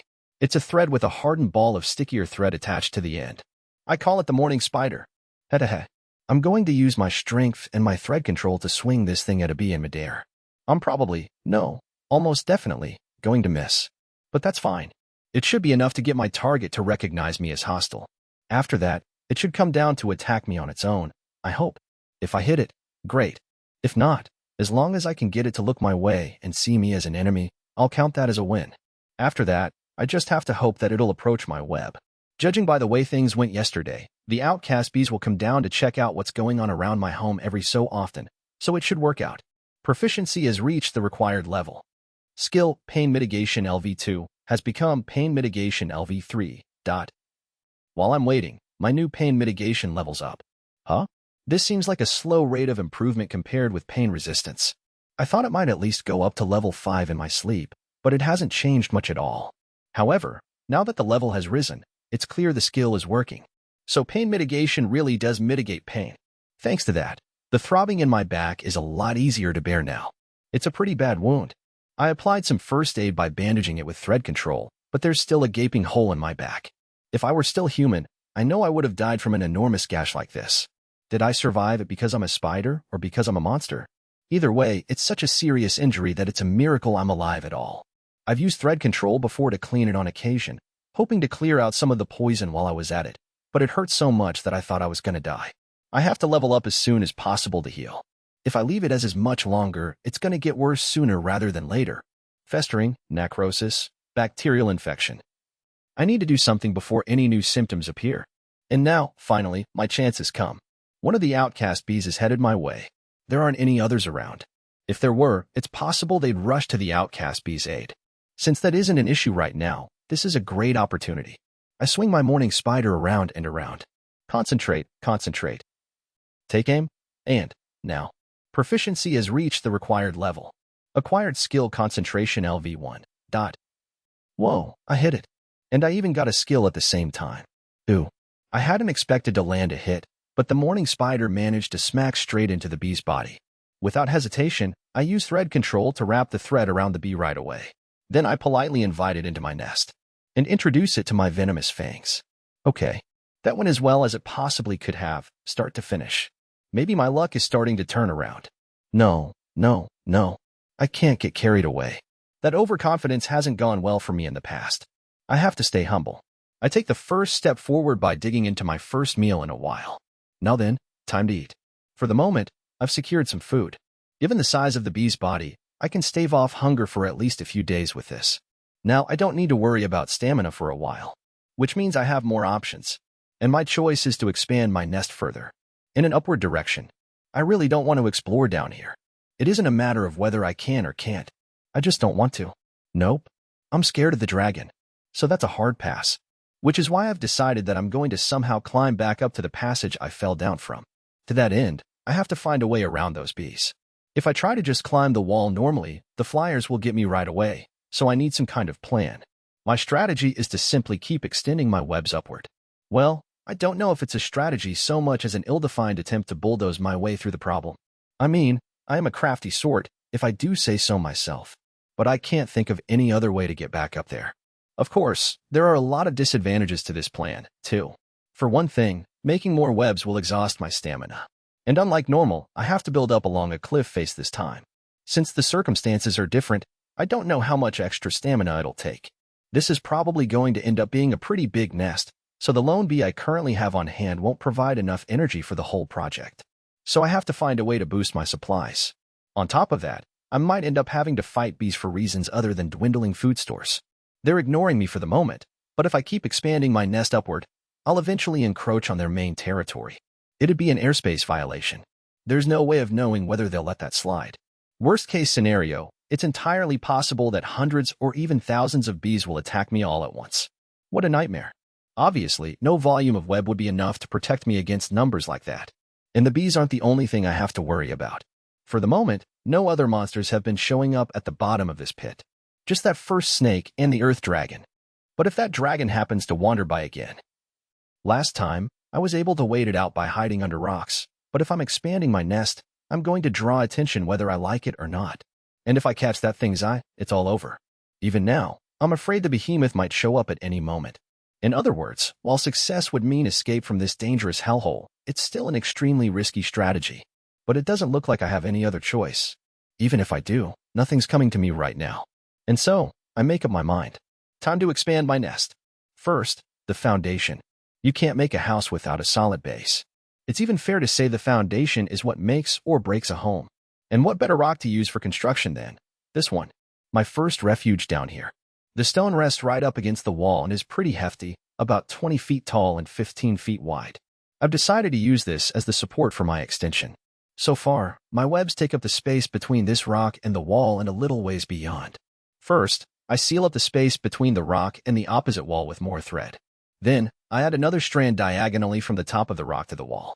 Next, I connect the wall and the rock with more webbing, using the diagonal as a guideline. Now my foundation is complete. All I have to do now is build upward from there, one step at a time. I proceed with my work little by little, pausing to snack on the bee for stamina on occasion.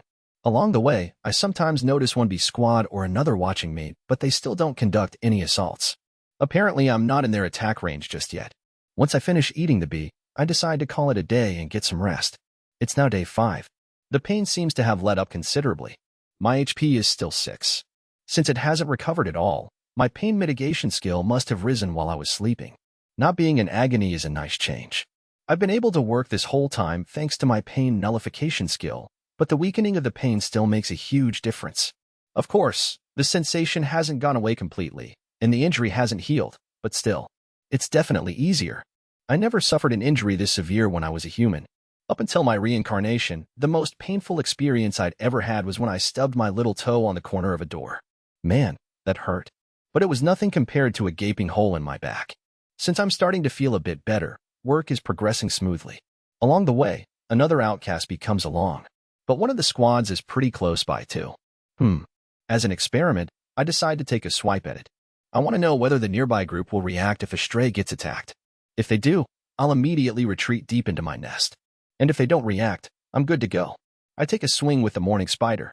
Take aim, and now. Oh, I got it. Wow. Am I amazing, or what? I hadn't expected to hit anything at all with this, but now I'm 2 for 2. Me, the one who came in dead last in my grade for the softball toss during our physical fitness test. Oops, I was so surprised that I forgot to watch the main B group's reaction. The bee squad is over there. No reaction. So if I savage an outcast bee, the others won't come after me. Is it just me, or is that a little heartless? I guess maybe you have to be a little cold-hearted to survive in the wild. Well, if they aren't going to attack, that's a win in my book. Now I can pick off the stragglers to my heart's content. I practically cackle to myself as I collect my prize and finish it off with my venomous bite. As I hunt yet another vagrant bee, I've lost count at this point. I hear the voice I've been waiting for. Experience has reached the required level. Individual small Terratect has increased from LV2 to LV3. All basic attributes have increased. Skill proficiency level up bonus acquired. Proficiency has reached the required level. Skill Strength LV1 has become Strength LV2. Proficiency has reached the required level. Skill Solidity LV1 has become Solidity LV2. Proficiency has reached the required level. Skill Overeating LV1 has become Overeating LV2. Skill points acquired. The moment of my long-awaited level up has arrived. My skin promptly peels away from my body. Though I can't see it, I can feel the large hole on my back closing itself up. Proficiency has reached the required level. Acquired skill, HP Auto Recovery, LV1. Huh, for real? Oh, now this is unexpected. Wait, so does the full recovery with each level up count as auto recovery? I'm totally thrilled, but if I could offer one comment of constructive criticism, I'd rather I'd gotten that skill a little sooner. Then I wouldn't have had to suffer so much this whole time. But you shouldn't look a gift horse in the mouth. The only proper reaction is to celebrate finally leveling up and clearing away so many of my worries. Honestly, that was a close call. Just as I'd originally feared, my HP had started to go down. When it first dropped from 6 to 5, I felt the certainty of death looming over me. After that, it continued to slowly ebb, and by the time I leveled up, it had whittled itself down to 3. That was seriously close. Thank goodness I suppressed my anxiety long enough to focus on shooting down those bees. The hunt is going smoothly. Surprisingly, my long-distance attacks with the morning spider hit the mark every time. I can't get over it. Is this another benefit of my spider body? Probably thanks to that. I gained 2 new level 1 skills, throw and hit. Both of them would probably make my morning spider attacks even better. And with this latest level up, 3 of my skills powered up, too. I don't really know what any of them did, but if they leveled up, I must be earning proficiency for them somehow. So it's possible that I'm benefiting from them without even realizing it. Well, it certainly can't hurt to level them up, I guess. Although the overeating one does get on my nerves. As I work on my webs and hunt more bees, I make enough use of my spider thread and thread control that they rank up as well. The spider thread skill now stands at level 8, and thread control at level 5. The latter is definitely more useful than I originally thought. At level 5, I can manipulate threads with vastly superior speed and precision. Picking up that skill was a great decision. Pain mitigation is level 5 now, too, which makes life even easier. The good thing about this skill, besides the obvious benefit of less pain, is that even if I don't feel the discomfort, I can still tell when I'm in a dangerous situation. Pain has a function, after all, as a signal alerting you to threats or poor conditions. So if you can't feel it, you won't know when your body is in danger. But with this skill, I can still tell how deep or severe a wound is even if I'm immune to any of the sensations it would normally cause. It's hard to put an intuitive impression like that into words, but if anything, I'd say it's like I have an awareness of unease or aggravation or something from the wound. Anyway, thanks to that, there's no disadvantage to the dulled pain. That being said, the skill is still only level 5, so it's not like pain is completely absent. Now that I've leveled up, I figure I might as well see how much my stats have changed. Small Terratect, LV3, Nameless, Status, HP, 3838, Green, MP, 3838, Blue, SP, 3838, Yellow, 3838, Red. Average Offensive Ability, 21. Average Defensive Ability, 21. Average Magical Ability, 19. Average Resistance Ability, 19. Average Speed Ability, 369. Oh ho ho. My HP, MP, and SP went up 2 points each, as did my attack and defense, and my magic and resistance went up 1 point each. And then there's my speed. What's up with you, speed? I think it was 348 before, so it went up 21 points? That's a little weird, no? Kind of a big leap compared to my other stat increases, if you ask me. I mean, my speed bonus for a single level up is the same as my total for attack and defense? Is this for real? Never mind that it's greater than my magic and resistance. What the hell? Oh well. I decide to turn a blind eye to the ridiculously lopsided nature of my stats. It's a little too late for that now, anyway. I finally got my wish of leveling up and fully recovering. So now it's time to focus all my efforts on escaping. While I was injured, I obviously worked more slowly, and I had to be extra cautious as well. So from now on, I'll hunt stray bees whenever the opportunity presents itself, maintaining a steady supply of stamina as I expand my nest. Right now, my webs span about a quarter of the distance to my goal. There's still a long way to go. The bees still haven't made any efforts to wage war on me, but I don't know how long that will last. With this in mind, I have to make sure to maintain enough strength to fend off possible bee incursions while I carry on construction. Still, it's proving fairly difficult. Just as I guessed, building up a wall is a lot harder than doing it along the ground, so the higher I build my webs, the harder the work becomes. I have to stretch thick strands from the foundation rock to serve as a base, then secure those with more threads all over the place. And this is what it's like just a quarter of the way up. It's only going to get harder from here on out. Nevertheless, I have to do it. I don't know when the Earth Dragon might pop up again. I need to get out of here before that happens. In the worst-case scenario, I may have to abandon the nest partway up and hope that my speed will be enough to push through. It doesn't seem like a great option, but if it comes down to a life-or-death situation, I won't have much of a choice. In the hopes of avoiding that particular scenario, I do my best to keep building. I think the time has finally come. Finjacote LV6, status appraisal failed. Finjacote LV4, status appraisal failed. Finjacote LV5, status appraisal failed. Finjacote LV5, status appraisal failed. Hi Finjacote LV1, status appraisal failed. One of the bee squads is flying right toward me. This wasn't the attitude of the teams that would periodically buzz by to keep an eye on me. Without a doubt, these guys are coming to fight an enemy. At this point, my nest is about halfway up to my target position. When I initially got this far, the behavior of the bees started shifting gradually, but apparently they've finally decided they can't leave me be any longer. But it was still only one squad.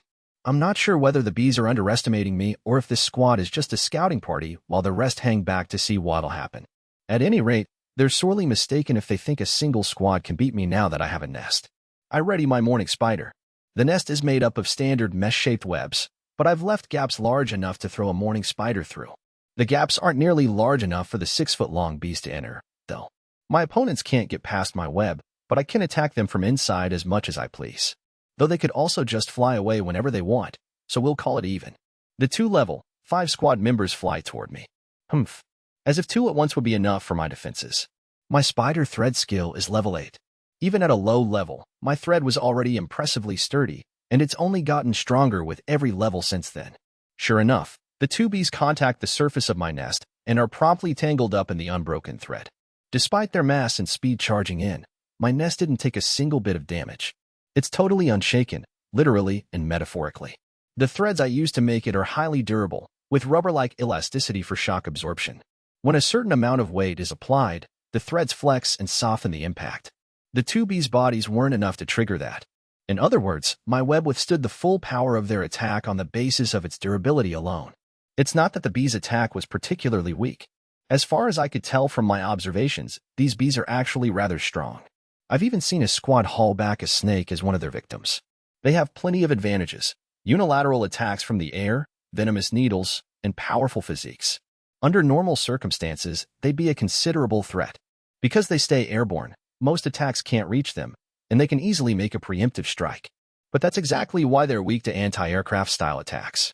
If you ask me, the success of my morning spider attacks has as much to do with their lack of vigilance as it does with my good aim. Still, in a normal fight, a bee is a formidable enemy. But only normal fights. My trump card, my home, is not normal. It has abnormal defensive power, adhesiveness, and my extraordinarily good strategies. I'm sure these insects have never seen combat tactics like this. After all, I'm combining all the strengths of a spider with the intellect of a human. For the time being, I ignore the 2 bees that rammed into my web and are now stuck. I toss my morning spider toward the other 3, who still haven't fully processed the situation. The leader bee, unable to dodge in time, receives the attack straight to the face. After all, it's always best to aim for the head first.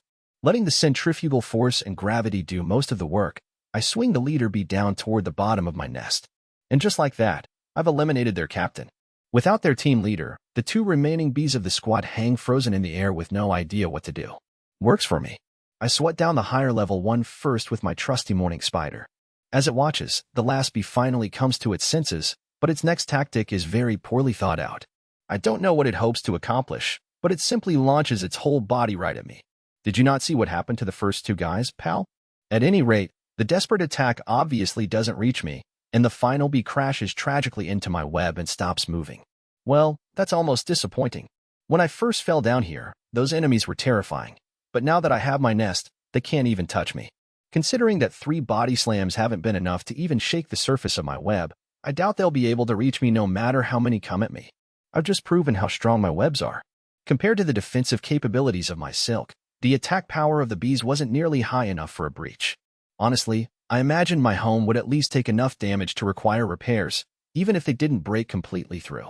There are still hundreds of bees flying around above me. At first, the number horrified me, but now that I know they can't tear through my webs, it's another story.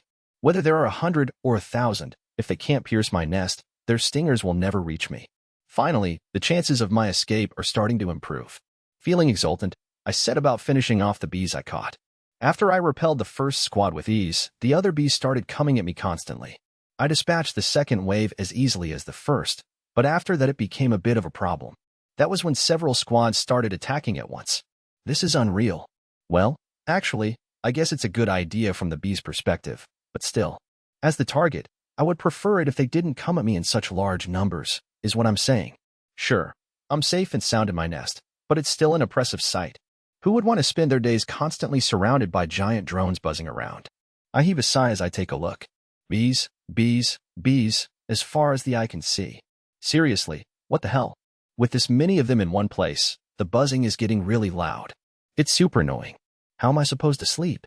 Besides, if I keep on diligently taking them out, there will be too many for me to eat.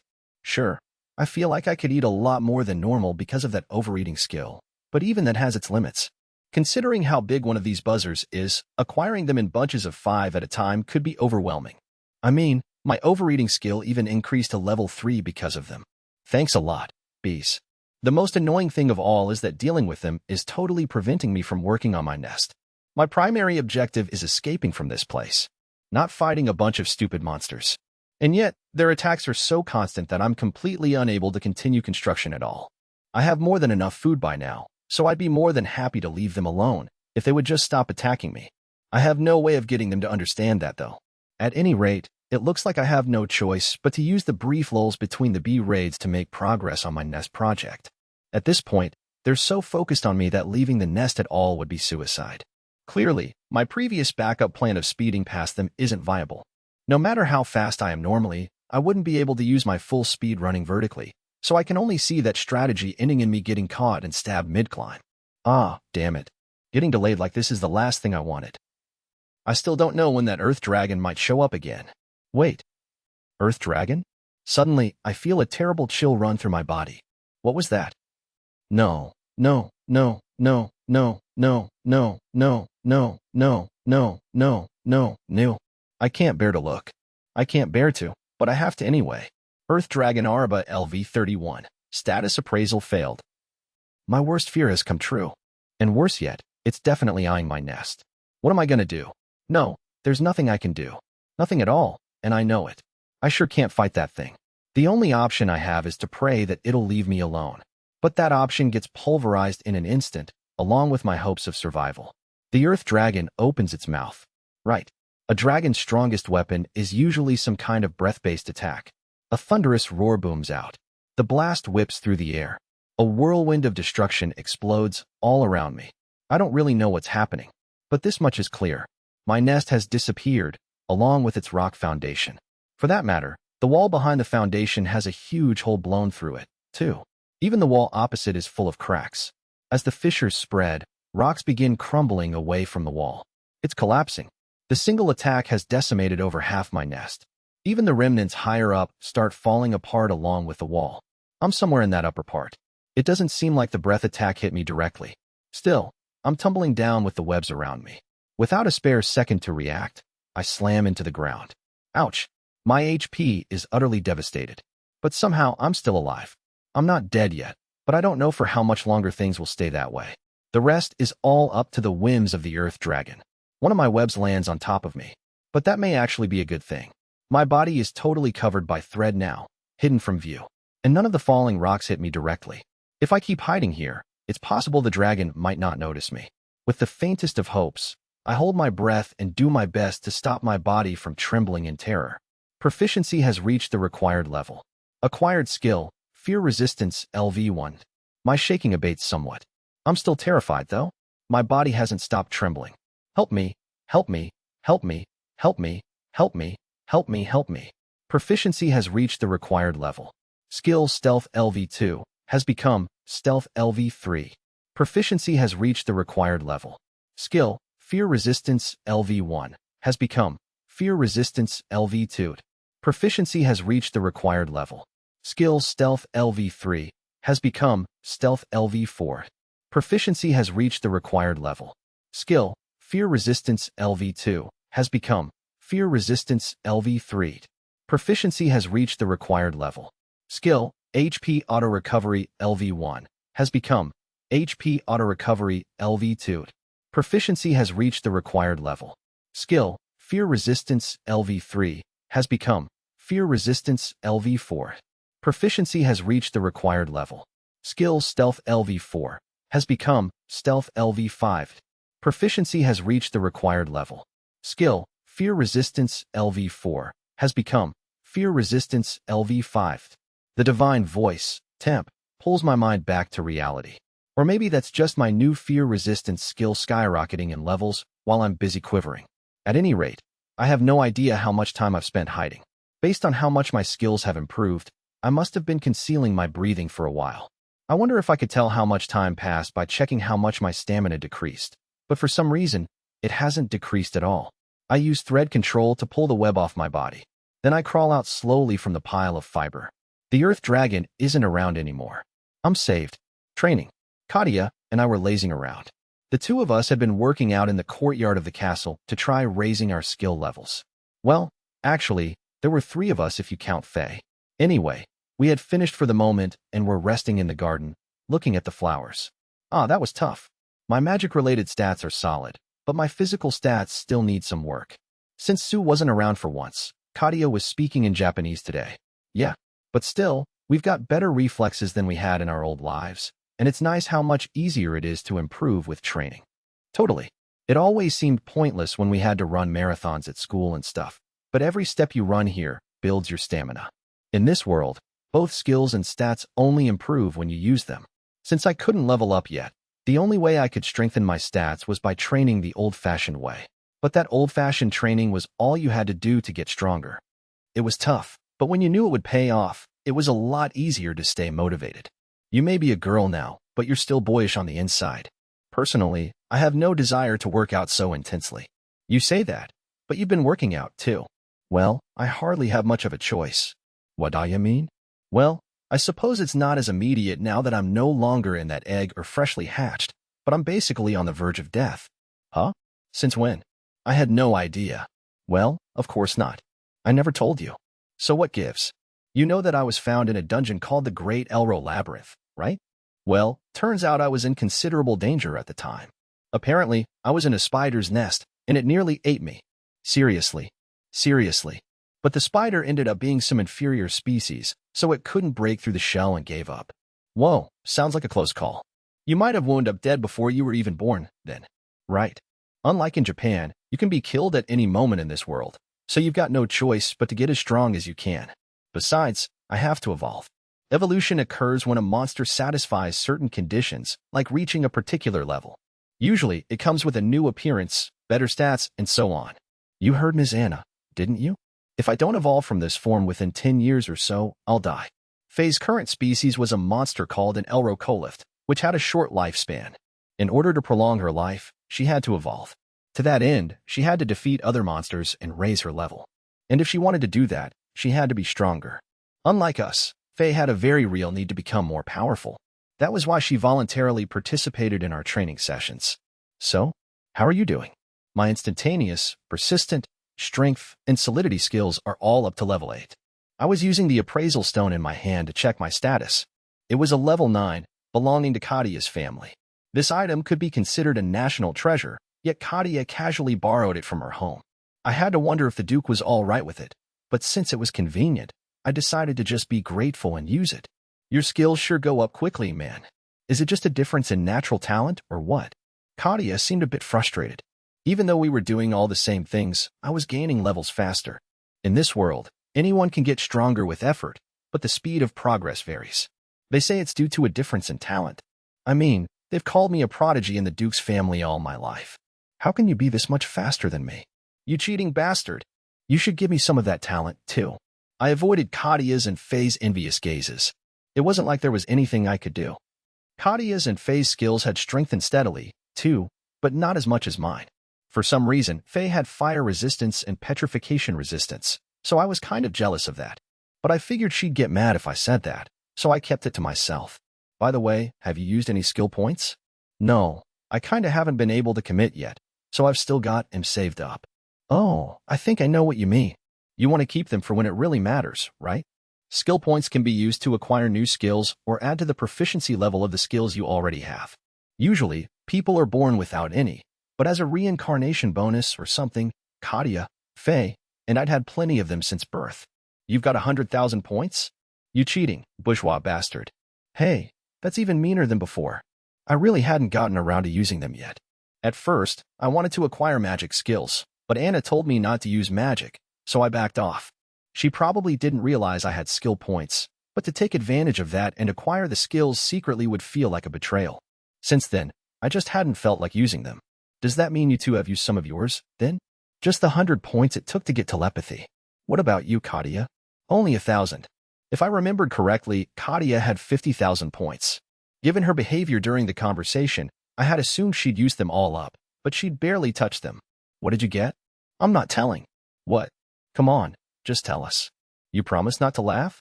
Yeah, I swear. What is it? Oh, I'm ready to laugh. Don't worry. Hey, ugh, whatever. I got appraisal, okay. I didn't laugh, but I probably looked baffled.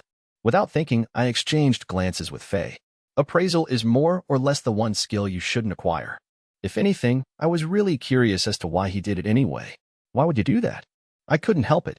Appraisal is a staple of reincarnation stories. It's tough gathering info in a new world, right? So if this were a novel or something, the protagonist would be super good at appraisal. I just wanted to do that too. But appraisal is like the #1 offender on the list of crappy skills.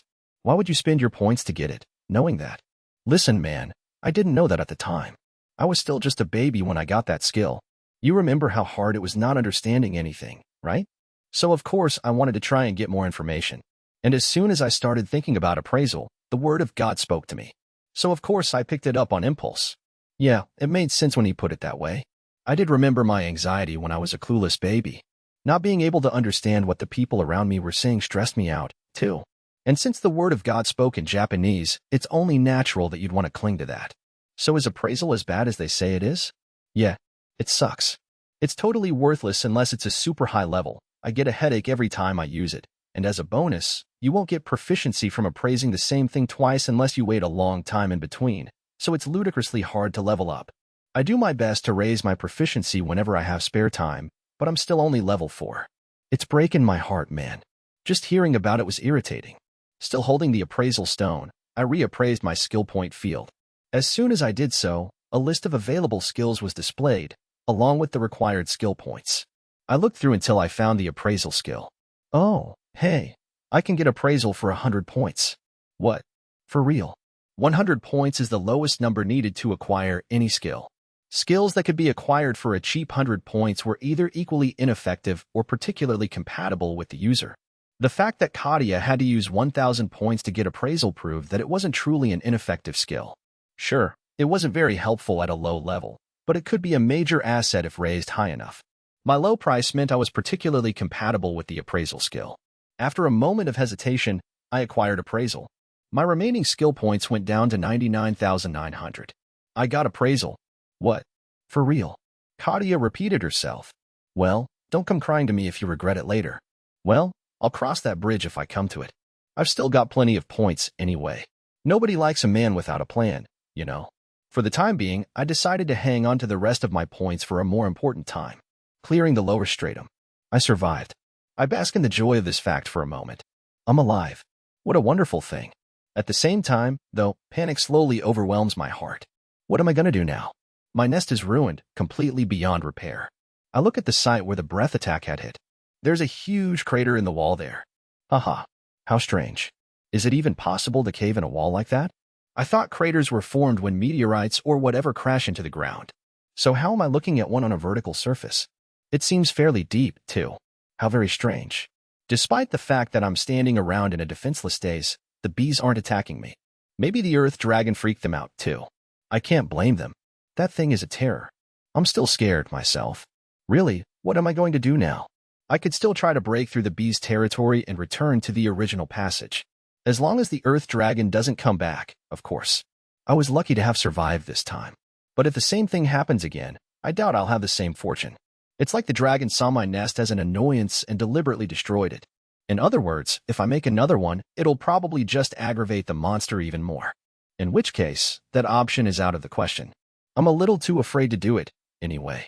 My nerves are totally shot at this point. The last thing I want to do is provoke the wrath of the earth dragon. Of course, it's possible that I'm misunderstanding and there's no particular motivation behind the destruction of my nest. Considering how powerful it is, though, it's entirely possible that it was a calculated move. But from the perspective of a weakling like me, the result was the same either way. If I run into the earth dragon, I'll die. Simple as that. I've successfully avoided death twice now. Both times, I was extremely lucky. However, I don't think luck was the only factor. Is it possible that despite its overwhelming power, the dragon didn't notice me hiding? I think so. I want to think so, at least. Otherwise, I have nothing left to cling to. My one and only means of survival. Hiding, and somehow staying out of the way of the dragon and far from its territory. That's the only way. I can only rely on my stealth skill. When I got it, I didn't think it'd be particularly useful, but now it's my lifeline. Its skill level is 5. To be honest, that makes me a little nervous, but I have no choice but to rely on it. My mind is made up. I look at the ground. The earth dragon left some magnificent footprints behind. My gaze follows them toward where the dragon was headed. There's a single large passage, so it's somewhere down that way. Just thinking about it makes me nervous. I head in the opposite direction. Obviously, who would go after a dragon by choice? I don't know where this path leads. To be honest, it would probably be better to ignore my feelings and climb out of the hole, but that just isn't possible. All logic aside, my heart is completely against this course. I proceed with caution, hiding myself as I go. If only I had a cardboard box, the ultimate stealth device. Phew, am I a little calmer now, maybe? Come to think of it, my HP took a serious hit when I fell before, but now it's completely recovered. HP auto-recovery is awesome. If only I'd used skill points for this instead of detection. But I managed to learn it of my own accord, so it worked out. I was too frazzled to pay attention to it earlier, but I wonder how quickly it recovered. Since my skill level is relatively low, it probably wasn't all that fast, but it seems like it'd be able to take care of small injuries without a problem. Other than that, I also noticed that my red total stamina bar is still full. Why is that? This has never happened before, so I wonder if maybe something happened to make it stop decreasing, but I have no idea what that might be. There isn't a bug where it's actually going down but isn't displaying properly or something, is there? It sure would suck to suddenly run out of stamina and be paralyzed or something. But I believe in you, Appraisal. I know I can count on you to always have my back now. I believe in you. Although when I think about your track record so far, no, I still totally believe in you. I think my appraisal skill may be due for an upgrade, too. It's been a while since it last leveled up, after all, and I've been appraising nonstop this whole time. Considering the giant leap forward when it hit level 6, I have high hopes for the next level up, too. Hopefully it will start displaying skills and stuff soon. Not knowing the effects of some of my abilities is a little inconvenient. And one of the skills I don't understand may be able to help me out of this current situation. That's probably too much to hope for, but it's a slight chance to improve things a little. I'm willing to take any help I can get during these desperate times. Maybe there's a skill that can inform me about enemy locations or something. If that's possible, I could keep constant tabs on the dragon's location while I traveled. It'd be nice if I could use detection, but that's useless. A map would be nice, too. I have no idea whether this path will actually lead somewhere safe. I mean, it's just as likely that it'll take me somewhere even more dangerous. In that case, well, I'll probably die. Anyway, for now, I have to trust in my luck, bad or otherwise. Please, I'm begging you. Let this path lead somewhere safe. The path I'm traveling along is pretty big. Big enough for the 6-foot-long bees to fly around unhindered, as well as a 15-foot, giant praying mantis-like creature. Elro Greshigard LV7. Status appraisal failed. The giant mantis creature uses its sickle-like claws to intercept a swarm of bees. Unlike a normal praying mantis, this thing has 6 arms. It looks like an Azura demon. The bees are trying to attack from the air, but they can't get too close for fear of entering the range of the sickles, so the battle is at a bit of a stalemate. I hide in the shadows of some rocks, observing the situation. Neither side has noticed my presence. My stealth is still working even better than I thought. As I peek at them cautiously, I appraise the species. Elro Greshigard, a praying mantis, type monster that lives in the Great Elro Labyrinth, lower stratum. It excels at strong physical attacks with its sickles. Oh, one of the bees got sliced in half. Those things must be really sharp to bisect something with a single swipe like that. If they're that strong, they may even be able to cut through my thread. Well, it doesn't seem to have noticed me, so I figure I'll just scurry on by. Wait, though. There are some words in those appraisal results I haven't seen before. Great Elro Labyrinth, lower stratum, an area located between the middle stratum and the bottom stratum. Populated by many powerful monsters. Wow, really? So this place is named the lower stratum? Wait, so there's a layer even lower than this? So there are lots of strong monsters here, too. I almost wish it didn't tell me that. Still, I'm surprised to learn there's a lower level than this. All I can picture is a hellish place crawling with super powerful monsters. I mean, it's the lowest level of the biggest labyrinth in the world. Monsters always get stronger the farther down you go in a dungeon, and if this lower stratum has reasonably strong monsters already, the bottom stratum can only be worse. A whole bunch of enemies in the same league as that earth dragon. Just imagining it is horrifying. Although I do have one more thought. Most likely, the area I was in before was the upper stratum. There were humans exploring up there, after all, so it's probably connected to the outside world. In which case, I might have been closer to the exit than I thought. But I guess that doesn't matter now. At any rate, I have to escape from this stratum. And once I get out of here, there's still the middle stratum, too. Hopefully, this path is connected to the next floor up. I sure don't want to go down to the bottom stratum. Oh, another bee bit the dust. They're probably gonna lose then. This praying mantis thing sure is strong. Probably even stronger than the snake. Which is strange, considering that the snake seemed like a boss monster to me before. It obviously doesn't compare to the dragon by any stretch of the imagination, but this mantis monster still seems intense. The snake is rapidly dropping in my mental rankings. What if it's a relative weakling by the standards of the lower stratum? Well, it may be too early to judge something like that. It's possible that the mantis is just exceptionally strong, after all. At least, that's what I think at the moment. Just as the praying mantis cuts down the third bee, a totally unexpected fate befalls it. More specifically, a giant spider appears out of nowhere and crushes it in its jaws. Huh? Wait, what? Greater Pterodactyl LV18. Status appraisal failed. Oh, wow. It's my super evolved form. Seriously? Greater Pterodactyl. Evolved form of the spider-type monster species Pterodactyl. A carnivore with powerful venom in its fangs. Oh, so if I keep evolving, I'll end up like that? It's still small compared to the giant mama spider I saw before, but it does look to be around 30 feet long. It dwarfs the praying mantis. Wait, it bit that thing and killed it without even whipping out any thread, didn't it? Does that mean it has crazy high strength? My strength stat is still only 21. How many times do I have to evolve before I get to that? Well, at any rate, it's time to take my leave before it finds me. This is one battle I won't win. Yes, one thing is abundantly clear. The lower stratum is insane. What about it, you ask? Exactly what you just saw. My life depends on my stealth skill even more now. Maybe I was too hasty with my decision? Should I have tried breaking through the beast territory after all? But at least I don't feel the same sense of impending doom that I did around that dragon. Besides, even the bees could beat some of the monsters here, so it's not entirely unbelievable for me to survive. Sure, the mantis and that big OL spider seem strong, but other than them, maybe I can handle the rest? Well, if I see monsters I think I can take, I'll go ahead and eat them. Otherwise, I'll proceed in stealth mode. As of now, my red stamina gauge still hasn't decreased. If I can trust that display, then there's no need to panic. I can just take my time until I'm sure I've found prey I can handle. Plus, I want to avoid messing up and drawing attention from any dragon-class beasts. I scuttle along sneakily. Occasionally, I stop to watch some other monsters duke it out, but I don't want to get involved, so I always hurry on before long. Man, the lower stratum is wild. I thought that praying mantis seemed strong, but turns out that's about middling at best down here. Besides the big spider that devoured the mantis, there's a big lion-looking thing with wings, a giant snake that looks like the evolution of the species I encountered before, and all kinds of other crazy monsters. Unreal. To avoid getting involved with any of that, I've been sneaking along as stealthily as possible, which is working for me so far. I mean, if I get caught even once, it's probably game over. So I try to keep pushing ahead without stopping for sleep, but that catches up with me eventually, and my unyielding red stamina bar finally starts decreasing again. I still haven't figured out why it wasn't going down, but in any case, now I'm on a time limit again. I have to eat before this number goes from 38 to 0, or else. I say that, but I haven't encountered anything I think I could beat, so I decide to go to bed for the day. I'll be honest, I can barely sleep at all.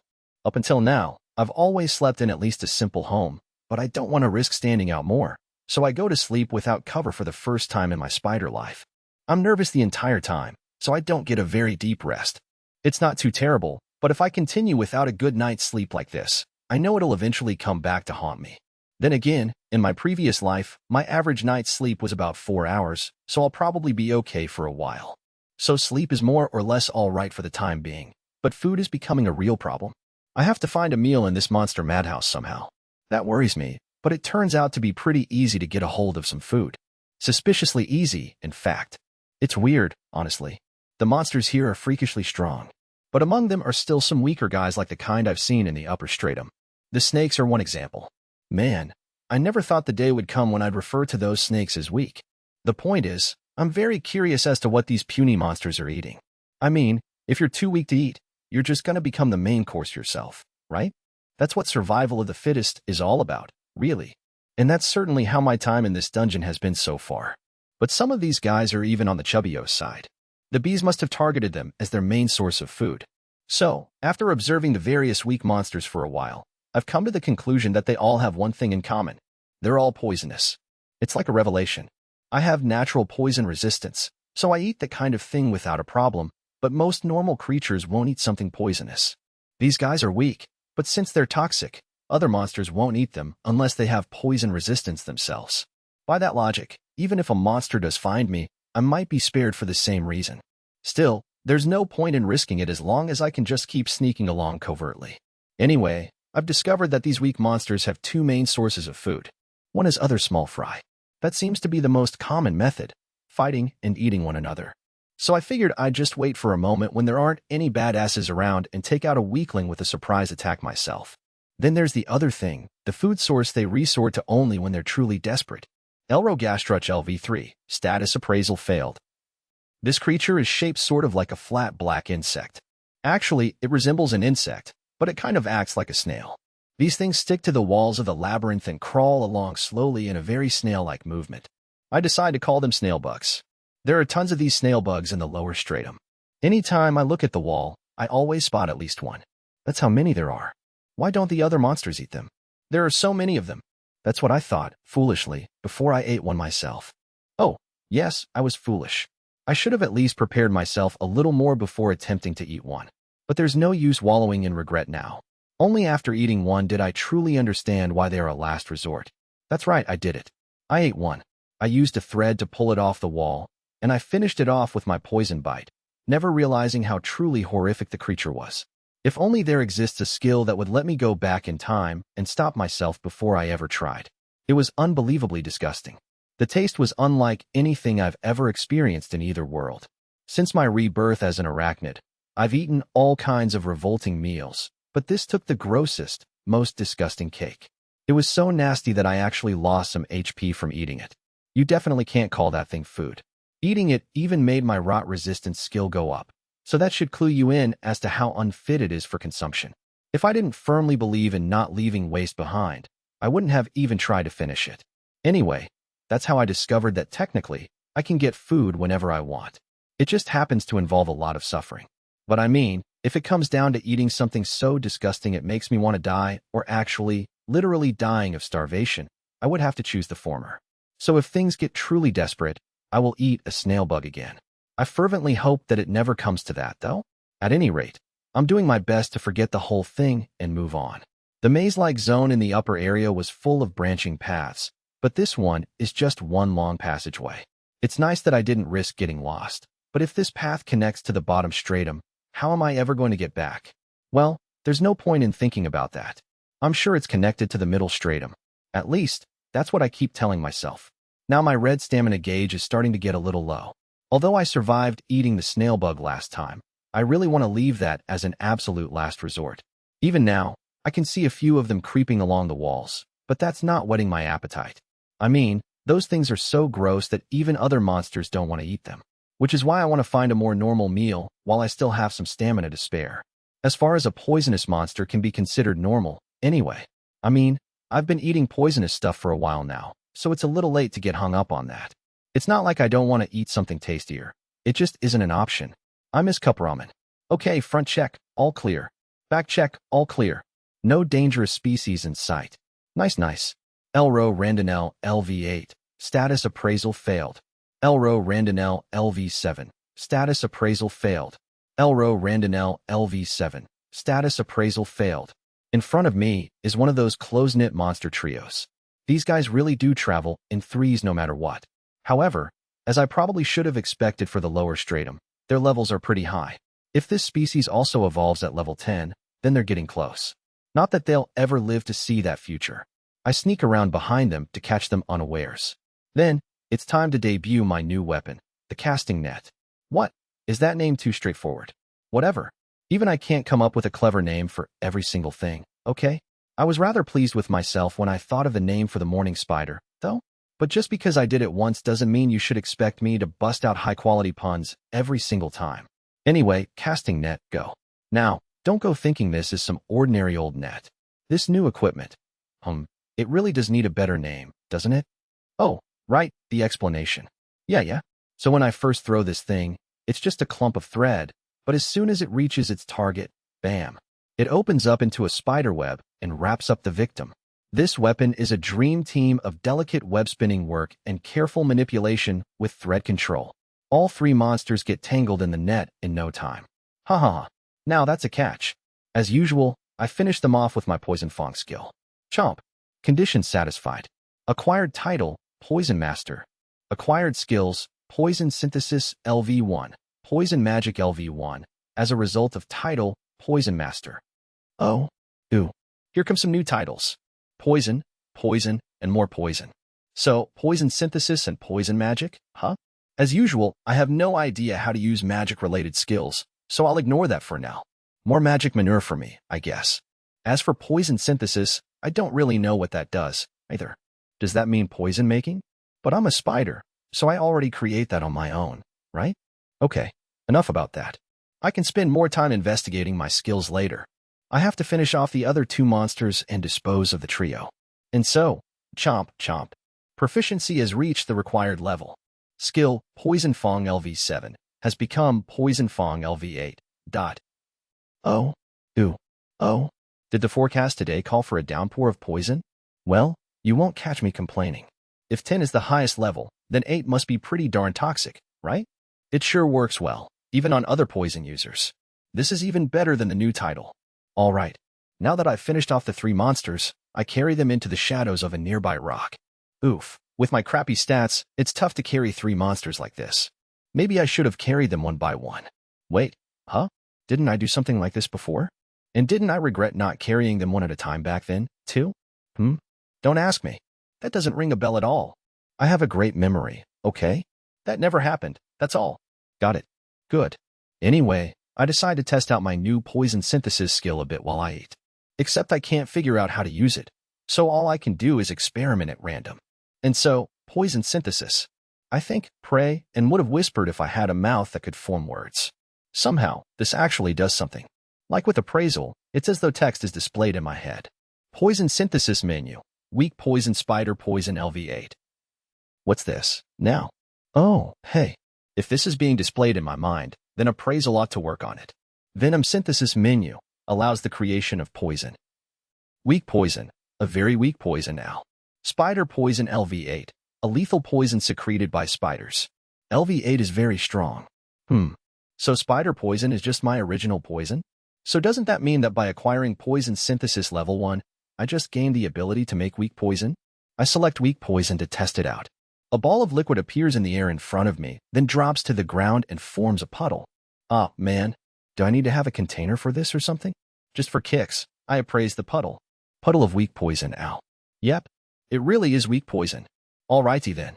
In other words, poison synthesis is a skill that can produce poison without needing any materials or anything, then? This might have been useful if I were still a human, but I'm a spider, so. Well, depending on how I use it, it could still come in handy. I guess producing poison at no cost is a neat trick. No, wait, what? My MP has gone down. So it wasn't at no cost after all. Ah, that just makes things even more questionable.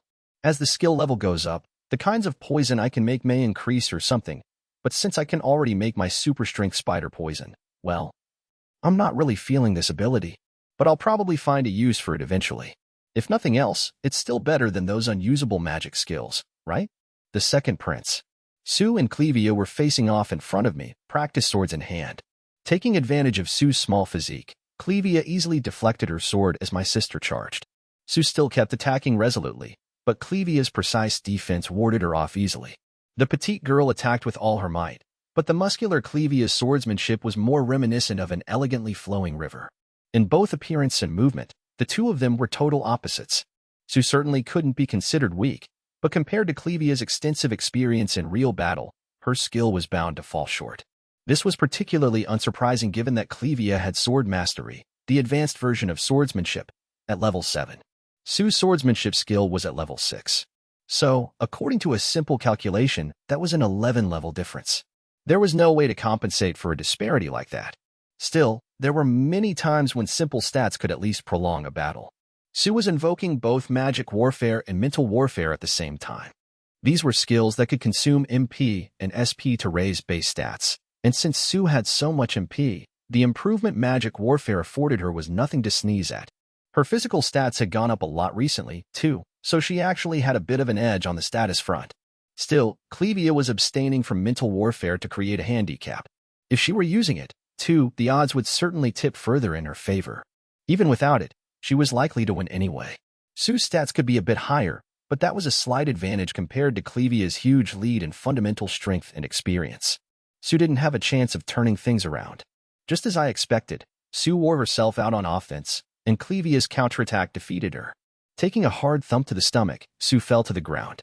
Immediately, Anna rushed over to her and cast recovery magic. Brushing the dirt off her clothes, Sue stood up with frustration written all over her face. I lost. If you can fight like that at your age, princess, you'll surely surpass me soon enough. Truly, your talent is a wonder. No need to flatter me. As I was about to walk over to my sullen sister, I heard the sound of clapping from right beside me. I don't think that was flattery at all. You really did fight well. Everyone in the room, myself included, widened our eyes in surprise. Not even Clevia and Anna, never mind Sue and myself, had noticed this newcomer. Even when he was standing right next to me, I didn't detect the slightest hint of his presence. Julius. Hey, did I surprise you? Julius, the second prince and my elder brother by the same mother, chuckled as if he'd pulled off a prank. When did you arrive back home? Just yesterday. I wanted to say hello sooner, but between seeing father, our older brother, and everyone else, I never got the chance. My brother was several years older than me, and he was already working on various things abroad. So it was rare for him to come back to the kingdom like this.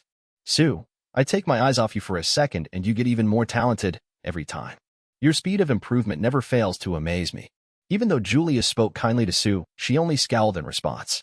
For some reason, she didn't seem to like Julius very much. Personally, I liked him a lot, since he was much friendlier than my two other elder brothers. More than anything, I respected him. So to be honest, the friction between the older brother I admired and the younger sister I adored kind of bothered me. Come on, Sue. Should you really be acting like that toward your own brother? Haha, it's all right. Sue's at a difficult age right now, Julius said sympathetically. If you counted my previous life, I was theoretically older than him, but Julius still seemed to outclass me in mental age. How about you, Shun? Want to practice together like we used to? Could we? Yes, please. Getting to train with my brother Julius? I couldn't have asked for more. All right, I'm gonna borrow this, then. Oh, of course. My brother took the practice sword from Clevia, who shrank away. She was never this nervous around anyone. I guess it made sense with someone like Julius, though. Okay, ready when you are. Come at me from wherever you like. Right. I immediately activated both magic and mental warfare. There was no sense holding back against my brother Julius. I focused on using all the power I had. Then I shot forward, tracing a diagonal strike from below. My brother effortlessly blocked me. Though I'd come at him with all my strength, he easily stopped the blow with his sword held in just one hand. But that was what I'd expected. He'd never fail to fend off an attack like that. Immediately, I drew the sword back for my next attack. Again, he stopped me without a problem. It was fun. Even trying with all my might, I couldn't touch him. No matter how quickly or powerfully I swung my sword, no matter what complicated techniques I tried, I couldn't get to him at all. I couldn't even begin to imagine how I might get past his defenses. But that was why I felt lucky that someone so skilled was willing to spar with me. It was incredibly fun. However, no matter how much I wished to keep going like this forever, the end would come. My magic and mental warfare expired. Breathing heavily, I dropped to one knee. Very nice. Your swordsmanship is very straightforward and strong. It's like there's no limit to how far your talents might go. Thank you very much. I panted out my thanks. Despite how worn out I was, my brother's breathing was perfectly even. He really was amazing. It made sense, since he was a hero. The strongest human in the world. Could I measure up to him someday? If I had one dream in this world, it would be to become his equal. I couldn't even come close right now, but someday, surely I'd at least be able to have Julius's back in battle. That was my main goal. The hero and the king. Here for you. This is liquor local to the Boudier region. Oh, excellent. I've never had this before. I'm excited to taste it. The room was clean, but full of documents and papers. That was where I gave my father the liquor I'd bought him as a gift. My father was a big drinker. So big that it had become an open secret that he liked to drink on the sly when he was working alone. So, whenever I came back to the kingdom, I always brought some rare alcohol as a souvenir. As the king, my father couldn't simply leave his domain whenever he pleased, so this was always greatly appreciated. By now, it was our custom to have a drink together whenever I brought it. Are you sure you shouldn't be working, father? Oh, it's not a problem. Even if it were, I could just cut down on sleep to make up for it. Spending time with my son when he comes home is far more important than work. The only response I could muster was a wry smile. The work of a king could hardly be so easily dismissed, after all. Besides, Silas has gotten quite good at his work. Even if something were to happen to me, the kingdom would be in good hands. Father, I'll be the first to admit that my elder brother is very talented, but the kingdom still needs you. Please don't say such ominous things. Sorry. My father apologized lightly, and I sighed. Father produced 2 hidden glasses from a shelf and poured liquor into each of them. What a unique aroma. Agreed. In fact, I purchased it because I took such a liking to the scent. I'm sure it will taste just as pleasant. A mellow fragrance filled the room. After clinking our glasses together, my father and I quietly sipped from our glasses. What a pleasant mouthfeel. Why, I could drink this all day. I was told it's popular among women there, too. They say it becomes even more flavorful if you drink it with fruit, which is why I brought these, too. I presented the fruits I'd brought with me. My father took a bite of one, then another sip of his drink. It's very good. Normally I prefer strong drinks, but this sort of thing is nice from time to time, too. I agree. He seemed to enjoy my latest offering, much to my relief. I had been a little worried about whether my father would like this drink, since he usually preferred hard liquor. But I hadn't needed to worry. The two of us continued drinking in relative silence for a while. Then, I remembered the afternoon's events, and my lips formed. Come to think of it, Shun seemed to have a certain level of pride as Sue's older brother, too. He was certainly succeeding there. She was distinctly attached to Shun, to the point where her jealousy included me. She'd probably grow out of that soon enough, but for the time being, it was amusing how she seemed to see me as a threat to her relationship with her beloved brother. I didn't do right by those two. Regret shadowed my father's face. The two of them were born just after the previous hero had met his demise. That was when I inherited the hero title, too. The sudden death of the missing hero, whose whereabouts and actions were unknown at the time, was a mystery. I became the new hero, and the forces of evil rapidly increased their activity. With so much happening, my father had no time to spare for his 2 young children. He cared deeply for his family, but above all, he was the king. He had no choice but to put his kingdom first. My father was very concerned about this. You had no choice. There was so much going on back then, you didn't have time to do anything differently. But they still won't embrace me. I suspect that's their response, a very clear one. It's all right. I'm sure they'll understand your position in time. I certainly hope so. My father stirred his drink morosely. If I may speak honestly, there are times when I resent my position as king. I don't just mean with those 2 children, either. Julius, I feel I should have done more for you, too. I never wanted you to have to bear the burden of being the hero. But as king, I have no choice but to send you forth to do a hero's duty. It may be the right choice as a king, but it makes me a failure as a father. After admitting his pent-up feelings, my father breathed a truly heavy sigh. Father, I am proud to be a hero. So please, don't say such things. From my point of view, if the title of hero were taken from me, I would be nothing. That's not true at all. That's how I feel. I'm not educated in political matters like my older brother, confident in myself like Leston, or able to form a connection to another kingdom through marriage like my older sister. The only thing I can do is wield my sword on behalf of our people and all people as a hero. So don't worry about me, Father. I am only doing everything I can for my own sake as well as others. Are you sure you don't mean willing to do whatever you want, Leston? That's certainly not wrong. My father and I shared a smile. From my point of view, you're more than enough of a great father. So I'll keep working hard as a hero so that I can be of some help to you. Still clearing the lower stratum. After continuing along a single passage in the dangerous lower stratum for some time, I finally arrived. A fork in the road. Wait, is this a road? In front of my eyes is a gargantuan chamber. I'm not sure if you'd say that the road forks here so much as it spreads out, or maybe just kinda disappears. How big is the space, you ask? So big that even with my eyes, which should be able to see in total darkness, I can't make out the other side. Okay, what do I do now? The single path I've followed so far has been no problem, but I'm not so psyched about this huge, empty area. It sort of feels like going into a desert without a trail to follow, I guess. Not knowing which direction to head in is intimidating. Like, I have a strong suspicion that if I just start walking in a place with no visible landmarks, I'll somehow get all turned around and end up right back where I started, you know? I guess that scenario is less likely with my spider body and all, but I still have no idea which way to go. As far as landmarks, all I really have are the pillars of rock scattered here and there.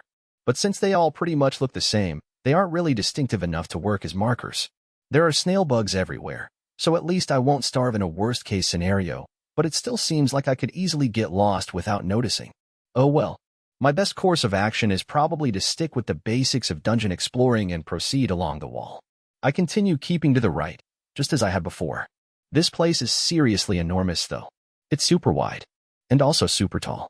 The ceiling, which is supported by the rock pillars, seems to be about 300 feet up. I can barely see it even if I crane my non-existent neck.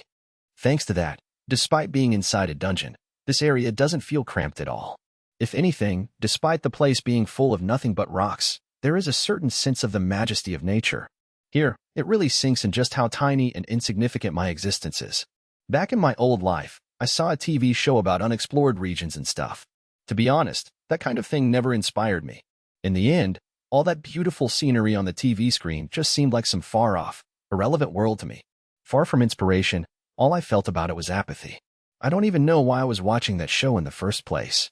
But now, I'm actually standing here. This is the world I live in. It's not irrelevant at all. And I certainly can't be apathetic about it. Back when I was a human, I don't think just being somewhere had ever moved me emotionally, no matter where it was. And I never would have experienced this feeling if I just stayed holed up in the nest I called home before, I think. In that sense, I guess I have to thank those pyromaniac humans who forced me into the outside world. Man, just remembering it still makes me mad. Yeah, no, like I'm gonna thank those jerks. If I ever lay eyes on them again, I'll wrap them up like a bunch of mummies, drag them around the dungeon, then bite them to death with my poison. Phew, that brought back bad memories. I take another look around at the majesty of the dungeon to soothe my injured soul. Bagregratch LV-14. Status appraisal failed. A giant monster stumbles onto the scene. For some reason, its overall appearance suggests it's lazy, somewhat slow, but its mouth sure ruins that image. It has a huge snout like a crocodile's, packed with scores of jagged teeth. That mouth, juxtaposed with its monkey-like body, makes for an unbalanced, positively hideous form. That doesn't soothe my soul at all. Right? This is a dungeon, after all. It isn't just nature. It's also super dangerous. Got it, me? Okay, roger that, me.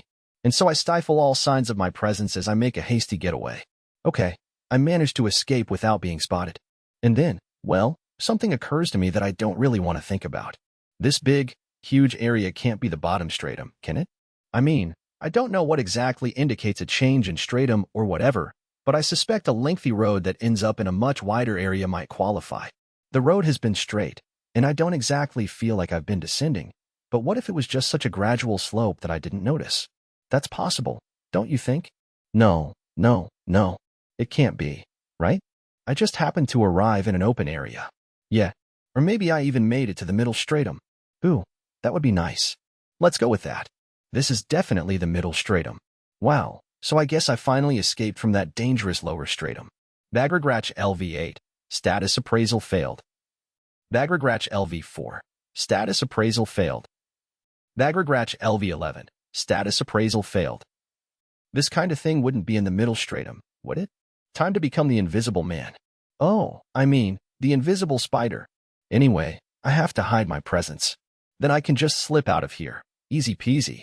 After I put enough distance between us, I realize I haven't actually appraised the new species yet. Baggergratch, a deformed monster with a huge jaw. They generally form herds and attack prey in groups. Ahaya.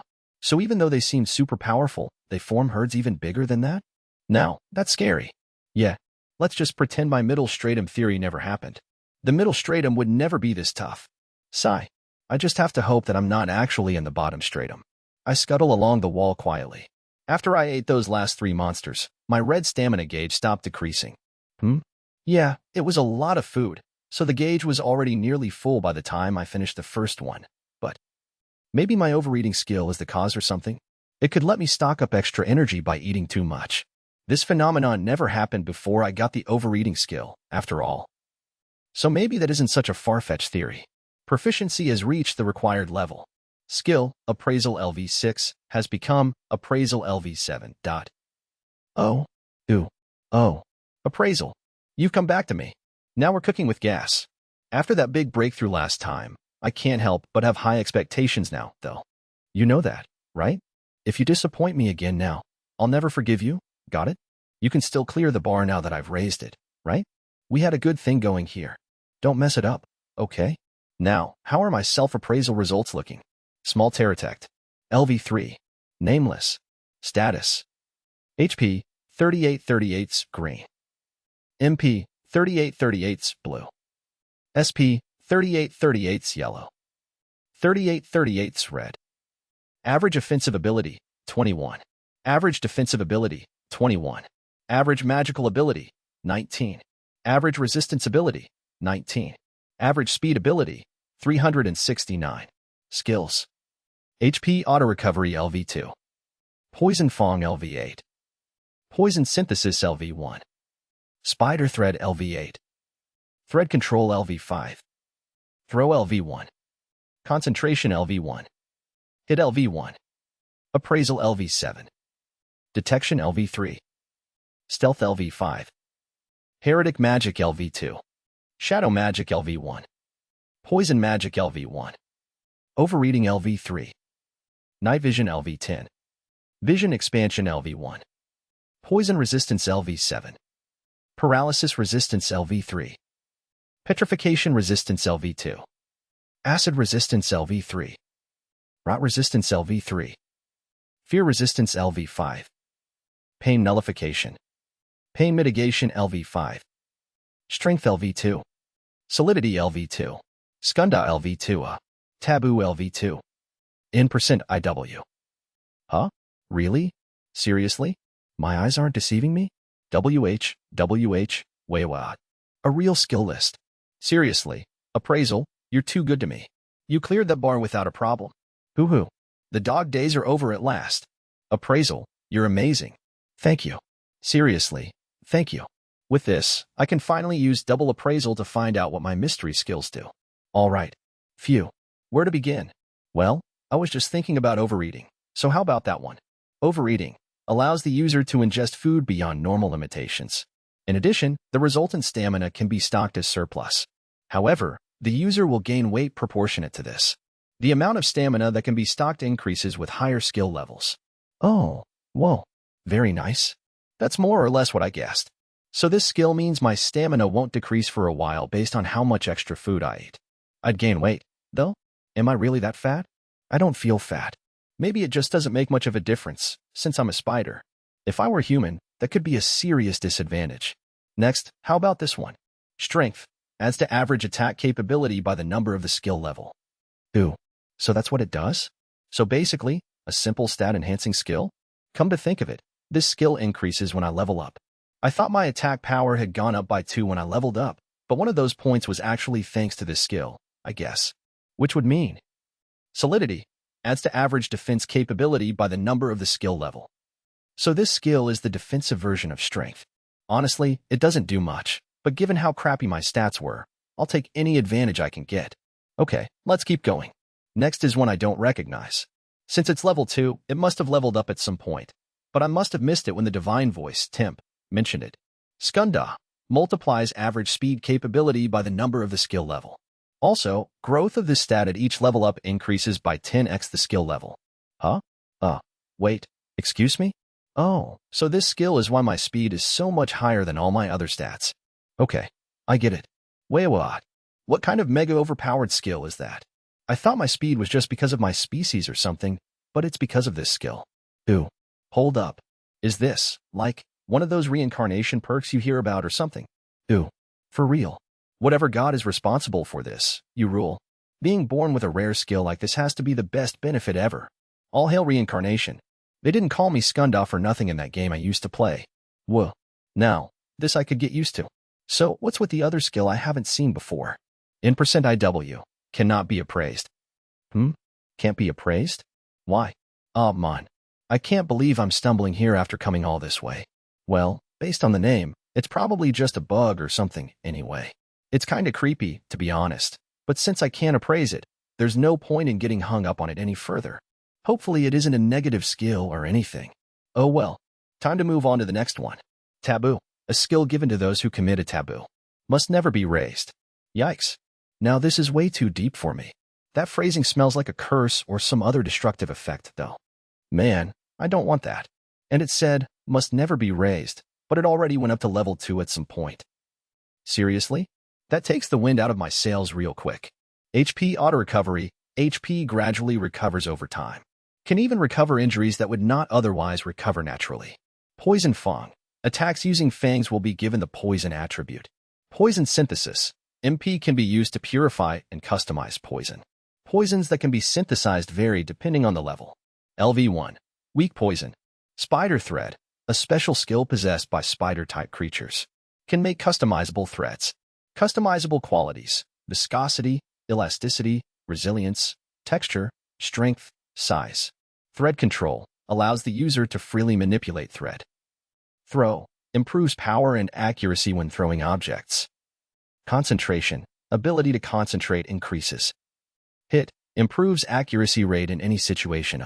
Appraisal. Can read information about objects, creatures, etc. Detection. A skill that combines all perception systems. Summary. Magic perception, physical perception, material perception, presence perception, danger perception, motion perception, heat perception, reaction perception, spatial perception. Stealth. Hides signs of the user's presence. Night vision. Allows clear sight even without a light source. Vision expansion. Widens range of visible light. Poison resistance. Ability to defend against poison attribute increases. Paralysis resistance. Ability to defend against paralysis attribute increases. Petrification resistance. Ability to defend against petrification attribute increases. Acid resistance. Ability to defend against acid attribute increases. Rot resistance. Ability to defend against rot attribute increases. Fear resistance. Makes it harder for user to experience fear. Pain nullification. Negates any faculty limitations on the body and mind due to pain. Pain mitigation. Reduces the sensation of pain. Danger signals to the brain will still continue. I continue appraising the rest of my skills in order. Most of them are more or less what I expected, but there are some new discoveries, too. For one thing, I finally found out what vision expansion actually does, kind of. Does this mean I can see infrared and ultraviolet light and stuff? Well, I haven't seen anything like that yet, though. Maybe since the skill is only level 1, those things are still mostly invisible? Or maybe there just isn't any light outside the visible spectrum inside a dungeon. Well, not seeing that stuff hasn't caused me any problems, so whatever. Anyway, after examining the resistance skills a little more closely, I discover something kinda unsettling. Most of the resistance skills are just as the name implies, but there's one that seems a bit inconsistent with its name. Rot attribute. A tribute that regulates the decay of death. What the heck? Freaky. I originally thought it meant I could eat rotten food or something, but it seems to be creepier than that. My rot resistance skill increased when I ate that snail bug. So, does that mean those things have the same attribute? Yeesh. That would explain why the taste is so mind-blowingly foul. Well, so snail bugs are really, truly for desperate times only, then. Okay, last but not least. Depending on the results of these appraisals, my future could change dramatically. The appraisal of the 3 magic-type skills I possess. These are the skills that I have no choice but to ignore, since I have no idea how to use them. If I could utilize them, though, I'm positive they would come in handy. I mean, if I learned how to use these, I would basically be a magical girl. Well, a magical spider, anyway. Like Komoko the Spider Girl, or something. Alright. Appraisal. Don't fail me now. Heretic magic. Magic that directly assaults the soul. The available spells depend on the skill level. LV1. Discomfort. LV2. Phantom pain. Shadow magic. Lower-ranking dark magic that manipulates shadows. The available spells depend on the skill level. LV1. Dark shadow. Poison magic. Magic that manipulates poison. The available spells depend on the skill level. LV1. Poison touch. Oh ho ho? Now, that's vague. Well, it still leaps and bounds from being thoroughly clueless about these skills, but I still don't know how to use them. Alright, so heretic magic is basically a psychic attack type of thing, right? The shadows and poison bits seem self-explanatory. So apparently there are spells I can use at level 1. But how exactly do I cast them? Maybe if I try thinking about it really hard, like with appraisal? Okay then, here goes. Let's use discomfort. Nothing's happening. No, maybe it just misfired because I don't have a target. Let's try another one. Dark shadow. Nothing. Poison touch. Nope, nada. My MP hasn't decreased, either. That means it didn't misfire. Probably more like it didn't activate at all. Man, seriously? Well, I can't say this is entirely unexpected, but still, come on. Hey, wait a minute. Maybe if I examine the term magic with appraisal, I'll get some kind of hint. Magic, an established phenomenon that allows magic power to be transformed using skills. Yeah, thanks for nothing. Oh well, I guess mastering magic is still out of my reach.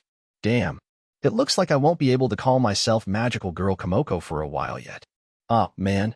Well, I can't use them, but I figure I may as well appraise the details of each spell anyway.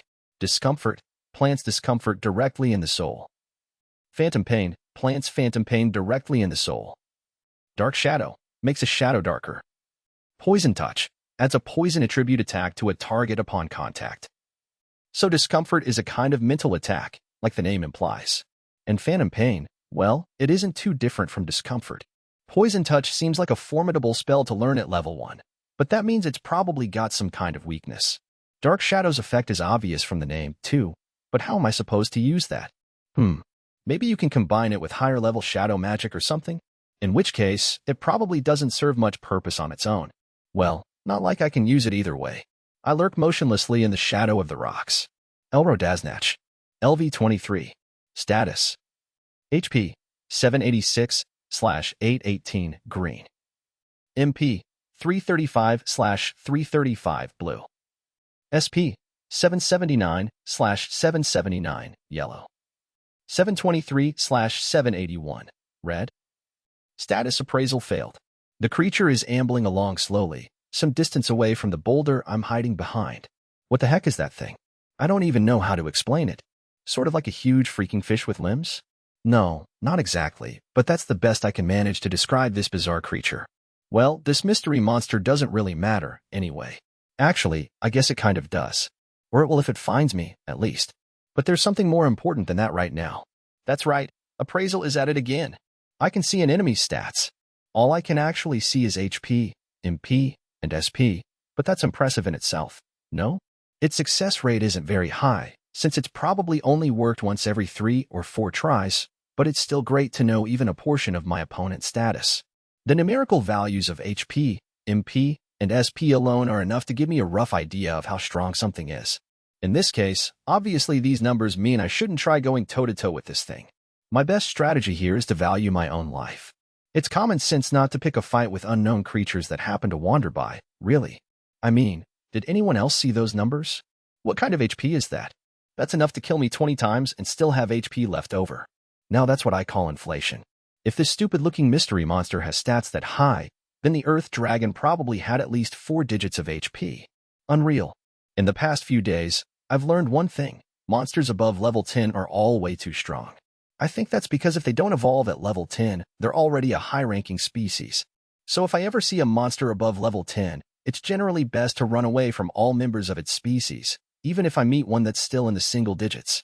On the other hand, species that never exceed level 10 are usually inconsequential. What shocked me, though, was discovering that even the small fry I'm used to hunting tend to have higher stats than me. Some of them even have HP in the triple digits. It's like, you guys are that strong? Really? If I fight them head-on, I probably won't stand a chance.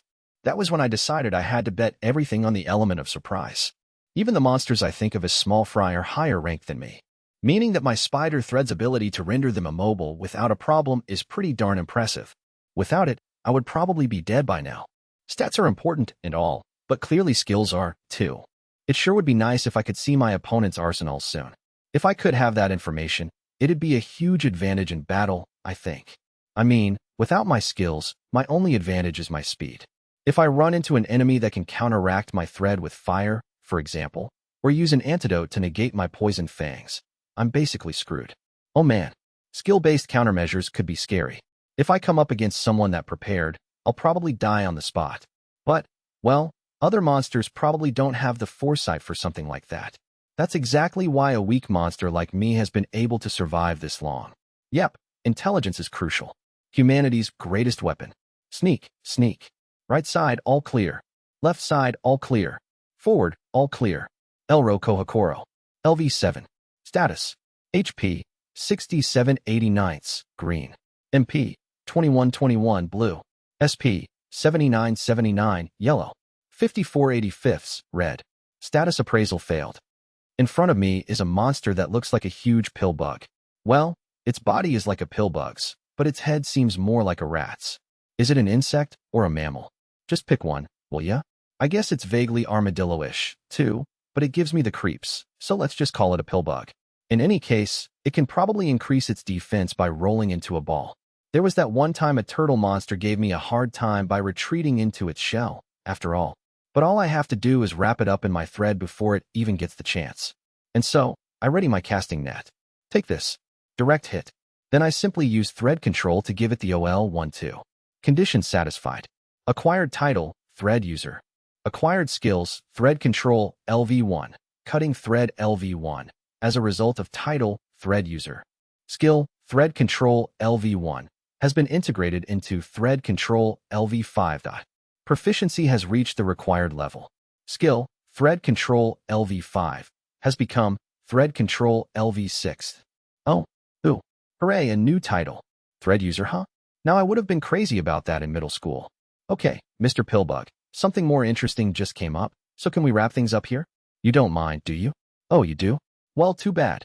Mr. Pillbug, meet Mr. Poison Fong. Now, why don't you come under these rocks with me? Okay, now it's time to take a look at the title I just got. Since the name is Thread User, I probably got it for working with thread all the time, right? Wouldn't I have gotten it a lot sooner if that was the case? Yeah, good point. Well, maybe there's another condition. Although I guess there's no point in wondering about that, since I already have the title. What really matters now is whether I can use it. And this time, I'm reasonably confident. This title is going to come in handy. Well, since getting it bumped up my thread control level, it's already provided some benefits. Thread control is becoming more important to me every day, so raising its skill level is fantastic. That alone makes the title worth it. But right now, my interest is firmly focused on the other skill. Cutting thread. Like, does that sound like a super cool anime weapon or what? It's gotta be that thing, right? Where you can cut enemies in half with a super sharp thread and stuff. I am possible. An invisible attack. But how? Something's cutting me. TCH. Is this razor wire? Does this mean I can do that now? Whoa. Awesome. Yes way. But even if it isn't in line with my dorky fantasies, it still sounds like a power upgrade to me. After all, so far my poison fangs have been my only means of attack. Now I finally have another one. My spider thread is already the main element of my arsenal, but now it'll be a literal weapon, too. Oh, wait, I haven't appraised it yet. Better not get carried away before I know what it actually does. Alright, appraisal time. Cutting thread. grants a cutting attribute to thread. Okay, so it pretty much does what it says on the tin. I was worried for a second there that it might be something ridiculous. So that's one less cause for concern. The next problems are finding out whether it'll actually work on my spider thread, whether I can invoke it properly, and how much of an effect it actually has at level 1. Oh, hey, good thing I have that pill bug I just defeated. Come here, I need a lab rat for this. First, I produce some spider thread.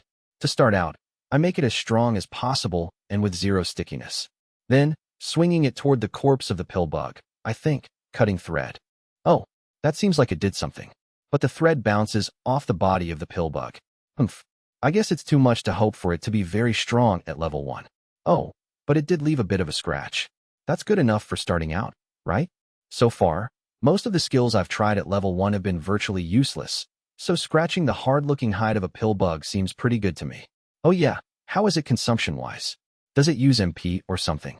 Checking my status, I see that my MP hasn't gone down. And my SP isn't reducing at all right now because of my overreading skills effects, so I have no way of telling whether it affects that reserve. Still, based on my experience with poison synthesis and such, it probably isn't cost-free. So although my red stamina bar hasn't gone down at all, my guess would be that it decreased a little in a way I can't tell. I don't know how much it normally consumes, but its cost-effectiveness doesn't seem too poor. Plus, I'll probably keep my stamina gauge overstocked with overeating in the future, too, so I bet it'll be fine. Next, I try making the thread sticky and attack the pillbug corpse again. It did seem to activate properly, but it didn't leave a scratch this time. Well, that's about what I expected. Experimenting with my spider thread a little more, I discover that there are limits to how it can be customized. For example, maximizing the stickiness makes it difficult to keep it elastic. It isn't impossible, but the effect is definitely lessened. So combining stickiness and sharpness isn't impossible, either, but it also isn't very pragmatic. Still, cutting thread seems like a helpful skill. It's very compatible with my usual strategies. I'll have to raise its skill level as soon as possible. So, Mr. Pillbug, I hate to beat a dead monster, since I already killed you, but I'm gonna need your help with raising my skill level here. I produce more cutting thread and strike the pillbug with it over and over. After beating the crap out of the corpse for a while, I managed to raise my cutting thread skill level to 3. Really, I want to raise it a little more, but by now the remains of the pillbug have reached a state that would be unsuitable for TV, and censored, anyway, so there isn't much else I can do. Even at level 3, it doesn't do much in the way of damage, but you know what they say about a journey of 1,000 miles, or whatever. Oh, Mr. Pillbug, I think I'll probably never forget you, maybe. I eat him, of course. As usual, it's repulsive. In retrospect, I probably didn't need to use him as a target at all, did I? I could have just hit some rocks or something instead. Oh no. So the pillbug suffered for nothing? No. He was able to prove useful to me in death, so I'm sure he's probably crying tears of gratitude in the afterlife. Huh. What do you mean? I'm brutal. I don't know what you're talking about. Suddenly, I sense another presence behind me and turn around. Anagrach LV8. Status appraisal failed.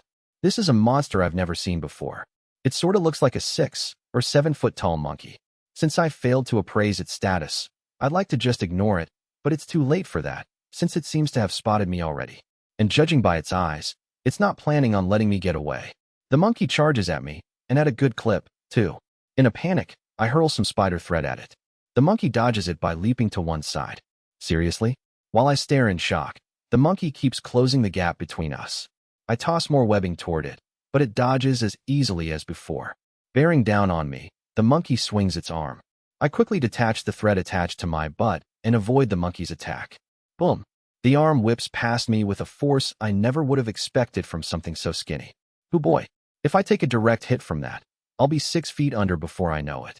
Stats-wise, it isn't necessarily anything I can't handle, but on further reflection, even small fry, upper stratum, class monsters pose a threat to me in a straightforward fight. Undaunted that its first attack missed, the monkey boldly swings its other arm at me. The movement is clumsy and imprecise, but the fact is that each one of these successive blows can probably kill me, so I'm still completely terrified. I'm not exactly a professional boxer, so even an amateur's punches still scare the crap out of me. Gaia!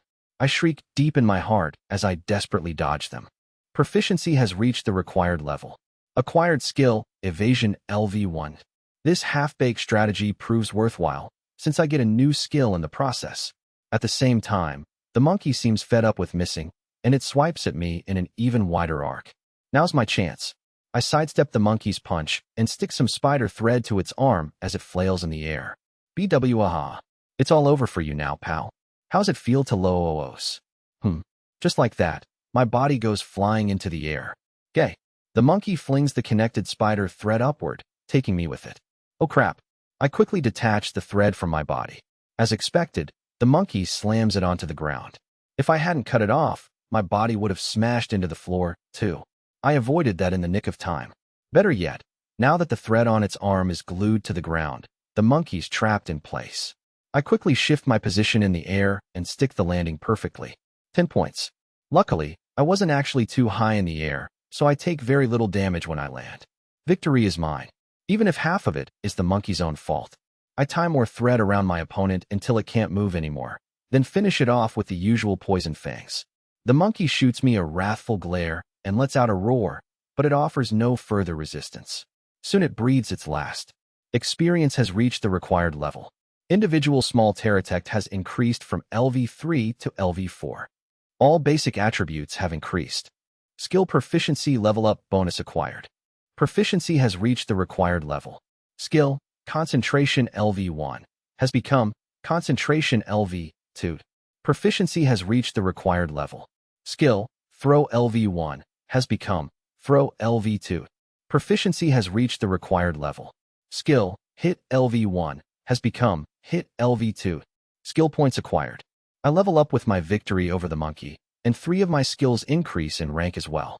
They're all good ones, too, so I'm happy. As usual, despite my growth, all my stats remain low except for speed.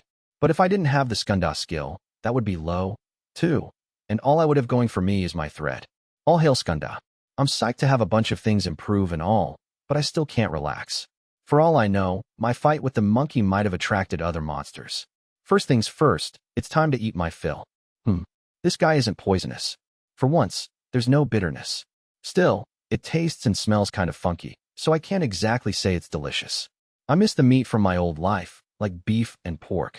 My stamina is already filled to the brim, but thanks to my overeating skill, this energy won't go to waste. The name, overeating, initially had me worried that it would have a negative effect, but it turned out to be quite valuable.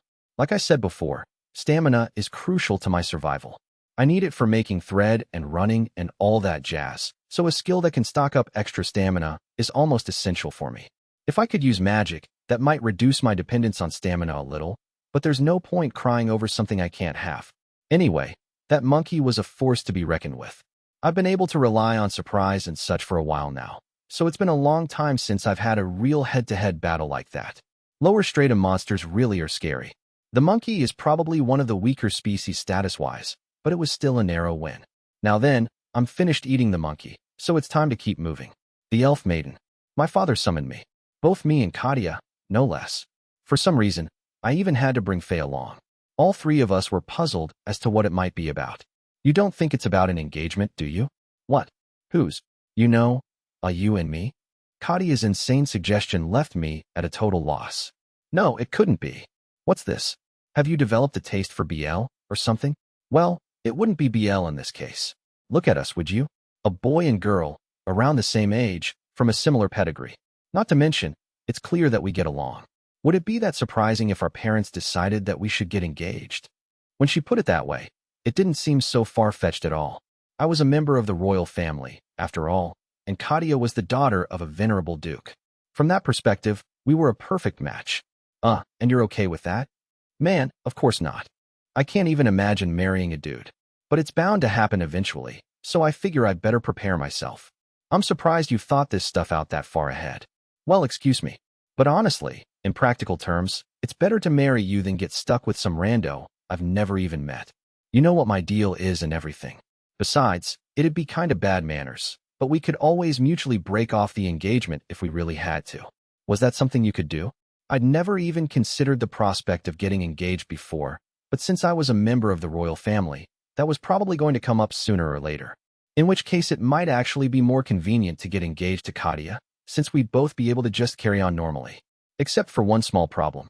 What would you do about Sue, though? Oh, yeah, my sister, Sue, wouldn't let anyone else near me.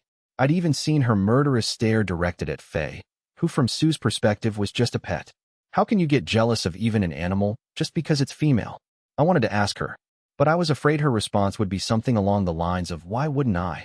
She seemed to have gotten slightly more tolerant of Katia by now, but if she ever suspected we might get engaged, there was no telling what she'd do. Right? She'd probably kill me. Come on, I think you're exaggerating a little. Am I, though? I have to admit, I could see it.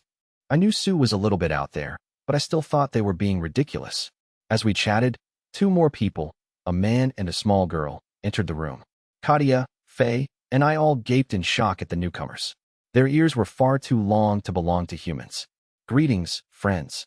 I am called Potamus Herafinas, and I have been sent to this fine kingdom as a goodwill ambassador of the elves. It is I who requested your presence here. It is a great pleasure to meet you.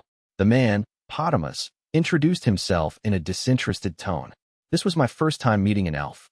I knew that they existed, but seeing one up close and in person for the first time drove home that I was in a fantasy world. So you do have it.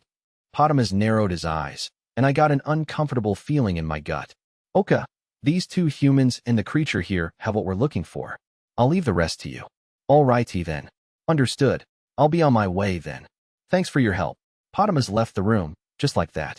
All Katia and I could do was stare, dumbfounded. We didn't even get to introduce ourselves before he took off. With no idea what to do next, I turned my attention to the little girl who'd stayed behind. Now, let me see. I suppose we'll start with introductions, shall we? My current name is Philomos Herafinas. So lovely to meet you. Katia and I looked at each other. How were we supposed to respond to such an introduction from this small girl? You know, if your teacher introduces herself, it's only proper to respond in kind. I'd sigh. And who might you be? My apologies. I am the 4th prince of this kingdom, Schlain Zagan Annalite. I am the eldest daughter of Duke Annibald, Carnatius Seri Annibald. At the girl's prompting, we scrambled to introduce ourselves. I see. A prince and a duchess to be, is it? Very nice. So cute. Something about those words jogged my memory. Her odd manner of speaking had seemed familiar all along, and now I knew who she reminded me of. Katia's eyes widened as he realized it at the same time. No way. Ms. Oka, you really oughtn't to give nicknames to your teacher, you knew? But that's correct. Before our eyes was our homeroom teacher in our former lives, Ms. Kanami Okazaki, or Ms. Oka for short. This teacher, who we all called by her nickname, was a bit of an unfortunate person. Apparently, she'd adopted the speech tic of one of her favorite manga characters in middle school and ended up talking like that all the time. She went to a university with a strong history program because of her interest in manga about the Warring States period, and she became a teacher mostly out of a desire to meet a younger man. Overall, a pretty sad excuse for an educator. However, her pathetic nature actually made her rather popular with the students. All righty, then, how about you? The one pretending to be a pet overseer. Huh? How did you know? It's obvious. You knew. Really? Now, I would think you'd already know that, since we made sure to invite you, too. Faye looked extremely displeased about this. Probably because she used to misbehave in class a lot and got more than a few reprimands from the teacher. Maybe she felt a little sheepish about it. I'm fearing. Yes, very good. The teacher patted Faye on the head. Faye grimaced a little at this treatment. So? Why are you here, Ms. Oka? Why, because I knew you 3 were here, of course. You've become quite the hot topic, you knew? The young prodigies born of the Annalite kingdom are the talk of the town. As we spoke to our teacher for the first time in so long, we all ended up using Japanese. Soon, we told her our names from our previous lives. The moment she heard Katia's old name, her eyes widened, and she murmured something like, "So cute. So you came just to see us?" That's right. Okay, I understand how you knew these 2 oafs were here, but how'd you find out about me? I thought I was blending in pretty well as a pet. Then you don't realize how unusual you are, my dear. There are rumors, you knew? That the prince's pet is a genius, too. What, really? That's right. A normal monster wouldn't listen to the commands of a person who doesn't have the creature training skill, not to mention working out and training alongside them. You knew. Ah, I guess that makes sense. How stupid of me. It was disconcerting that the information could leak outside the castle so easily, but I guess there was no stopping the rumor mill. But that's not the only reason I'm here, my dears. I'm still a teacher, you knew? I have to at least make sure my students are safe, you see. As safe as you can be after being reincarnated, anyway. She said it jokingly, but I think she actually meant it, and I was kind of impressed. It hadn't even occurred to me to worry about anyone's survival but my own in this world. I did suspect that my other classmates might be here, too, but I had never considered actually looking for them. This world is far more dangerous than Japan. You knew? If I can ensure your safety, I'd like to do it as soon as I can. I'd never thought about that either. It should have been obvious, given I knew there were monsters and stuff in this world. But since I was safe, I had just assumed that my other classmates would be, too. Faye had even told me how she nearly died, but at the time, it had seemed to me like a story from far away. So you came to protect us then? Oh, goodness, no. Considering your positions, I can hardly just take you away with me. You knew. But if any of my students wish it, I'll gladly take them to the village of elves for protection, you see. Does that mean you've already found others? Oh, yes. There are 11 students in the elf village, and I've managed to contact 6 others, including the 3 of you. And I've located 2 more, so I'll be off to visit them next, you see. There were 25 students in our class, which would mean there were still 6 more whose whereabouts were unknown. But to put it another way, that meant only 6 students hadn't been found. In a vast world like this one, it must have been no small feat to find that many reincarnated students. You've really been looking out for us, then, Mizoka. It's my duty as a teacher, of course. Besides, most of them were living as humans in human territory, you knew. So it wasn't as hard as all Fayette. Mostly humans. Faye was stunned by her teacher's words. Don't worry about it, was the only comfort I could muster. Despite Ms. Oka's light tone, it was clear she'd been working hard to find everyone. I bowed my head toward her in thanks again.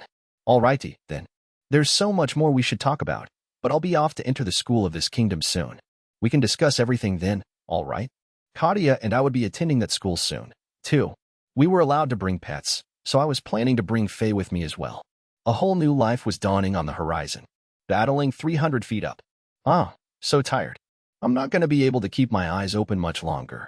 I didn't realize camping without a simple home would be such a pain.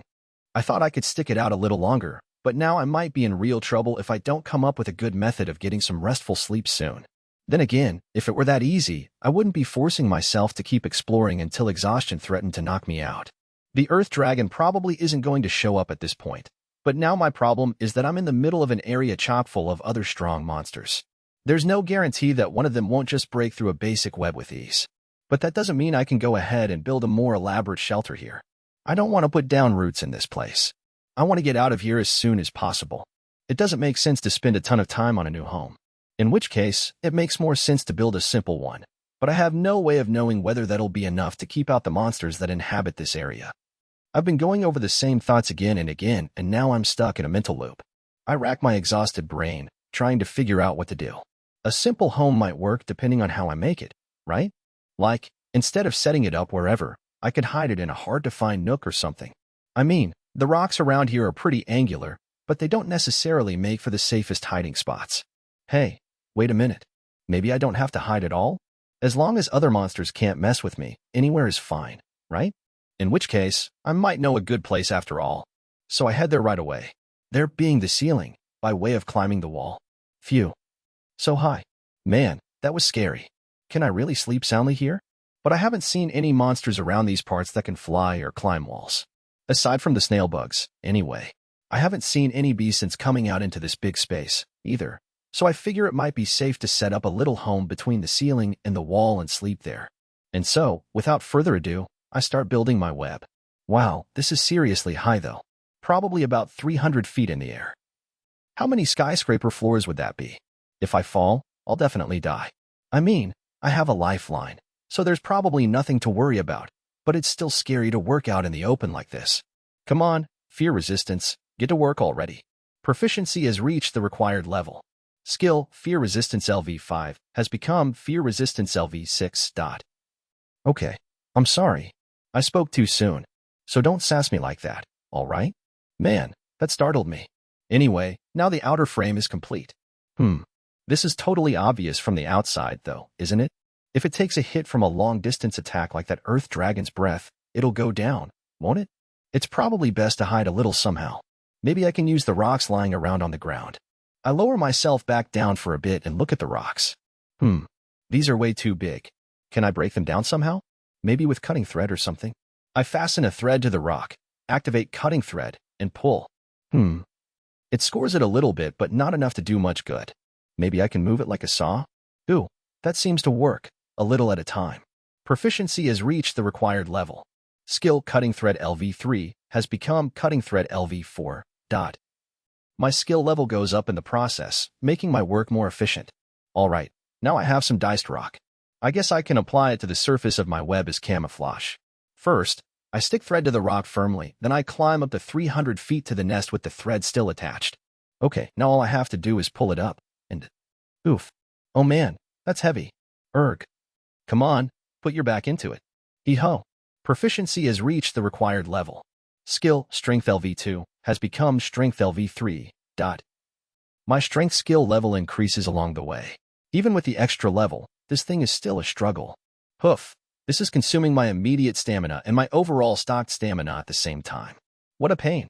Proficiency has reached the required level. Acquired skill Instantaneous LV1. Proficiency has reached the required level. Acquired skill Persistent LV1. I gained some skills, but I don't have time to check them out right now. Come on, pull. Huff, huff. Phew. Finally, I managed to lift the rock into place. Whoa, on closer inspection, my red stamina bar actually decreased past the overeating reserves I had. So that's why it was so painful. Huh? I thought I had come up with a quick method of getting a good night's sleep, but in retrospect, I actually ended up giving myself more work. Ah, man, seriously? So much for that. Oh well, but all the hard work was worth it, since the rock I dragged up and stuck to my nest seems to be hiding me quite effectively. Now I just need to make a bit of bedding and... done. Phew. Now, this is paradise. Ah, being surrounded by silk makes me feel so much safer. This is the life. Without it, I just can't sleep soundly. Oh, gotta check the effects of those new skills before bed. Instantaneous adds to SP, instantaneous, by the number of the skill level. Persistent adds to SP, persistent, by the number of the skill level. Ah, so these are the SP versions of solidity and strength. My SP stats, which were 40 each, have increased to 41. Stamina is important, so that's a sweet deal. Well then, now that I've checked out my new skills, it's time to sleep off all that hard work. Since it's been so long since I had a chance to really bed down, I'll take this opportunity to snooze to my heart's content. And so, good night. Ah, what a nice rest. Yep, I sure slept, all right. But what's this, now? I planned on sleeping a little more, so why do I suddenly feel so wide awake? It feels like all the hair on my body is standing on end. That can't be good. I stick my head out from behind the rock to peer down below. Anagrach LV6, status appraisal failed. Anagrach LV3, status appraisal failed. Anagrach LV8, status HP 165/168 green. MP 3838 blue. SP 127/127 yellow. 109/118 red. Status appraisal failed. Anagrach LV5, status appraisal failed. A group of monkeys has gathered in battle formation right below me. I'd say there are about 50 of them. Huh? You're kidding me, right? These guys are definitely aware that I'm up here. Why? I thought my rock camouflage was perfect. I even looked at it from the ground myself to be sure. At a glance, it looks like nothing more than a bit of rock that's slightly jutting out from the wall. So why? The only reason I can think of has to do with the monkey of the same species I defeated before. Did it do something to me? Like leaving a special scent on me or something? I have no idea. But either way, those monkeys are lying in wait for me. Some of them are even getting ready to climb up the wall. In fact, they've already started. Oh, shit. Climbing a sheer rock wall is apparently difficult even for the monkeys, as their ascent is pretty slow. At this rate, I should have a few minutes before the first ones get to me. I have to take action while I still have the chance. The best move here is probably to escape along the ceiling. There's obviously no way I'm going to beat such a large group of monkey monsters. Alright, time to head for the hills, then. Huh? The color of the ceiling is different here? No way. Why is it so slippery? My thread is barely even sticking to it. Oh no. The nature of the rock that makes up the ceiling changes drastically just a few feet away from the wall. It's so smooth and slippery that not even my stickiest threads stay attached, never mind my legs. At this rate, the ceiling won't work as an escape route. I'll just have to run sideways along the wall then. They'll probably try to chase me, but that'll just be a contest of persistence. Okay, let's honk. Huh, what was that? A rock. Crap, these guys are throwing rocks at me. Wait, how are they even able to reach when the ceiling is so high up? Whoa, another one. I quickly take refuge behind the rock covering my home to escape. Another stone hits the place I was moments ago. Considering how far they had to come, the rocks don't have too much power behind them by the time they reach where I am. However, if one of them hits me while I'm clinging to the wall, it'll probably knock me down. Judging by the fact that the projectiles always land where I just was, those monkeys probably have the throw skill, the hit skill, or maybe even both. A cold chill of dread runs through me. I can't get away like this. What am I going to do? Really, I only have one option. I have to fight back. Luckily, even though it's a simple one, I do have a home base here. My only choice is to strengthen it as much as I can before the first monkey arrives and stave them off from within. If we all have to cling to the wall during the fight, unlike the time with the bees, my opponents won't have any advantage. If anything, since I have my web to serve as both a foothold and a fortress, I'm the one with a leg up this time. I have no choice but to try. First, I scatter more threads. Then I stick them to the wall with thread control. It's a basic tactic, but it should make it harder for them to climb. Since I have to keep avoiding the stones hurtling at me, it's hard to get much work done. And in the process, the first wave of monkeys has made it about halfway up the wall. Shit, they're climbing faster than I expected. There's no way I can stop all of them with the threads I've just set up. Now what? Maybe there's something I can use to attack them first? I do have throw and hit, so if I have anything to throw at them. Oh, there's one thing. I can't throw it, but I can drop it. I poke my head out from behind the rock and activate poison synthesis. Obviously, I'm not making weak poison. I use the toxin I've been honing throughout my whole life as a spider, my ultra-potent spider poison. A sphere of venom appears before my eyes, and gravity pulls it down. The monkey climbing the wall can't avoid it. The poison hits it right in the face, and it shrieks in agony as it falls. This could work. Quickly, I confirm my MP consumption. It only used up 1 point. In other words, I can launch up to 40 shots with full MP. With the amount I've already spent on thread control, that leaves me about 25 shots. If they all hit, I could take out around half the monkey forces. I immediately drop a second shot. Another hit, another monkey down. Time to move on to the next one. Now this is a strategy one should count on whenever possible. Proficiency has reached the required level. Skill, Poison Synthesis LV1, has become Poison Synthesis LV2. My skill level just rose, but I can't check on that right now. Spider poison is probably stronger than whatever new venom I just got. Anyway, I succeed in knocking down a fair number of the monkeys, but they're starting to react accordingly. They're avoiding the area directly below my nest and climbing up on either side instead. I shower them with as much poison as I can before they all make it out of my range. Proficiency has reached the required level. Skill, Hit LV2, has become Hit LV3. Nice. The monkeys are dropping like flies, but a lot of them have still escaped to the sides. The poison bombs aren't going to work anymore at this rate. I'm worried about how little MP I have left, anyway, so maybe this is for the best. I extend some silk toward the monkeys that shifted sideways. This fight is only just getting started. The monkeys are still climbing the wall. I'm using thread control to lay down sticky threads on the wall directly in their path. This is bad. I don't have enough MP. I might have used too much for poison synthesis. If it comes down to it, though, I could probably just apply the threads manually without using thread control. Another stone comes flying in my direction, so I quickly take cover behind the rock. The monkeys still on the ground are chucking stones incessantly. Even if one hits me, it won't be a fatal injury by any means, but it's still super annoying. The closest monkeys rush right into my sticky zone. Of course, they get trapped in place immediately. That should buy me some time, because if the monkeys in the lead stop moving, it ought to cause a bottleneck for gay.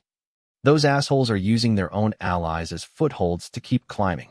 There's still more of the sticky buffer zone left, but at this rate, they'll break through way faster than I expected. Damn it, I have no time to think now. I aim toward a particularly large group of monkeys and fire a casting net. I leave the hapless victims to seal their own fates. The more they struggle, the more they'll get tangled, until it's impossible for them to move at all. The resulting lump of monkeys and webbing will create a worthy obstacle in the middle of the path. As a general rule, once the monkeys are caught, I can't afford to put them out of my mind. After all, their stats seem too low for them to escape from my threads. This time, I'm not using thread control. My basic strategy is to immobilize all the monkeys with only my sticky thread. After that, I can take my time in finishing them off. I launch a second casting net. Again, several monkeys are ensnared. As I'm about to fire off the third net, a rock comes flying at me. I dodge it in a panic. These guys are way too good at working together. On top of that, they're getting cautious of my casting nets and moving even farther to the left and right. Now I can only catch one or two with each trap. These guys are way smarter than any monsters I've fought before. If they're this smart, why aren't they noticing that I'm not nearly big enough to be worth their while as prey? What are they hoping to get out of beating a tiny spider like me? But these guys are clearly coming at me with the desire to defeat me at all costs. Come on, give it a rest. I can't deal with this level of fervor directed toward me. All right? You should devote all that passion to something else. Like underscore, underscore, underscore, underscore, underscore, underscore. For example, fill in the blank yourself. I keep pumping out thread everywhere while I rant at the attackers pointlessly in my mind. Since they've scattered so far to the sides, I have to try and spread my webbing far and wide. I'm trying to be as sparing with thread control as possible. If I run out of MP in this situation, this'll get hairy. Why don't I just stay inside my simple home? Well, because I'm 300 feet above the ground. My threads are definitely strong, but they aren't invincible. They're weak to fire, for one thing, and that earth dragon blew them away like nothing. While my webs boast high defense, they can still be broken by anything with attack power that exceeds it. I don't think the monkeys will be able to do that. If I were on the ground, I obviously would have simply chosen to hole up inside.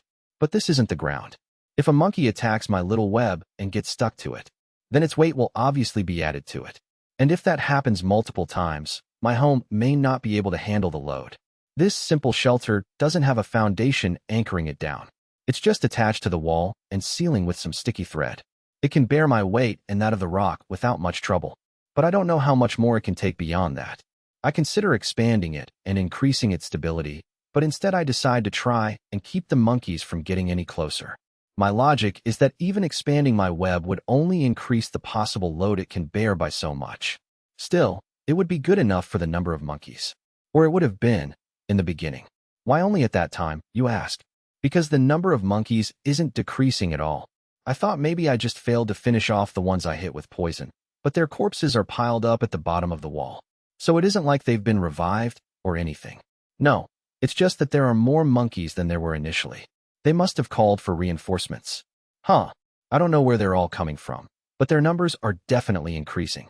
There were only 50 or so at first, but now there's easily twice as many, and that number is still rising.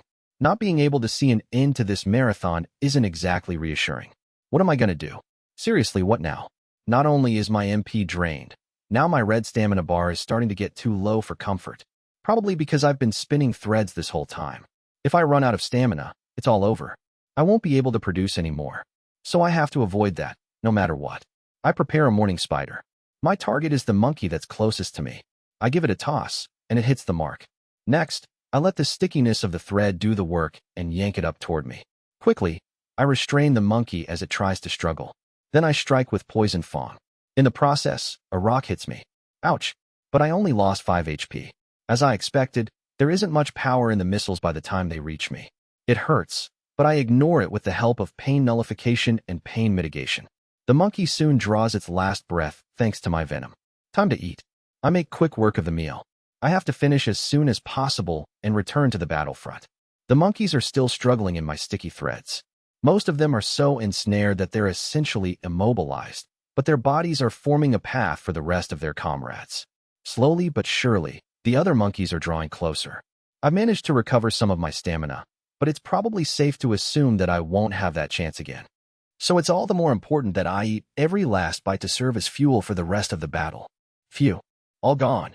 I get the feeling that only increased the monkey's murderous rage toward me, but it's too late for that now. I am the predator. Nobody's gonna make prey out of me. I spray threads all over the place.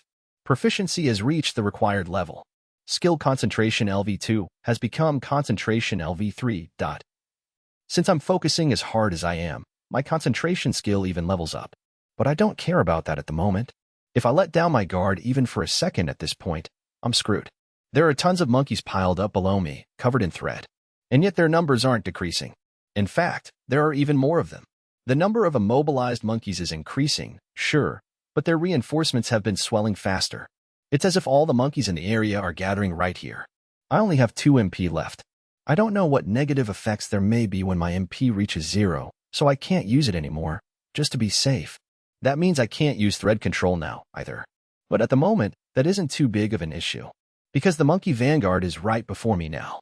They've closed the distance between us to the point where thread control isn't even necessary. I produce another thread. Another monkey gets caught and tangled in it. And what it does next is utterly ridiculous. It jumps. The monkey crashes to the ground with a dull thud. From this height, not even a monster has any hope of surviving the fall. Given the choice between dying or getting stuck in the path of their comrades and hindering their progress, these freaking monkeys actually choose death. Unbelievable. I can't help but shiver at this disturbing thought process. I had faintly hoped that if I kept countering them, the monkeys would eventually give up, but clearly that's not going to happen. These monkeys won't stop until they get to me. The only two ways this can end are if they kill me or if I kill all of them. A stone flies at me, but I can't even avoid it anymore. I don't have a second to spare. The stone hits my body, and my HP decreases. But thanks to pain nullification and pain mitigation, I'm able to ignore it. I entrust the HP I've lost to my auto-recovery skill. Even as the stone hits me, I keep streaming out more thread. It's my only chance of surviving this situation. Part of me was disdainful of these monkeys before. I mean, they were nothing compared to that earth dragon. Certainly, most opponents have nothing on that insanely powerful thing. But that doesn't mean I can look down on them. What an idiot I've been. Did I forget how weak I am myself? Compared to me, just about anything could be a formidable enemy. What made me think I could take on small fries so easily? Not to mention that even though I'm weaker than these guys, they're coming at me with such determination that not even Death Eaters them. Given all that, there's no reason I should have expected to be able to skate through this without any problems. So now, I have to summon my resolve and face this with everything I have. Another stone strikes my body. It's only one short moment. For just a single moment, I'm startled by the impact. In that moment, a monkey catches one of my legs. More than half of its body is bound up in thread, yet it reaches out with its free right arm. My leg emits a not very pleasant cracking sound. Trying to endure the crushing pain, I manage to jab my poison fangs into the hand on my leg. At around the same time that the monkey's strength expires, half of my leg is torn off. It hurts. It's incredibly painful, and I can feel it despite my pain mitigation. Since it's only part of my leg, maybe HP auto-recovery will fix it? Hopefully it'll recover if I level up, at least. But I have no time to worry about my lost limb right now. That attack has stolen too much of my precious time. Another monkey will arrive any second now. I make another thread. Now I'm starting to panic. My stamina is running low again. My thread connects with a monkey, which jumps out into empty space. Paying no attention to his fate, I launch the next one. Experience has reached the required level. Individual small Terratect has increased from LV4 to LV5. All basic attributes have increased. Skill proficiency level up bonus acquired. Proficiency has reached the required level. Skill concentration LV3 has become concentration LV4. Proficiency has reached the required level. Skill hit LV3 has become hit LV4. Proficiency has reached the required level. Skill solidity LV2 has become solidity LV3. Skill points acquired.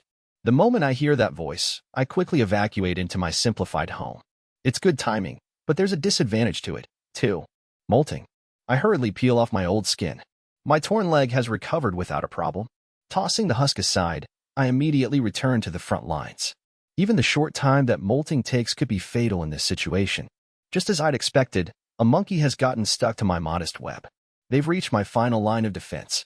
When I leveled up, my MP and SP both refilled, but it might be too little, too late. No, wait. I can still do this. I extend a leg outside my simple home. A monkey grabs it immediately, but what does that matter? I spray out as much thread as I can, forming a huge clump of webbing. Then I pour everything I have into activating thread control. Little by little, my power permeates into the threads. Since my skill level has gone up, the number of fibers I can control at once has increased considerably. Of course, I can't control the entirety of this big cluster, but that's fine. Still, given the huge number I'm trying to manipulate, my recovered MP is disappearing again at an alarming speed. Then, my captured leg makes another awful sound. At the same time, my entire body is dragged out of my home. More monkey arms reach in from outside. I manage to keep my head free, but now my body's been caught. The monkeys are merciless, trying to crush me with all their strength. My HP is rapidly decreasing, and intense pain tears through me. Proficiency has reached the required level. Acquired skill, life LV1. Proficiency has reached the required level. Acquired skill, magic mass LV1. Just as I hear the divine voice, Temp, my threads are ready. I use all the power I have left to manipulate the thread. Following my commands, the web lump detaches from the wall and falls. Naturally, the monkeys stuck their fall with it. With a loud roar, the wall of yarn and the entangled monkeys go crashing down toward the remaining invaders below.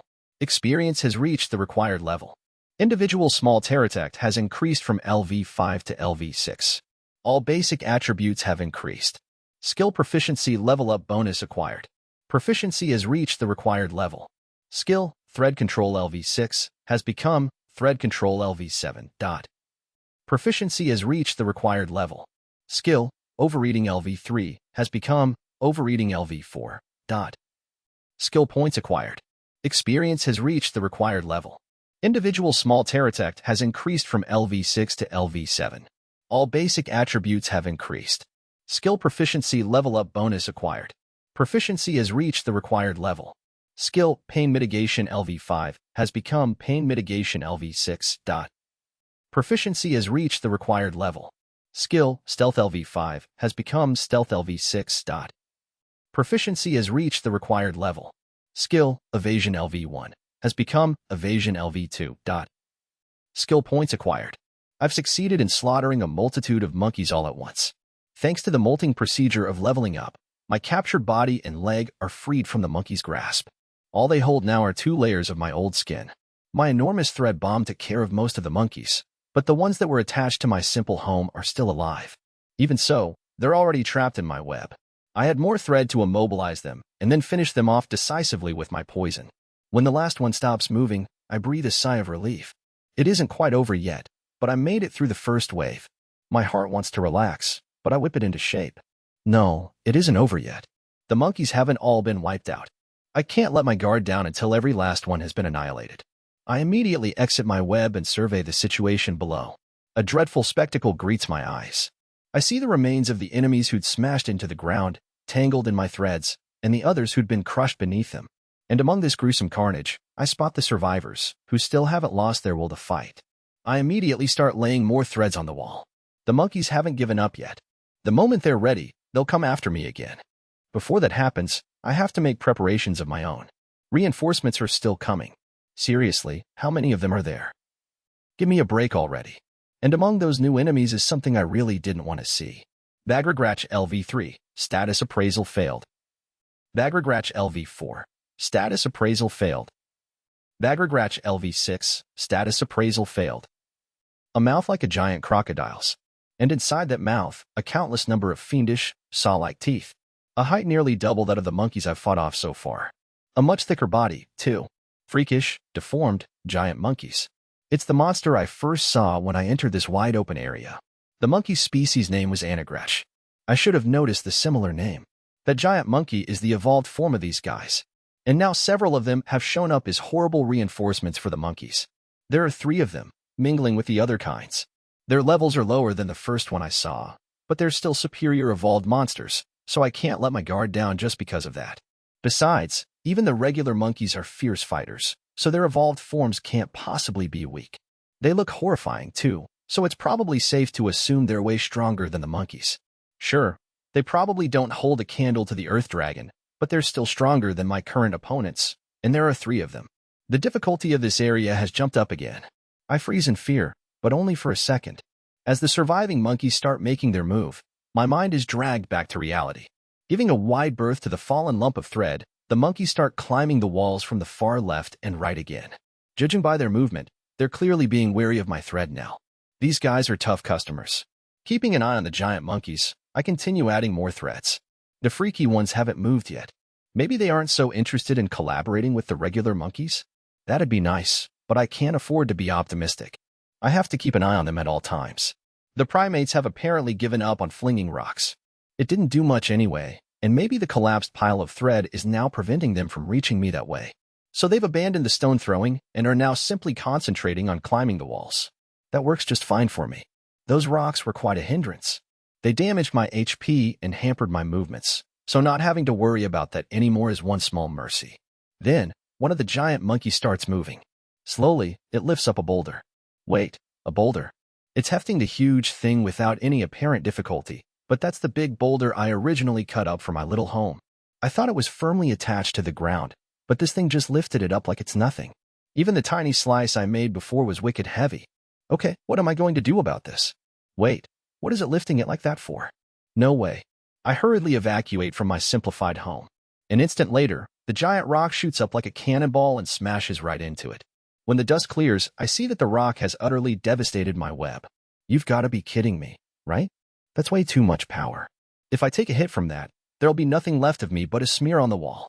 Luckily, there are no more boulders like that near the giant monkey, so there won't be any more crazy cannonballs flying my way. However, my last line of defense, my simple home, has been annihilated. From here on out, I'll have to fight without it. That isn't good. Not being able to rely on it for defense is bad enough, but what's worse is that I no longer have a good foothold. The only reason I was able to fight off the monkeys so far was that I could be confident in my footing, which helped me focus on attacking. With that gone, I could easily slip and fall with a single misstep. Since I'm connected to the ceiling by a thread, I won't crash straight to the ground, but I'll still end up totally defenseless. If I give the monkeys an opportunity, no way they'll pass it up. I make up my mind in a snap. Even if it's a rush job, I have to make a new thread foothold. In the meantime, I won't be able to work on laying more traps elsewhere, but once the monkeys get here, I won't have time to build anything. If I don't make one now, I'll definitely regret it later.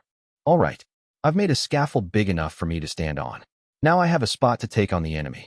The second round of this defensive battle is about to begin. The monkeys are closing in. I continue shooting thread toward them. For the most part, it's just like the first round. However, there are a few key differences. The monkeys know how my thread works now. They've figured out that if they get caught in it, they won't be able to escape. And so, the monkeys in the lead are spreading out as far as possible and jumping onto the thread. They're trying to cover up as much of the sticky trap as possible with their own bodies to help their allies behind them pass more easily. As a result, quite a few monkeys are now stuck, spread-eagled on the wall. They're even preparing for another thread and monkey bomb by clinging tightly to the rock surface. Now the next wave proceeds over the path that their comrades have made for them with their bodies. Like last time, they throw themselves down as soon as my web gets them. It's an insanely suicidal strategy. They care more about killing me than about preserving their own lives. But it's also very thoroughly planned out. These guys are seriously tough. However, no matter how many countermeasures they try to take, the sacrifices are still reducing their numbers. No new reinforcements have appeared since the giant monkeys arrived. At this rate, the monkeys will be wiped out before they can reach me. As long as the giant ones don't make another move, I'm still on high alert. Even as I face off against the regular monkeys, I keep an eye on their evolved brethren at all times. It's nerve-wracking work. Thanks to that, my concentration skill level has increased. Finally, there's movement from that direction. It's the lowest level giant monkey. The creature does an abrupt about-face and begins marching away. It would have been great if it kept going and just left. But of course, things are never that easy. The giant monkey turns back in this direction and begins to run in a straight line. No way. My intuition sounds an alarm in my brain. Yes way, it tells me. Immediately, I prepare my counterattack. My prediction is unfortunately correct. The giant lug takes a running start and jumps over the mass of threads and monkeys in a single bound.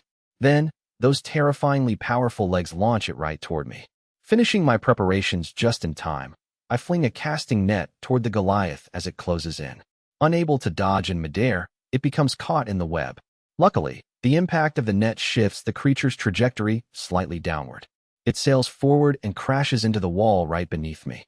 With a loud thunk, it sticks to the threads on the wall and falls still. Even so, it quickly regains consciousness and starts struggling furiously to escape, adding more gluey strands to hinder it. I activate poison synthesis at the same time to create some spider poison and drop it toward that enormous mouth. The giant monkey shrieks in agony as my 1-2 combo connects. I'm a little alarmed that a single shot of spider poison isn't enough to kill it, but all the same I go ahead and synthesize a second dose. The ball of venom lands beautifully right between those horrific jaws. Experience has reached the required level. Individual small Terratect has increased from LV7 to LV8. All basic attributes have increased. Skill proficiency level up bonus acquired. Proficiency has reached the required level. Skill, Vision Expansion LV1, has become Vision Expansion LV2. Proficiency has reached the required level. Skill, Acid Resistance LV3, has become Acid Resistance LV4. Skill points acquired. Leveling up is proof that my humongous foe has breathed its last. I hurriedly peel off my molted skin. There's no time to be relieved. As soon as I turn back toward the invading monkeys, I see another one of the giants. Using its partner's jump as a diversion, this one has been clambering up along the same route as the regular monkeys. How can it be so fast? It was on the ground just a moment ago, but now it's practically on top of me. The huge monkey mercilessly crushes the smaller ones in its path as it approaches. With its impressive speed and grip, it'll complete its journey in the blink of an eye. I hurriedly launch a thread in its direction. The giant monkey dodges it effortlessly, despite hanging off a sheer wall. But it dodges into an area where there's no path of monkeys to tread on. The only thing waiting there is a solid field of my webbing. The giant monkey adheres to it in no time flat. Immediately, it struggles to tear the thread away, but even its power can't rip through my silk so easily. But as it tries to deal with its trap, the wall itself starts to produce disturbing crumbling sounds. Of course, I can't let that slide. I waste no time in covering the creature's body in thread. That should hold it for a while. With that handled, I whirl back to search for the third giant monkey. Since the second one has made its move, I have no doubt that the third one will be quick to follow. Sure enough, my prediction is correct. I spot the third one in no time. It's coming right toward me, its huge mouth already wide open. What was I thinking? Assuming that I practically had this in the bag. I react without thinking, moving purely on instinct. Namely, I jump out of the way, off my foothold into empty space. Even then, I can't dodge it completely, and the massive jaws crush all of my right legs as well as part of my abdomen. My HP plummets. Overwhelmed with pain, I flicker in and out of consciousness. But if I pass out now, I'll never wake up again. I hurriedly launch a thread in midair. It latches onto the wall, stopping my fall. However, the rebound smashes me against the stone, nearly knocking me out for a moment. Clenching my fangs, I force myself to stay awake. Proficiency has reached the required level. Acquired skill, Faint Resistance LV1. Probably with help from my new skill, I managed to hang on to consciousness. My line of sight swivels upward, toward the web foothold where I had been a moment ago. The third giant monkey has totally destroyed the scaffold and is now caught in the remains. Well, of course it is. I didn't make an ordinary foothold. Just in case, I built it so it could serve as a trap if necessary. Although I didn't expect it to be destroyed in a single blow. I struggle upward. Since half of my legs are out of commission, I use thread control to help pull myself up. I ascend past the thrashing giant monkey. Using thread control, I restrain my adversary, holding its large maw open with webbing. Then I synthesize some spider poison and send it right down the thing's gullet. Experience has reached the required level. Individual small terratect has increased from LV8 to LV9. All basic attributes have increased. Skill proficiency level up bonus acquired. Proficiency has reached the required level. Skill HP auto recovery LV2 has become HP auto recovery LV3. Proficiency has reached the required level. Skill Life LV1 has become Life LV2. Proficiency has reached the required level. Skill Instantaneous LV1 has become Instantaneous LV2. Proficiency has reached the required level. Skill Persistent LV1 has become Persistent LV2. Skill points acquired. I level up and molt once more. Phew, I thought I was gonna die. That was a really close call. If I hadn't leveled up with that kill, I might have actually died this time. But I made it. The second giant monkey is getting close to escaping its restraints, so I slather it with more thread. The rest of the army hasn't gotten as far as I feared, since their evolved compatriots trampled the path they went to such great pains to create. In fact, their cooperation is in shambles and has given way to total chaos. There's no more rock artillery, and their numbers have decreased considerably. Huh? Wait, at this point, can I just escape instead of going out of my way to wipe them all out?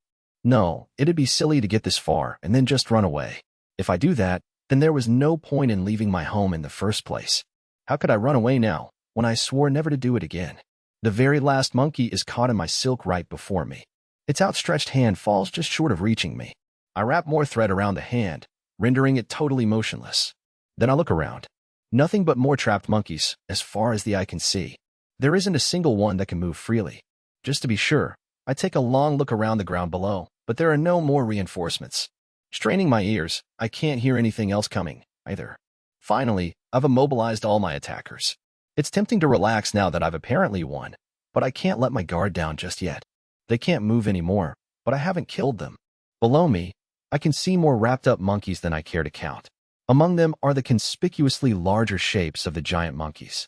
The last one of those is still struggling to tear through the threads and trapping it. In reality, it's probably strong enough to actually break out. Not right away, but if I leave it to its own devices, it'll free itself sooner or later. Which was why I kept adding more threads to restrain it whenever it came close to doing so. And so, I intercepted the charging monkeys while keeping the giant one in check. It was a lot harder than I expected. Good thing I didn't let my guard down after I killed the first two. Since restraining the last one took more effort than I thought it would, my MP and SP are getting low. The only reason I'm keeping it alive is that I simply don't have time to go and finish it off. The other monkeys kept coming at me, so I didn't have the chance. And to make things even harder, the giant monkey was smack in the middle of its allies' route to me. If I tried to go and finish it off, I'd walk right into a sea of enemies. So obviously I wasn't going to do something suicidal. What I was most afraid of was the regular monkeys assisting the giant one. If the cooperative efforts of the regular guys came together with the strength of their hulking companion, it was very possible that they could break through my bonds. But luckily, they make no attempt to do so. Despite their tendency to prioritize efficiency over their own lives, they chose to not take the strategy with the most obvious advantage, helping the giant monkey escape and attacking me together. I'm relieved and all, but the behavioral principles of these monkeys is a total mystery to me. Although really, it's not like I understood this crazy attack in the first place. There's no way just eating me would be enough to attack so desperately, so I have no idea what their motive is. The only explanation I can think of is that they're trying to avenge the first monkey that I killed and ate. But does that reason explain the lengths they went to? Oh well, there's no point getting hung up on that. I have no way of knowing what some monsters are thinking. Anyway, I go to finish off the giant monkey. Naturally, I don't quite have the guts to go up and bite such a dangerous creature directly. So, like the other two, I use poison synthesis to drop some spider poison into its mouth from above. After eating 2 of my poison attacks, literally, the thing finally stills. With the biggest threat out of the way, I can go about taking out the other monkeys with my bite, one by one. Even Poison Fang uses a tiny amount of SP, but I've never had to worry about that before. The cost is incredibly low, so I haven't been in a situation where it threatened to use up my SP. But this time, there are just way too many targets. Even Poison Fang will deplete SP eventually, so I have to stop partway through to eat and restore some stamina. Rendered immobile by my webbing, the monkeys are still desperate to put up some kind of resistance, so they shriek at me threateningly when I approach. I sense a hint of fear in their cries, too, but what do I care about that? They're the ones who picked a fight with me, so they should have been prepared to die themselves. You're not going to catch me losing any sleep over killing something that tried to kill me first. So I ignore their struggles and finish them off. Condition satisfied. Acquired title, Merciless. Acquired skills, Heretic Magic LV1. Heresy Resistance LV1. As a result of title, Merciless. Skill, Heretic Magic LV1. Has been integrated into Heretic Magic LV2. Oh hey, I got a title. Another disturbing one at that. That's also my second title to come with Heretic Magic. This has to be some attempt at shaming me. I'm not that much of a heretic. Honest. For now, I decide that checking out my new skills can wait until later. I leveled up a whole bunch of times during the battle and gained a crap load of skills anyway, so it's probably better to check them out all at once. Experience has reached the required level. Individual small Terratect has increased from LV9 to LV10.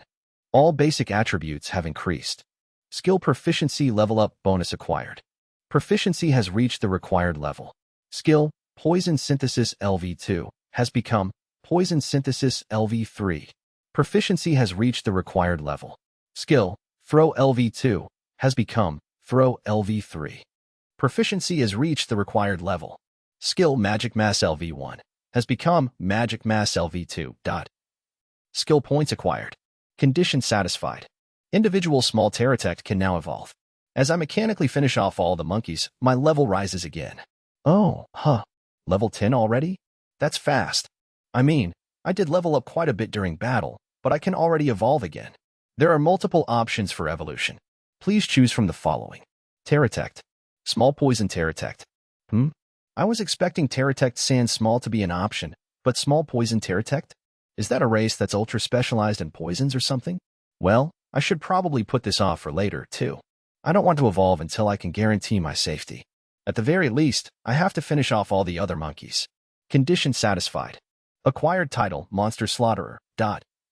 Acquired skills, Herculean Strength LV1, Sturdy LV1, as a result of title Monster Slaughterer.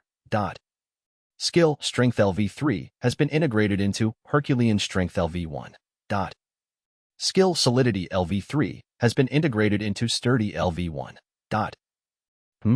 More titles? It's another dicey one, too. Is this an advanced version of Monster Slayer? And why did Strength and Solidity get integrated into different skills? I have to remember to check all this later. In the meantime, I go through the monkey disposal routine.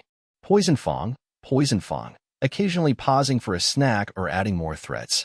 Until finally, I'm the only creature left alive in the area. I won. Now it's finally over, for real this time. All the strength drains from my body at once.